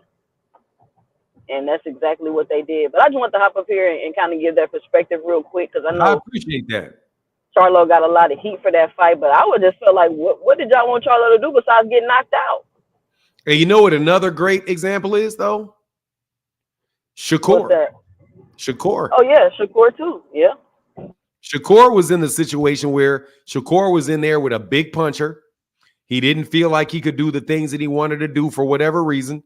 And Shakur boxed him, moved, got whenever it was that Edwin De Los Santos wanted to land something on Shakur just slipped it. Shakur's, man, you're not landing shit on me if I don't want you to land nothing on me. And I'm going to hit you just enough times to get this decision because I'm not all the way there. Yep, That's something exactly. Devin wasn't able to do that Devin didn't do. And you just have to be willing to take the criticism that comes with that, because you know what your abilities are. Everybody else, they're not in the ring with you. And just like Shakur said, I'm not willing to sacrifice my IQ for my heart. I'm not about to do it. And that makes a lot of sense, because now you're hearing the talks about, will Devin be the same? Will he be able to do this? And will he be able to do that? And you shouldn't, just to give my 2 cents, you shouldn't put yourself in those type of positions when you're a prize fighter. Definitely tough. Well, thank you. Thank you, 2 Cents. That's my point. All right, thanks. All right, talk to you soon. I kept you on a little longer than you wanted to be on. Boxing, pound for pound boxing talk. How can I help you? Hey, good morning, Fanon. That was a great conversation, man. I just wanted to jump on real quick. I heard you say something about you think he was hurt and he couldn't recover. A lot of people think that way too, and I think that probably could have been a factor too. The only thing with me was I remember after the first round when he got hurt, I was actually like scoring a fight. I remember from like 2-5, Devin was doing pretty good. So to me, it looked like he did recover because his defense was kind of on point. He was keeping his distance. Ryan couldn't really land that left hand or the uppercuts. So it looked like he was doing good. But it looked like every time Ryan touched him, he just had like NyQuil in his gloves. Like it always affected him. Anytime Ryan put like real pressure and touched him, it was like a problem for Dev. So it looked like, to me, it looked like he did kind of recover because he was doing pretty good. But it's just when he'll get caught with that right hand down, it was just like over after that. It got to the point where it looked like Ryan was like, just not even taking it serious after like the 7th round. So as far as like the weight drain stuff and him like coming in, like you say, when you're a champion at that weight class, how you drained and you a champion there. To me, that just don't correlate, or that says something. Because why are you fighting at a weight class where you drain, or are you only drain when it's a bad performance? I think it's possible for somebody, if you basically you're staying there and staying there and staying there and you staying there for years, like Errol. It's reasonable. I mean, if Devin said he felt drained when he fought Lomachenko, I'd be like, okay, you've been there since you were 15 years old. You're 24 years old. That's a long time. It's time for you to move up. But Devin, this is his second fight in the weight division. He hasn't even been there a year yet. So how are you drained? And he damn sure didn't say he was drained when he bet Ryan, when he was talking about how disciplined he was. But you know, I'm listening to you, brother. I just want to throw that in there. Yeah, no, I appreciate it. Yeah, like you said, it's like he bet him like, all right, well, I know you're not gonna make weight, so let me just take your money. Kind of like that's why I don't really get into that neither, because it's like even when Ryan missed weight, again, it's like nobody changed their mind that Devin was gonna win. So it's like, but it's only when you lose, it's like, well, you know how that go. But yeah, I just want to throw that in there. I did think that he recovered to me because he was being Devin. He was keeping good distance and doing good. But it's like once Ryan touched him, the question to me was, is Devin chinny? Because his defense was doing pretty good, but it's like every time he got touched, or maybe Ryan is just a heavy puncher, because Ryan has been knocking people out this whole time. So maybe he's not chinny, but he just kept getting caught. My biggest thing was the right hand being down. He just every time he got caught, it was over. But yeah, that was it, brother. Keep doing your thing. Great boxing talk. Thank you, man. I appreciate you pound for pound boxing. Echo in the building. What's going on, Echo? Hey, Fanon, how you doing? I'm good. I'm really good. Good for you. What's on your mind? Just came on. I was just listening to 2 Cents talking about the fight, about whether the weight had something to do with it, and also she mentioned about the Charlo and Canelo. I mean, that was a good point. But the thing is, when somebody goes up 2 weights to fight another very good fighter or even a great fighter, they've got to be so exceptional to go up 2 weights to beat that person. It doesn't really happen that very often. You know, you've only got to look at some of the great fighters of the past that did it, like Duran did it with Leonard. But Duran was a special case. He could take a punch, he could give a punch. He had excellent skills defensively and, offensively, and probably one of the greatest body punchers ever. And people been saying about this fight, it was really a bad matchup, really, because when you think about it, you're not able to take a punch that well, and you know not to take a punch that well, and you can't give one, but then you're fighting another person that can give a really good left hook, and you've not been able to adapt to that punch. And also, the person's very fast as well. He's much faster than Haney. The weight had nothing to do with it, to be honest. I mean, and people talk about the guard, talking about that bow and arrow jab. That had nothing to do with it either, because really what it is, a guard is not a fixed thing. It's not a static thing. It's an active guard. It moves. It moves in front of the chin, to the side of the chin, to the side of the jaw. Mayweather did that. Mayweather was doing the bow and arrow jab all of his career, and he was doing the bow and arrow hook as well, and the uppercut. That's why he got caught by Mosley. Even Gatti was catching him with shots because he was doing that. But the thing is, with Mayweather, I'm going to say this quickly, Mayweather had more than one jab. He didn't just do the bow and arrow jab. He varied his jab, different angles. His head was always moving to a different location. And additionally to that, I mean, one of the reasons why Haney wasn't able to win that fight also, he was squaring up a lot when he was going for the clinch. His head wasn't moving to different locations. The golden rule in when you're going for a clinch, you must move your head to another location. Because if you walk in a straight line, I can just put my fist out and you walk onto it while you're trying to grab my arms or around my waist. So usually when you're going in on somebody, you'd move on a V. You'd move down on a V and up on a V to the clinch so you wouldn't get headbutted. Or you'd move on a V from side to side so your head would be on each side of the shoulder.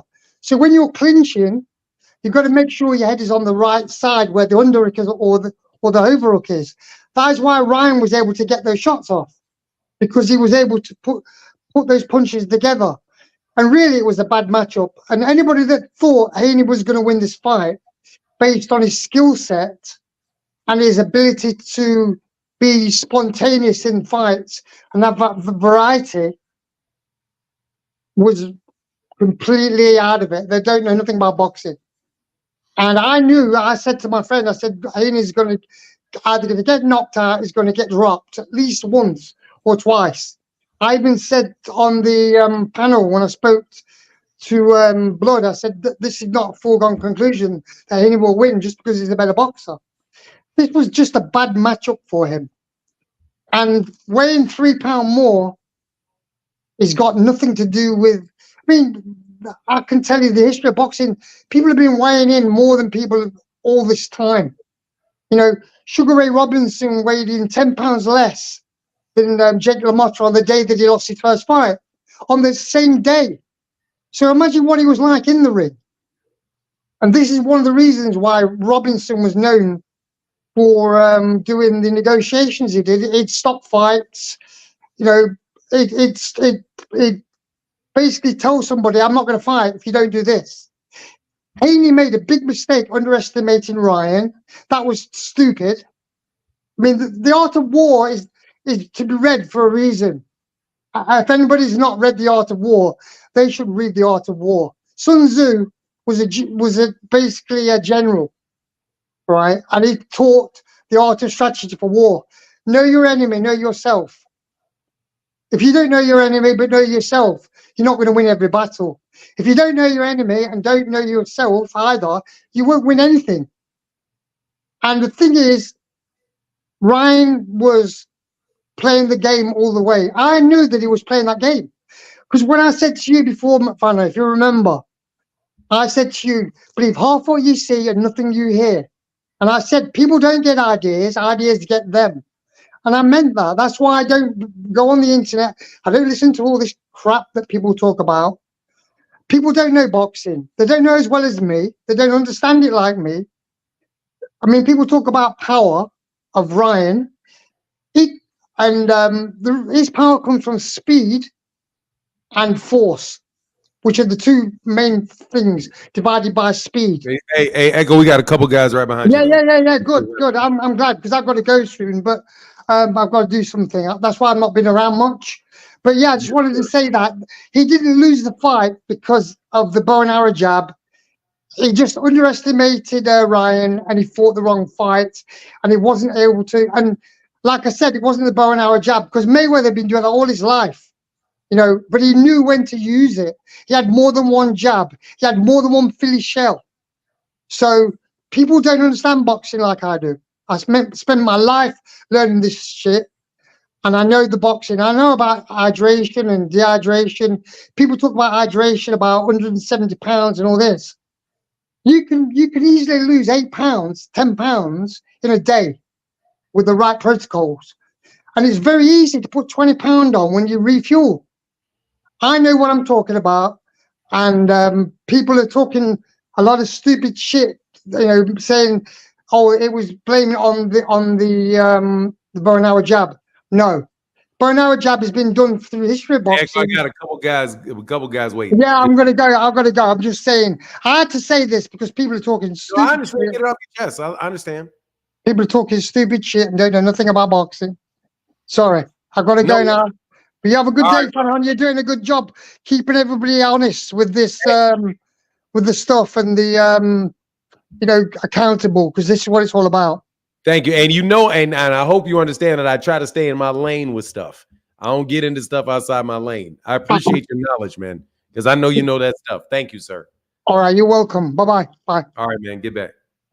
Always good to hear from Echo. Born, what's going on, man? Peace. How you doing, Fanon, man? I'm doing all right, brother. So, Echo is great, man. Everybody's great. Happy to be on your show. One thing I want to get off first. Sometimes I try to send like a how you say, a super chat, and it won't let me. Oh man, it's funny for some people, man. I don't know what it is, man. But the Cash App works perfectly well too. All right, I got you, bro. I got you, bro. Okay. So I want to touch on Devin, right? So he's been making. It's been hard for him to make weight for a long time, and he's killing himself to make this weight. We just seen it. He's squeezing himself down like a pack of ketchup. Here's the thing: do you think that's affecting his ability to take a punch in these fights, or he just ain't got a chin? It might be him squeezing down. I don't think he's got a great chin, man, because he was getting rocked by Gervonta, and Gervonta in that when he was 16, he's getting rocked by Gervonta. Yeah, he wasn't weight drained. Also, Ryan Garcia said that he gave Devin a standing 8 count in the amateurs. Good point. You Good know, point. I just don't think he's got a great chin, man. I don't think that that's something that is. But and also, yeah, just the way that I look at him fighting, man. Fanon might use the what? Fanon might have to use the refresh the super chat scam. Scant rants, bro. Don't get thrown out of here. I ain't telling anybody to refresh shit. The super chat ain't broken. How can you refresh it? Like as in, hey man, give me some money so I can see if it works. I know the shit works. Anyway, it's just it, man. Come on, man. Don't do me like that shit, man. I may have to toss you, bro. I appreciate people supporting, but I ain't making no shit up to guilt trip you. Yeah. Hey, so that leaves the next thing, the next part of this. So that leaves him in a very bad predicament with Devin, because to me, he ain't got enough pop to move up, and he ain't got the chin to move up, and he can't make 140 no more. So what can he do now? I mean, it's kind of like he's done. The jig's up on this kid. He ain't got pop. I don't know, man. I mean, I don't know if the gig is up on him, man. We'll have to just see, man. I'm gonna give him the credit for being able to get in the ring and get in there and fight again. Great champion. Yeah, but you know, he just got his ass whooped, and these dudes gonna have to sit on that L. Just time to sit on that L. You get your ass whooped. The rest of these 140 dudes is killers, man. They gonna land and they can hit. Yes, sir. And so that's what I'm saying. Right behind you too, man, because Cat's been waiting for a while. Hey, man, thank you so much, sir. I have seen your name before. I appreciate it, man. This is a really good way to support the channel. Just get up here and talk too. So, hey, if you can't support, hey, man, chop it up with me. Hit the like button. There's more than one way, man, to help the channel go, brother. Thank you. Peace, brother. You're welcome. Thank you. Yeah, man, please don't do that to me, man. I mean, shit don't pay for itself in your real world, and where you work, that shit don't pay for itself. You know, your rent don't pay for you don't rent, your mortgage don't pay itself. Neither does your car note. Neither does your McDonald's don't pay for yourself. None of that. Chris Trucker in the building. What's up, man? What's up, Fanon? Can you hear me good, man? I can hear you perfectly well, sir. Look, man, I've been cooking these Haney fans all week, screaming, because it's not even about the boxing, man. It's just I just get tired of the lies and then now the excuses, man, after all this time. But you know what? You know, I'm hoping Devin can rebuild it, like, because now he got to rebuild his career. You know what I'm saying? And I'm hoping this time, Bill, if you're listening, come on, man, just take some advice, man. Please, man. Build Devin up on his own merit, man. You get what I'm saying? Like, this time around, because you got to rebuild now. You know, it's crazy you go from being, it's crazy how life can go sometimes. You know, you go from being the undisputed champion of the world, you know, high on the pound for pound list. You know, you can beat this guy. Devin can beat that guy. I've even heard guys, man, they say Tank ain't fought nobody. You know, they never, all types of stuff. You know, you go from that to now, you got to rebuild, man. So you taking a hard fall. So this time, just build Devin up organically, and every other loss, because you're gonna lose again. This is the thing. It's downhill from here. So because you can't go to 147. You dead up there. You physically dead if you try to make 135. You're already draining yourself at 140. So what you got to do is start building yourself up organically and just, go into these fights, just say, I'm going to do good. I'm going to do my best, get the W. I'm going to outbox the guy. All this extra stuff, bro, y'all not built. Y'all not built like that, man. And it makes y'all look bad, bro. It makes Devin, you destroying Devin, Bill, with that type of stuff. I'm telling you, you destroying him because it makes him look like a hype job when he gets in front of somebody for the first time that he doesn't have a weight advantage over, and he get beat like that. And it's the last thing I'm gonna say because I don't want to cook too long. You good? There's nobody behind you, Chris. Okay, this 3 pound stuff, bro. Okay, I never fought on the elite level. I never boxed on a professional level, but I've boxed. I've cut weight even outside of boxing. I used to be a wrestler as well. I used to have to cut weight as a young kid. you know, trying to make weight, you know, and stuff like that. I understand. I've been through it. I understand the struggle of cutting weight. You understand? And having to make weight. When I played football, I was I was older, but like when they had weight classes in football, I was older but lighter. So I had even Pop Warner football. I had to make weight. You get what I'm saying? Yeah. So I went a good portion of my life having to make weight. I done had to take my pads off just to make weight to play a Pop Warner football game at the at 8-10 age group. At the age of, you know what I'm saying? 10 years Yeah. old to make weight. I understand weight cutting. I understand the struggle. But this is another thing I understand as well. 3 pounds of a dehydration advantage, I guess, is not supposed to result in you getting clipped the first 30 seconds of the fight. It's not your skill level is not supposed to be that separate from the person. If you the former undisputed champion, current WBC champion, how do you get clipped the first 30 seconds of the fight and you on skates against a guy that you discredited? You discredited Tank's win against him, fight against him. How do you do that and not think that you a hype job? I don't understand. I don't get it, man. Like you know, these guys, bro, I don't get it, man. Sometimes I really think I take this stuff too serious, but it don't even be the boxing, man. It be the shenanigans for now. It be the people in these stupid narratives that they spreading. Like that's the type of, it don't even be like the fight, the boxing. You get what I'm saying, No, for man, it's now? because that's how they built. That's how they built them. They It's built like, Devin man, on a like lot of bullshit. Like, exactly, bro. Like for years we had to listen, bro, for years. Bro, I remember when I first started getting back into boxing, like in 2017 or 18, I started getting back into boxing. You had Devin fans from that time coming at Tank. From that time. Oh, he'll Devin a beat Tank, all that type of stuff. From that time all the way up until now. I'm like, bruh, y'all gotta get this work now, bro. And the thing is, I hear some people might say, well, you know, when I'm on certain panels, I hear guys say stuff like, well, y'all better keep the same energy when Tank lose, or if Tank lose. It's not gonna hurt the same. It's not gonna feel the same. Because first of all, if Tank lose, it's very far-fetched that Tank is gonna lose to a guy that ain't like that. That's one. So you're gonna be able to give Tank, you're gonna be able to say, well, Tank lost to a guy that was that good. One. Okay.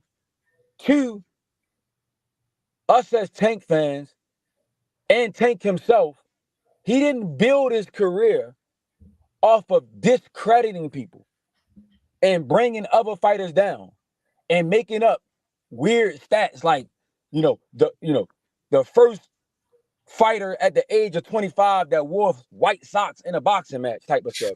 You get what I'm saying? Like they didn't make up these weird ass stats just to discredit everybody else. That's why it hurt y'all so bad. That's why y'all crying, literally. That's why some of y'all grown ass men crying, real tears, because you tore everybody else down. That's why some of y'all missing. Y'all ain't been on live yet. Y'all missing, bro. Y'all ain't coming on panels. Y'all ain't in the comment sections like you used to be. I ain't heard send the contract in a whole week. I ain't heard it in a whole week now. Send the send the doctor. contract. I Send the ain't doctor. exactly. I ain't heard it in a whole week. So y'all gotta get this work, man. And if and when Tank lose, we gonna be able to take it on the chin. You wanna know why? Because Tank is not a hype job. We know it. He gonna lose to somebody that's like that. He not gonna lose to a guy that lost to the guy that everybody said you was better than. You feel me? He ain't. Yeah. I can't see it. He ain't gonna lose to the guy that he was running around talking about. Yeah, man, this an exhibition fight. All you, nah, y'all guys, it's hurt worse for it's hurting bad for y'all because y'all know, man, deep down inside, you know, man. Look in the mirror, man, and say, damn, man, I really just look in the mirror and say, I'm a meat eater, and I gotta change that about myself. I gotta change that. Maybe I wouldn't be crying if I didn't glaze the man so hard. Maybe if I wouldn't be crying like a little girl if I didn't, if I was objective, really, if I was real about it, for real. But y'all talk a good game though. You know what I'm saying? Y'all talk a good game. For now, man, I'm out, man. I All gotta right, leave man. on that note, man. I'm out Oh, for you now. good, Chris? You good, Chris? All right, brother. Hey, JMS 74 said, Fanon, keep up the good work, bro. Thank you, man. I appreciate it, man. Thank you for the support, man. It is how we're able to keep the lights on. And Malcolm Allen said, kick the dummy. You talking about that last dude? Yeah. Look, let me tell you, man. On that line of talk, let me talk to you Devin Haney fans. Y'all some sore-ass losers. You irritated. First of all, you some fucking pests. Let's get this shit right. You're a pest. Wasn't nobody thinking shit about Devin. And nobody would have thought shit about Devin if you guys weren't such pests. P-E-S-T. Pests. People are out there minding their business, watching Gervonta fight, enjoying his fights. And what do you hear? He ain't fighting nobody. He need to fight Dev. He need to fight Dev. He need to fight Dev. All right, here's another Gervonta Davis fight going on. Oh, what's the Gervonta Davis fight? Who you think? Oh, that's a bullshit fight. That's a bullshit fight because he's not fighting Dev. He's not fighting Dev. Okay, well, hey, man, he's about to fight Ryan Garcia. We're going to get a big fight. That ain't no good fight. That's an exhibition fight because he's not fighting Dev. He's not fighting Dev. He's not fighting Dev. He's not fighting Dev. He's not fighting Dev. If he doesn't fight Devin, it doesn't count. His whole career is about Devin. Hey, what about Devin? What about Devin? What about Devin? Devin's better than he is. What about Devin? Devin's younger than he is. Devin beat him up in sparring. Devin. Devin earns more money. Devin's won more belts. Devin. Devin's the only one that wants any smoke. Nobody else wants any smoke. Devin's the savior of boxing. Devin is second cousins to God Almighty. Devin.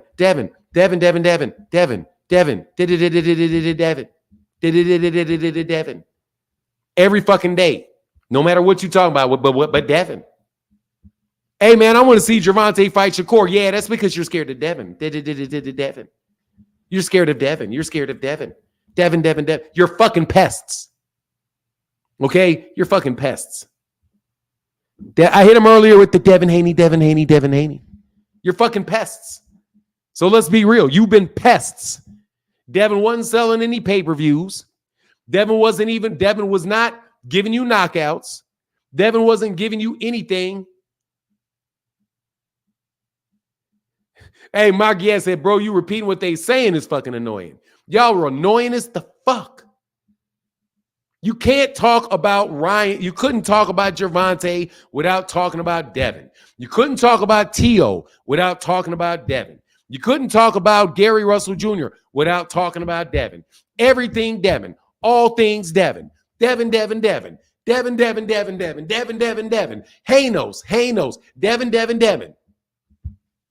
Devin's the mandatory. Devin's not the mandatory. Yes, he is. Let's talk about how Devin is the mandatory for 5 hours. So I can just keep Devin's name on there. Every chat, nothing but Devin Haney fans. Devin Haney. Oh, you're a Devin Haney hater. You hating on Devin. You're just hating on Devin. You're just jealous of Devin. You're jealous of Devin because Devin makes more money than Tank. Devin makes more money than Tank. And Gervonta and Devin. Devin. You guys are fucking obnoxious as shit. And then Devin gets his ass whooped. Devin's fighting the better version of Ryan. Devin's fighting the better version of Ryan. Devin's the number 140 pounder. Devin. Oh, he's cheating, Devin. Then when Devin gets his ass whooped, oh.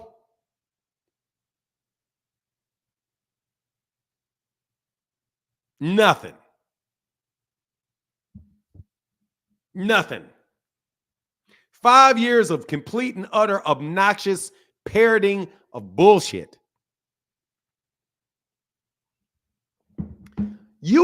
Let me tell you something, man.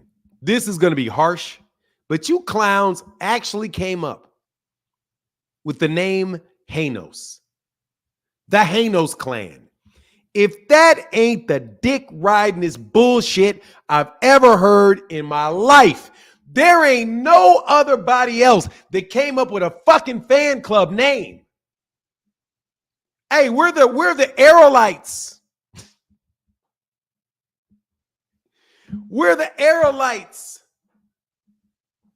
We're the Errolites. We are proudly the Errolites. King Errol, you ain't never heard none of them do that shit. We're the Floyd fans. We're the Floyd buddies. Floydificent. Floyd assistant. Nobody has ever done that shit, but y'all dick riding. Then you guys, oh my God. You want to know why people are looking at it? Because now you can't do that shit no more. Let's go and explain exactly why Devin Haney is the face of boxing. Let me get this right. Devin Haney is the face of boxing because you guys annoyingly bring up his subject, his name every 15 seconds and force people to respond to you because you won't get the fuck out their ears.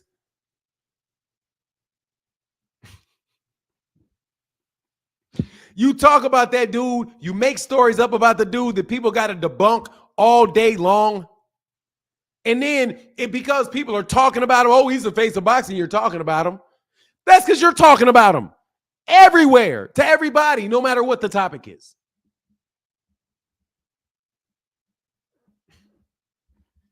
And you wonder why people are cooking your ass a week later. And then, did you hear it? Did you hear when they said, and I'm sorry, brother, I don't give a shit. I'm telling you, I heard y'all say it. This is disgusting.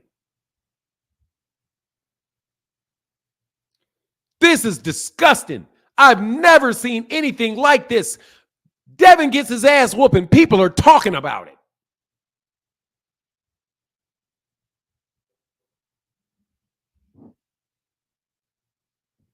I can't believe Devin talked all that shit, got put on his ass 5 times, and y'all are laughing about it. I've never ever seen this before in the history of I've never seen this in the history of boxing before. When have we ever seen somebody get their ass beat up and people laugh at them? That's not what we do.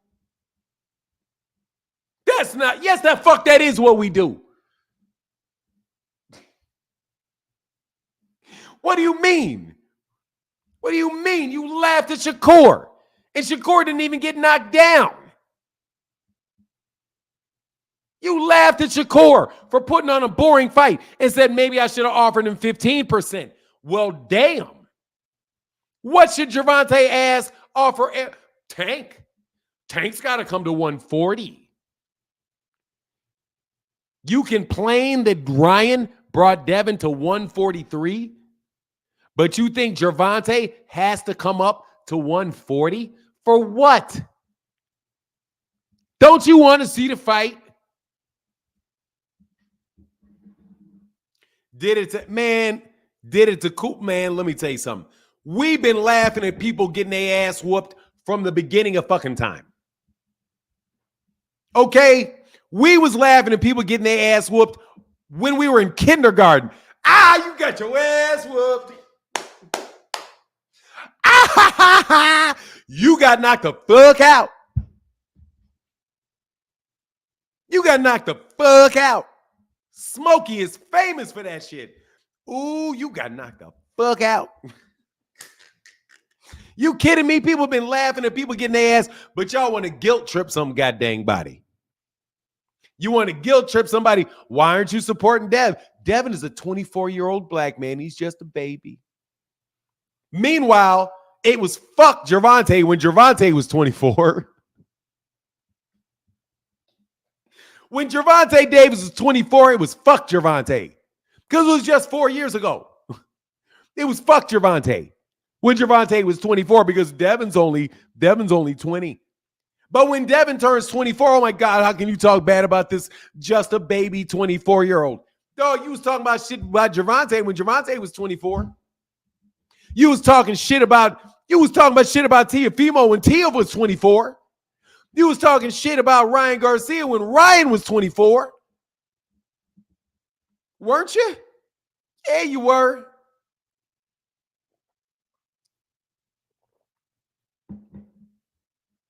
Devin Haney and his fan, they all do that, and then they didn't even give him credit. This motherfucker's a savage. I can't fuck around, dog. This nigga is a savage, bro. Hey, Southpaw said, I pray Devin never fully recovers. Man, I swear to God, Southpaw, dog, Southpaw been, oh my God, man. Oh my God, man. Southpaw been killing this dude. Hey, Matthew Thomas said, Fanon, sometimes folks live long enough to see the errors of their mouths. Oh, man. Thank you, Matthew Thomas. Thank you, sir. And thank you to Southpaw TV. Let me cook Dev for a minute, man. Taste, no jokes. No joke. I can't even lie, dog. He be killing Devin. Oh, my God. He kill him. Oh, my God. He be killing him. And his fanboys will be spreading because down goes Devin. Look, man. All y'all need to shut the fuck up is what you need to do about Devin forever. And I don't respect your boxing opinion because you guys are casuals. You're either lying or you're a casual. One or the other. You definitely are cowards because you don't want to get smoked. See what I mean? There's that link again. It's time to defend the Hanos. Rollo tried to get it back up here.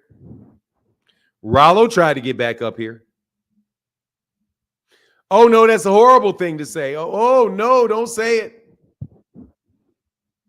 Oh, no, that's a horrible. Y'all are some liars, bro. Liars. Hey, Matthew Thomas, thank you, brother. Says sometimes folk live long enough to see the error of their mouths. Oh, I think I got that. Did you do that twice? You did that twice, bro. Let me know if you did that on accident, Matthew Thomas, and contact me if I need to give you that $10 back. Thank you, brother. Thank you, Matthew Thomas. Bill said in round 9, down goes Ryan, but it was round 7. Man, let me tell you something, man. I don't feel sorry for shit. That's something I can say for sure. I don't feel sorry for Devin at all. I don't feel sorry for Devin. And I'm not going to feel sorry for – I didn't feel sorry for Ryan when Ryan got his ass whooped by Gervonta. And I'm not going to feel sorry for the next person to whoop Ryan's ass. Because somebody's going to whoop Ryan's ass. Somebody's going to whoop Ryan's ass. And I'm not going to laugh at that shit. I'm not going to feel sorry for him. You bragging too much about that money you did not make. You sticking your nose in the contract and relationships of Errol, Spence, and a guy that he's been cool with for a long time. And you sticking your nose in that business, dude. You about to get your ass whipped, Ryan. Now, again, somebody wanted to know what that is, dog. I'm telling you, when you go crazy, you got to understand what going crazy is. All right, look, I'm going to give you something that is you will not understand unless you've actually lost your dome piece for a while. You know that song by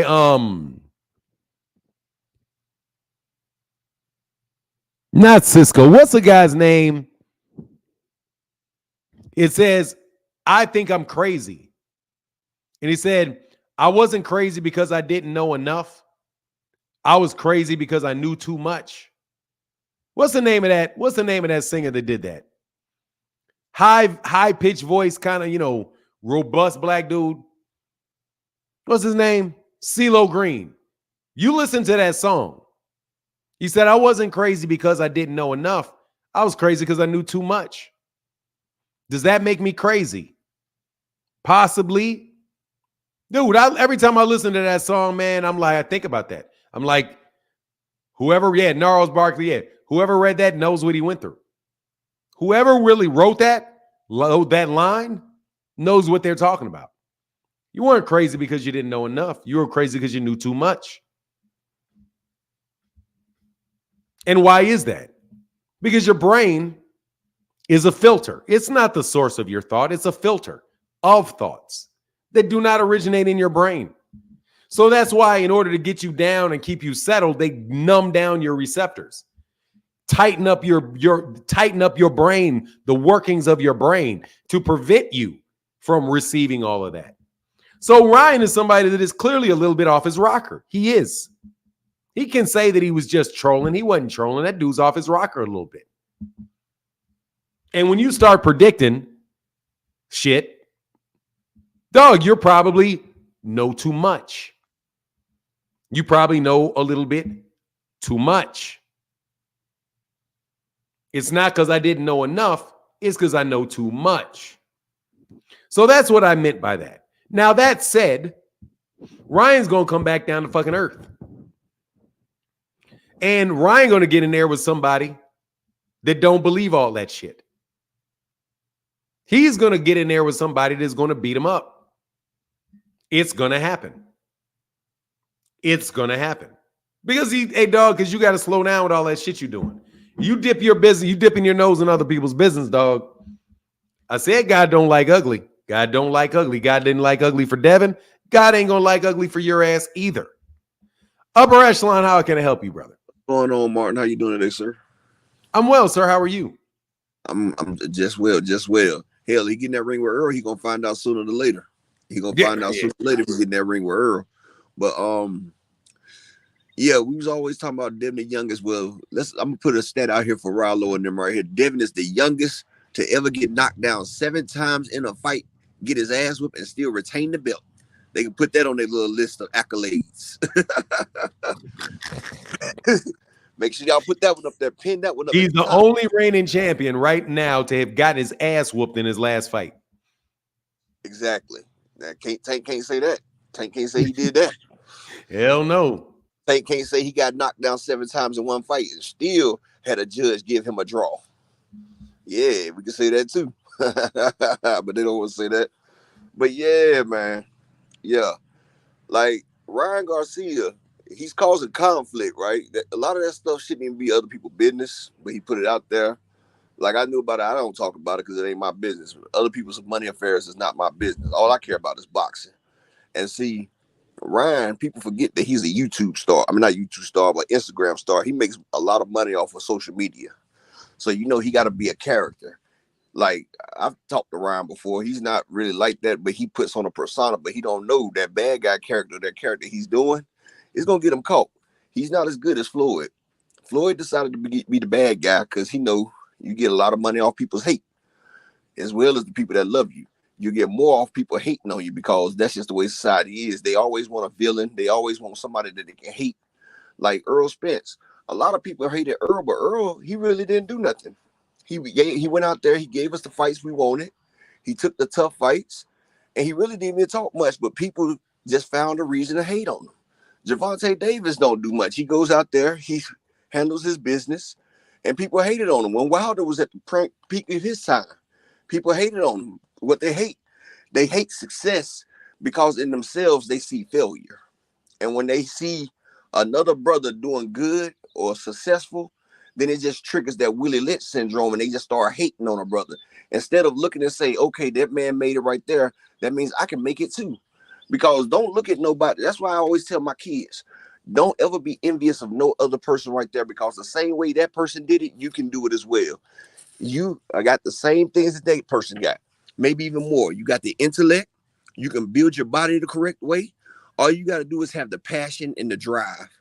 If you have the passion and the drive, then you can do it. Like when my dad put me in boxing when I was younger. At first, I ain't really like it because I felt like it was too grueling. Like making that weight for them tournaments. It was tough. It was tough. Can't eat the stuff that I wanted to eat and everything because my weight will fluctuate so much because, I was kind of tall and I was fighting welterweight. So, I had to be disciplined. I had to work harder than other people just to keep minds fluctuated, I had to pass off on some of the indulgence that I would like to have.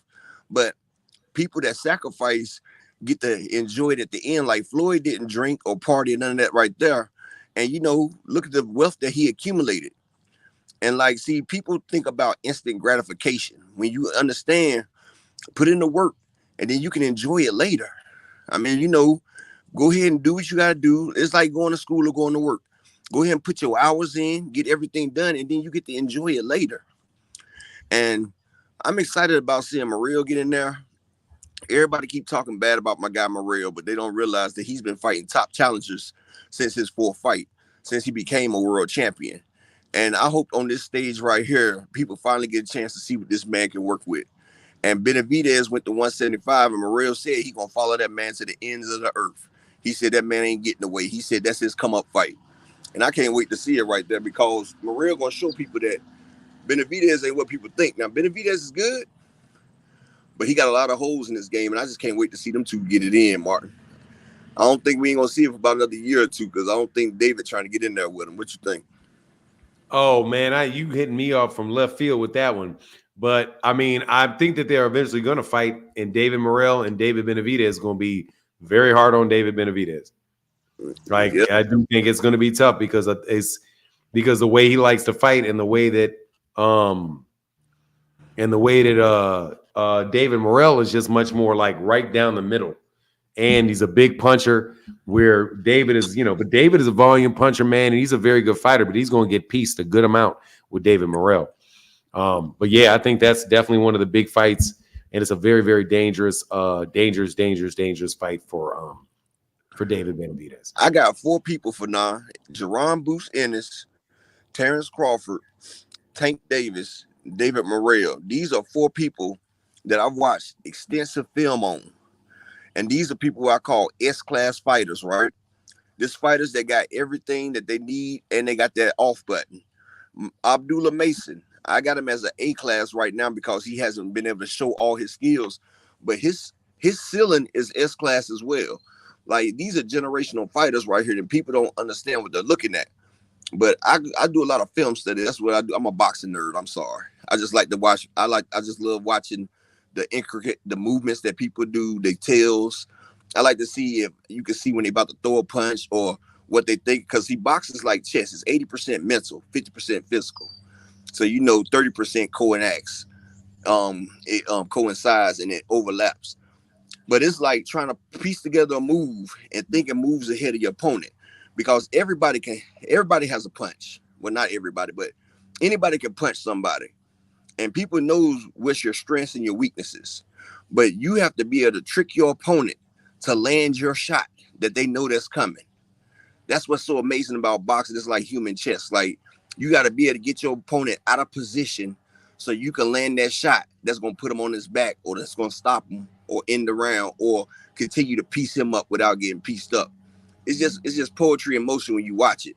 But those 4 fighters right there, and including Abdullah Mason and Carmel Moulton, them 2 coming up, those are the future, and those are S-class fighters that's got their game together, and they ain't really got no holes in it, and they're only going to get better as they push forward the competition. I just want you to check those 4 out when you get a chance, and check out that Alan Garcia guy too. He's real good too, Martin. I've seen them all fight, man. Yeah, I'm just saying, I just like to go through their films. Like, that's all I do all day. I go through their films and just like watch and see how they do. That's where I can gamble on the stuff, but that's all I got right there, man. I just like to do that right there. All right, man. Thank you, Upper Echelon. Appreciate you, brother. Yeah, peace and blessings, bro. All right, peace and blessings, man. You have a wonderful day. Peace. Yeah.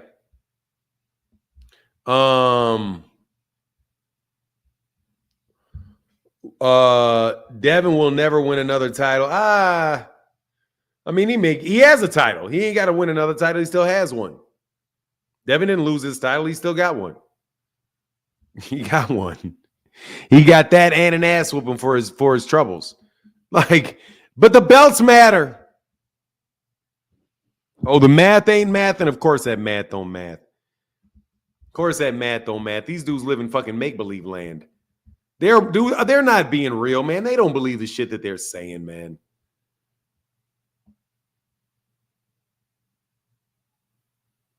Man, Devin ain't done a posting since before the fight. Oh, since the day after the fight.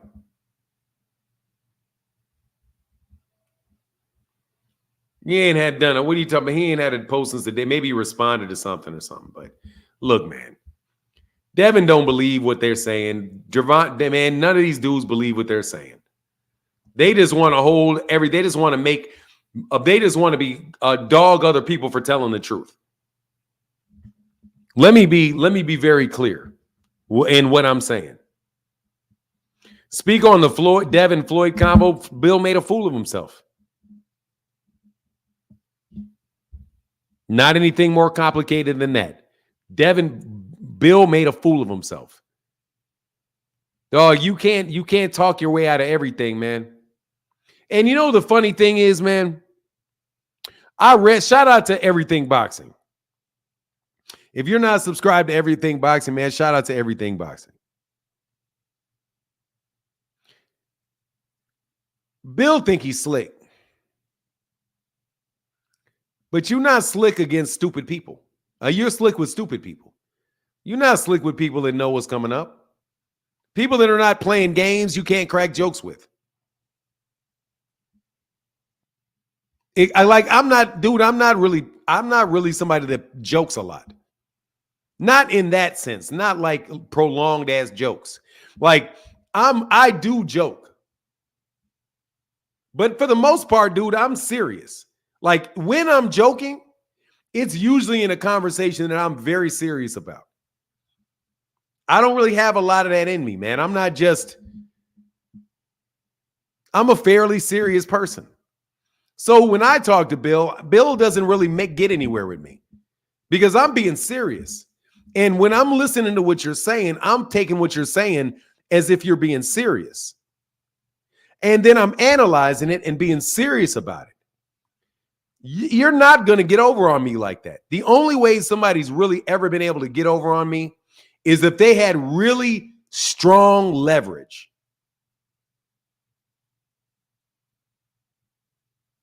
If you have really strong leverage, then, hey, man, you can get over because the other person doesn't have a choice. But if I have a choice, no, you're probably not going to get over on me. Bill Haney gets caught being cute. That's how he wound up doing that bid. At least according to the court documents. And that's why I said shout out. I would have never read it, but I'm not going to go into the details, but the justification that led to the situation was Bill being cute. Bill thinking that people don't know what they're looking at. But at the same time, being very obvious at the same time. If you know what you're looking at, it was very obvious. What he did was very obvious to the people that were looking for it. And if he had not been so obvious, they may not have had probable cause to search him. But he was being very obvious in his misdirection. That has not changed when we've been talking about Devin. He's very obvious in his misdirection. I'm telling you, read it.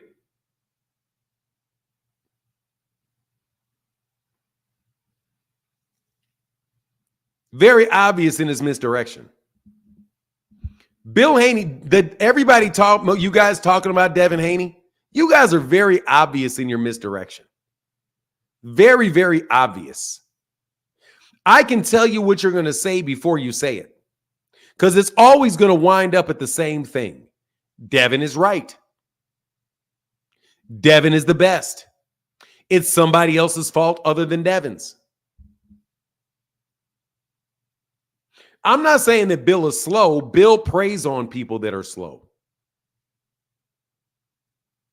And he's frustrated by people that are not slow. In order to deal with people that are highly intelligent, you really have to be honest. Because any inconsistency, they're going to go with the logical thing is that you're lying to them. You're not lying to Leonard Ellerbe. You're not doing it. Leonard Ellerby, I'm telling you, smart enough to know. He's smart enough to be like, nah, that shit don't float with that. That shit you saying don't float. Nah, that don't float. That doesn't make sense to me. So you must be lying. You guys saying that Devin Haney is the youngest undisputed champion in history just didn't make any fucking sense as soon as you said it. And you guys have said so many things that were not true that eventually the biggest thing that you guys said that wasn't true wound up being exposed.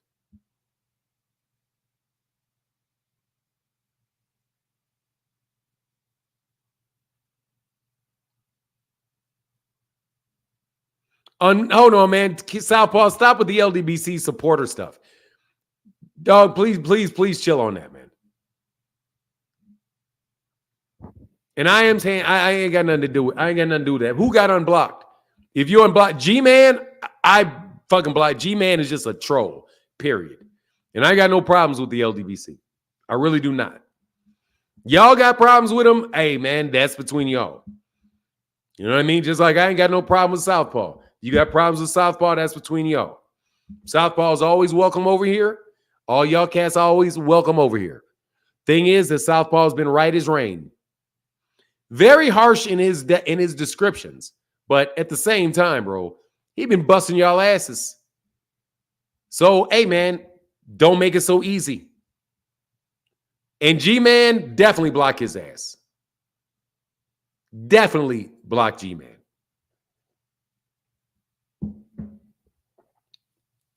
I viewed the messages. I don't know what you mean, hands down. Nah, throw G-Man out. I throw out all G-Men on sight. You got G-Man there. I'm throwing G-Man out on sight. Anybody with the name G-Man gets thrown out. Every single solitary time they're gone. If I see it, I clipped him on. I saw the name and clipped him with his hoe ass. I see the name, I'm clipping you. If your name is G-Man and you not G-Man that I'm talking about, bro, please, what I got to tell you. I don't have any beef with the LDBC. Don't drag me into that shit. I've already had cats try to drag me into stuff constantly. All right? I don't have a problem with the dudes. I don't have a problem with them. Okay? I don't have a problem with him. Yeah, but he is a hoe. He's a 100% a hoe. If I see, and I'm talking about a low down dirty skank.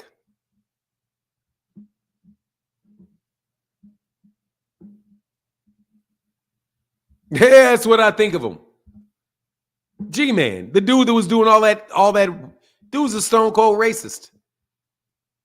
That really does think he's better than us, but is fixated at the same time.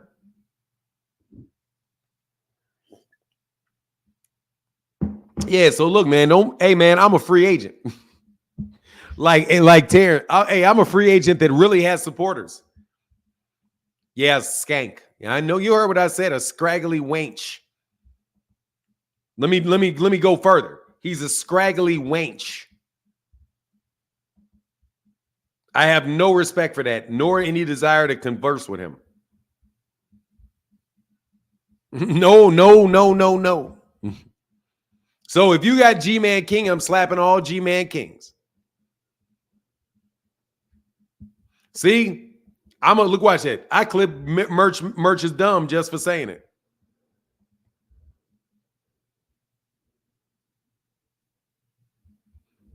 I clip G-Man. I clip. Damn, what the hell is going on?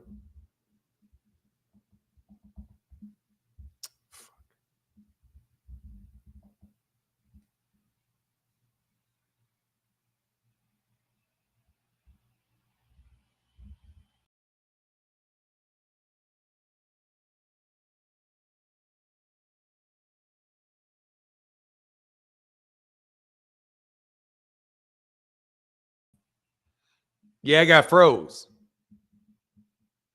Do I think Bill's in the Illuminati? Hell no. I think Bill's a hustler, man. Man, I clip merch is dumb. I got to clip you, merch is dumb. What I say? I'm clipping everybody that say something about G-Man King. I'm clipping everybody. Clack, clack, clack, clack. Anybody that acts like that, I'm clipping on site. I'm clipping on site. On God, I'm clipping you on site, homie. On God, I'm clipping you on site. I'm clipping you on site, homie. I'm clipping you on site. Where's my Twitter, man? My Twitter didn't refresh.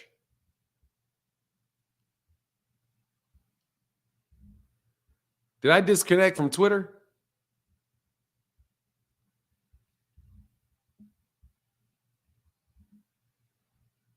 I'm frozen on Twitter. Now I'm going on Twitter. Yeah, now I'm going on Twitter. Let me see if I do this, if I can see it on Twitter. I'm behind on Twitter for some reason. Yeah, Twitter's behind, lagging behind. But okay. I think it's good. It'll pop up in a second. Okay, yeah, it popped up. All right. On them pork chop sandwiches, Fanon drawn and ain't talking about, nah. Hell no. I don't like them. I think y'all need to kick rocks. Get out of my life is what I think. Y'all don't like me. I don't like you. Act like them dudes. Go over there, sit in the corner. Is Edwin De Los Santos and Antoine confirmed? And who do you favor? Edwin De Los Santos and Gary Antoine. Gary Antoine. Hey, thank you, brother. T. Well says some color since you're still cooking. Thank you, man. That color is needed and appreciated. Needed and appreciated. Thanks, T. Wells, man. Thank you to the businessman, T. Wells. But I am going to bounce up out of here. Unless somebody got him, I'm going to put the link in there for 2 more callers. Rollo, I do respect you, Rollo, but you know you're done, dog.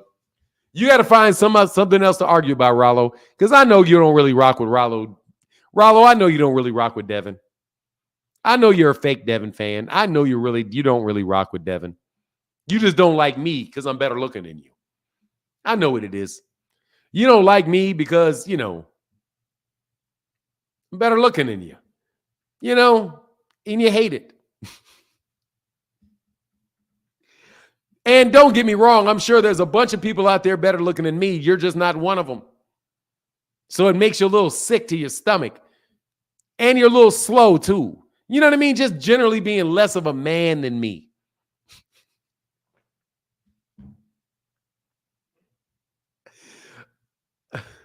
I know what it is, Rollo. You don't like it, dog. You don't like it. I know I wouldn't like it either, dog.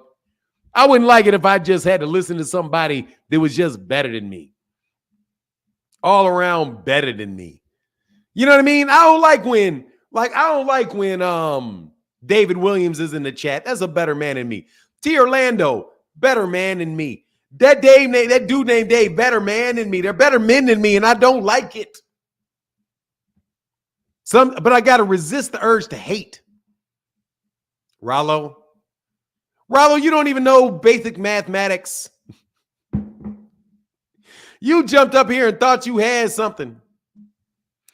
He said petty. Hell yeah, I'm petty. But Rollo know. Rollo's girl know too. Let's not tell no lies. Let's not tell. Let's hey, speak for yourself, and the hate is real.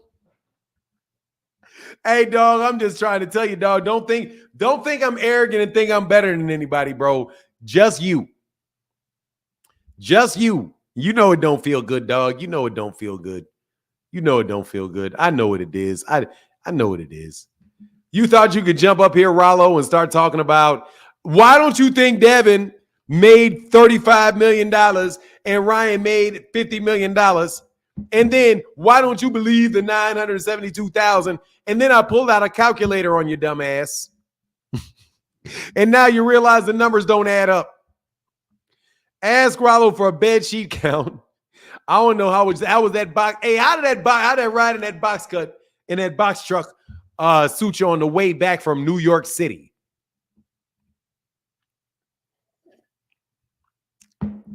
Oh yeah, he looking to con somebody. But I like Rollo. Rollo's just food without thought.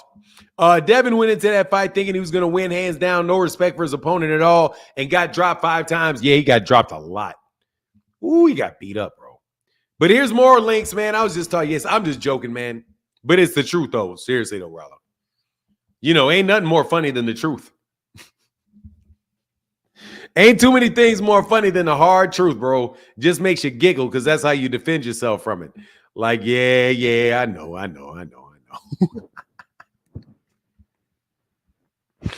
Yeah, I know. He forgot calculators exist. He didn't know. He didn't realize that $77 million in your that you generated before you take out any expenses is not going to allow you to pay $85 million in purses. For 9, he's mad. Your mattress clean. Hey, man, ain't no joke. I got a wife, man. My wife makes sure everything in this house is clean. I ain't gonna lie, man. I got my better half makes the house is clean. You better leave it. My clothes are clean. Ooh, it smells good every day. Swear, bro. Swear, my clothes are clean every day. Clothes clean, house clean. You know what I mean? I cook. We cut a deal. So she would stop having a bad attitude about certain things.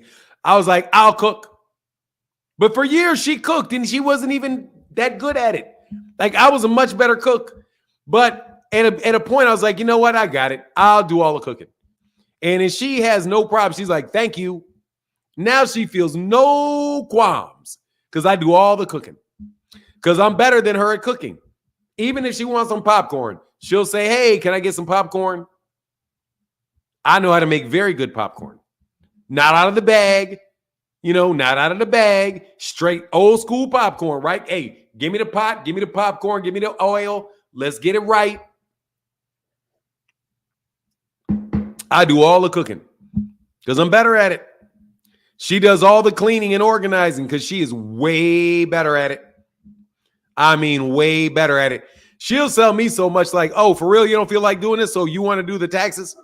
You want to organize all the taxes this year? No. She will. All right, get to doing it then. Yes. Man, shut up, Zeus. Zeus.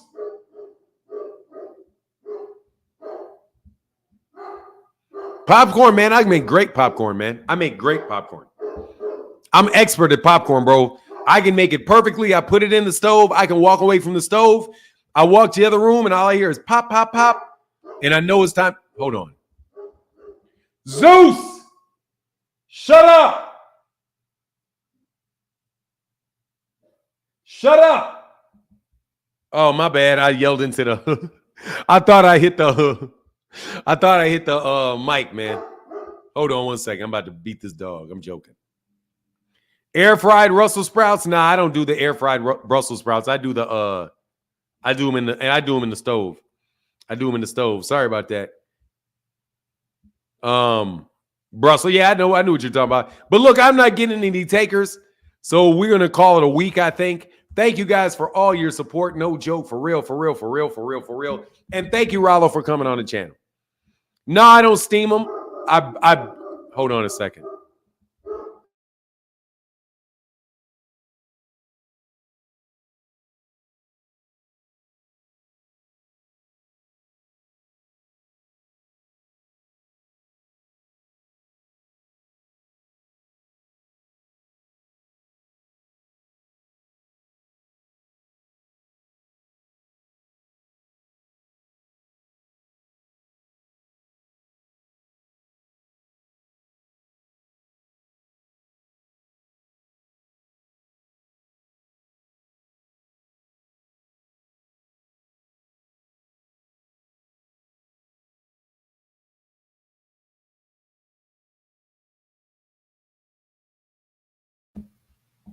Man, that big old dog.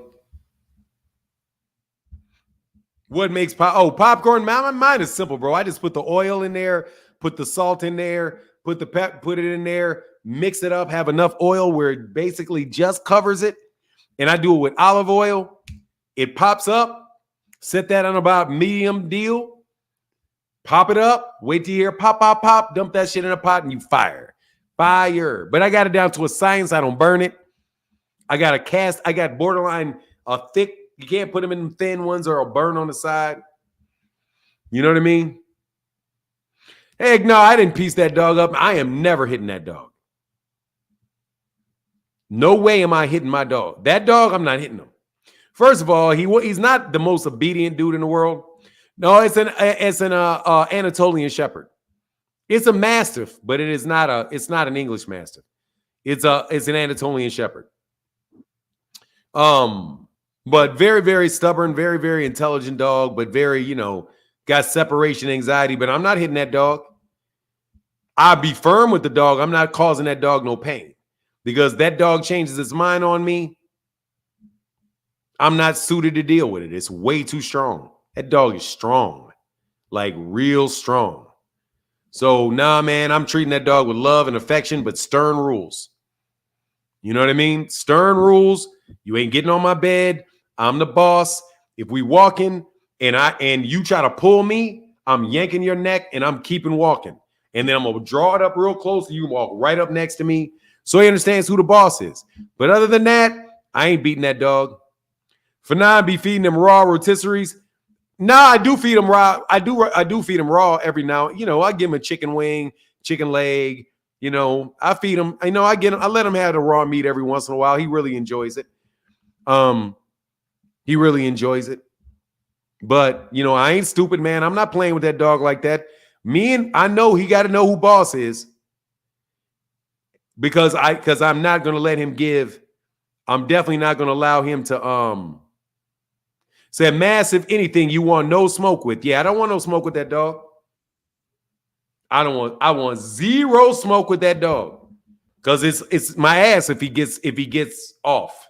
So when I get this Borble and I get this when I eventually get either my Cane Corso or my Borble, I'm gonna be prepared because they're bigger than him, but I'm gonna have them since a pup. Phoenix the Assassin, how can I help you, sir?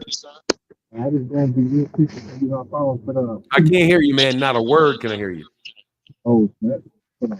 What about now? Nah, it's very muffled. Okay, 1 second.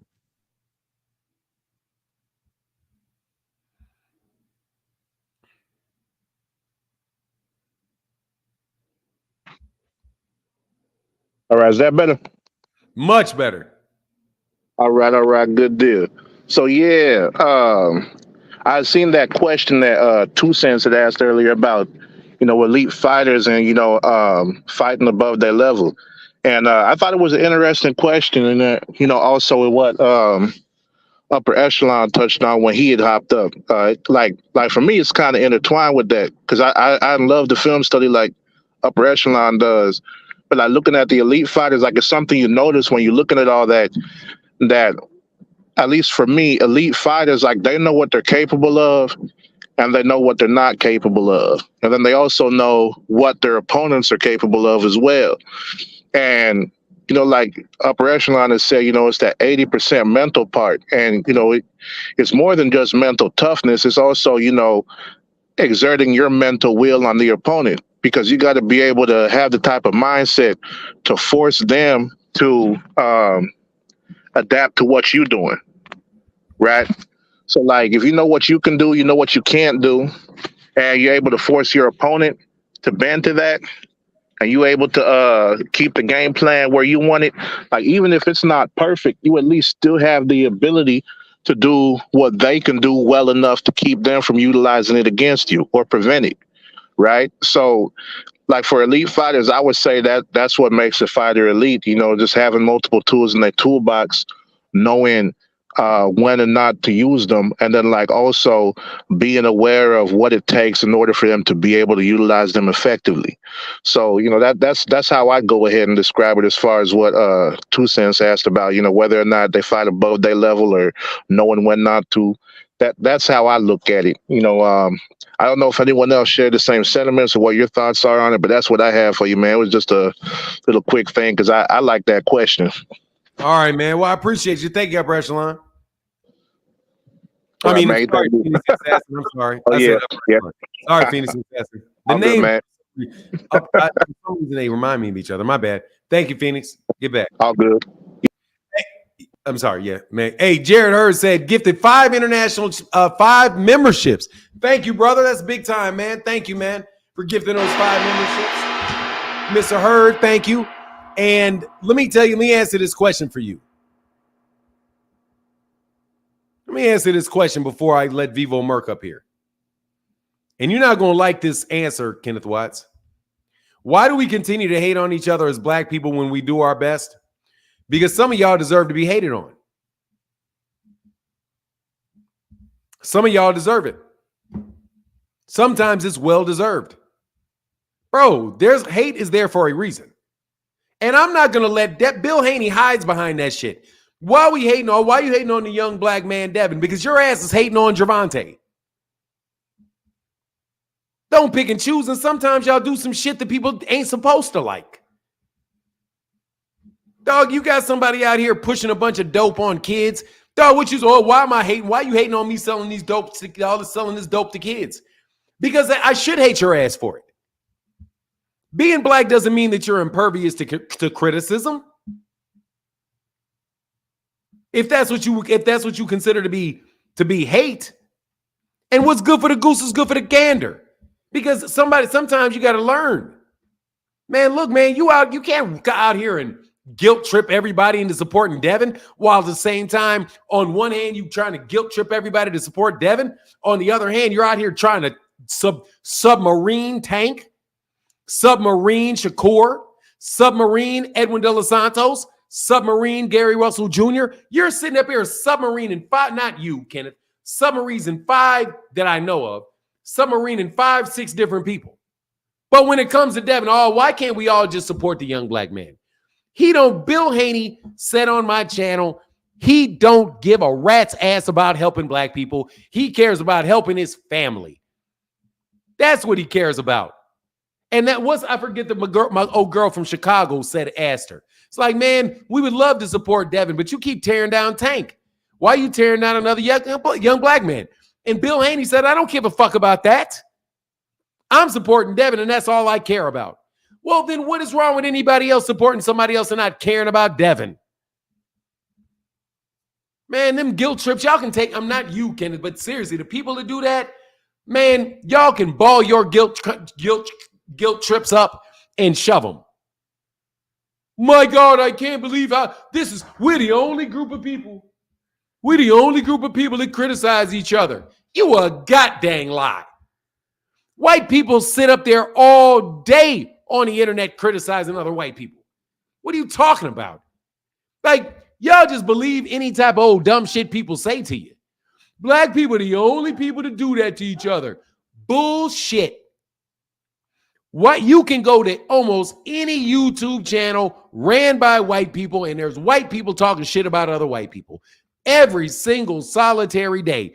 What do you think the Democrats and the Republicans are other than white people hating on white people? What do you think that Ukraine getting invaded by Russia is? Anything other than white people hating on white people? What do you mean? Japan bombed China. Didn't they? Didn't Japan invade Japan? Didn't Japan invade China? Wasn't North Korea at war with South Korea? What do you mean? We the only people to do it. The hell we are. Jewish people don't tear down other Jewish people. Yes, they do. Called Jewish people and Zionists. Those guys are fighting and arguing about all kind of stuff every day. Talking about we don't represent what's going. Those guys over there don't represent what we represent. They do it all the time. Man, y'all better get that guilt trip shit out of my face. Vivo Merc, what's going on, man? What's up, Fernanda Don? How you feeling today, brother? Man, I can't complain, brother. Hey, listen, I heard you say something about baubles, bro. You trying to get a bauble? Hell yeah. Man, I want one of them Jones too, bro. Hell yeah. People don't know about baubles. South African Mastiffs. Yes, sir. Oh my goodness, I love them baubles, man. I heard you say something about you wanted a bauble. That's what made me call up, because I'm like, yo, that's one of my favorite dogs. I don't mean to get off the boxing subject or nothing like that, but yeah, them dogs is amazing, bro. Amazing. Yeah. All muscle like that. I just got to make sure I got a good fence that'll hold up. You know what I mean? Like absolutely. Absolutely. Like a lot of people don't know nothing about Borbals. Like where I'm in Jersey, so I'll be talking about a lot of dogs. Me and my guy, we talk about a lot of dogs. And a lot of people never heard of them Jones before. I'll be like, what? You got to see. And they be talking about pit bulls. Every time I tell people pit bulls overrated, they got to get off that. Man, listen. Pit bull is a toothpick to a Borbal. That's just a toothpick. Exactly. A tasty morsel to a Borbal. And you know what? You ever heard of vocal dives? What is it? A vocal dive. Yeah, I've seen it. I've seen the name spelled. Yeah. Monsters. Yeah, they nasty. They got some big ass dogs, man. Like if I was in cold weather, I would if I was somewhere cold, something like a Caucasian Mastiff or something like that. But yeah, man, they got a whole lot of beautiful dogs. But hey, let me roll on, man. I'm 4.5 hours, man. So, my man, I'll talk to you later, bro. You stay blessed, man. You and your family. All right, likewise, brother. You take care, Vivo. Peace. All right, thanks. Yeah. So on my last thing, thank you, brother, for that call. I love dogs. And by the way, to the person that said that they're allergic to dogs, I'm allergic to dogs too. I just put up with it. Eventually, I got used to this dog, so it doesn't really play with me as much. My dog doesn't. After a while, I can get used to a specific dog. Hey, Fernand, do you think Sandor is a dangerous fight for Devin? Sandor has a check left hook. Yeah, I think he can outbox him. He may lose. Dude, you fucking around, he may get outboxed by Sandor Martin. Yeah, beautiful dogs, yeah. We're not going to talk about Ryan exposing hell no, I'm not talking about that shit. You get off my fuck out of here, man. You're banned. Fuck out of my life, man. I'm not talking about that on my channel. What you trying to do to my channel? No, that is a taboo. That is taboo conversation, bro. No.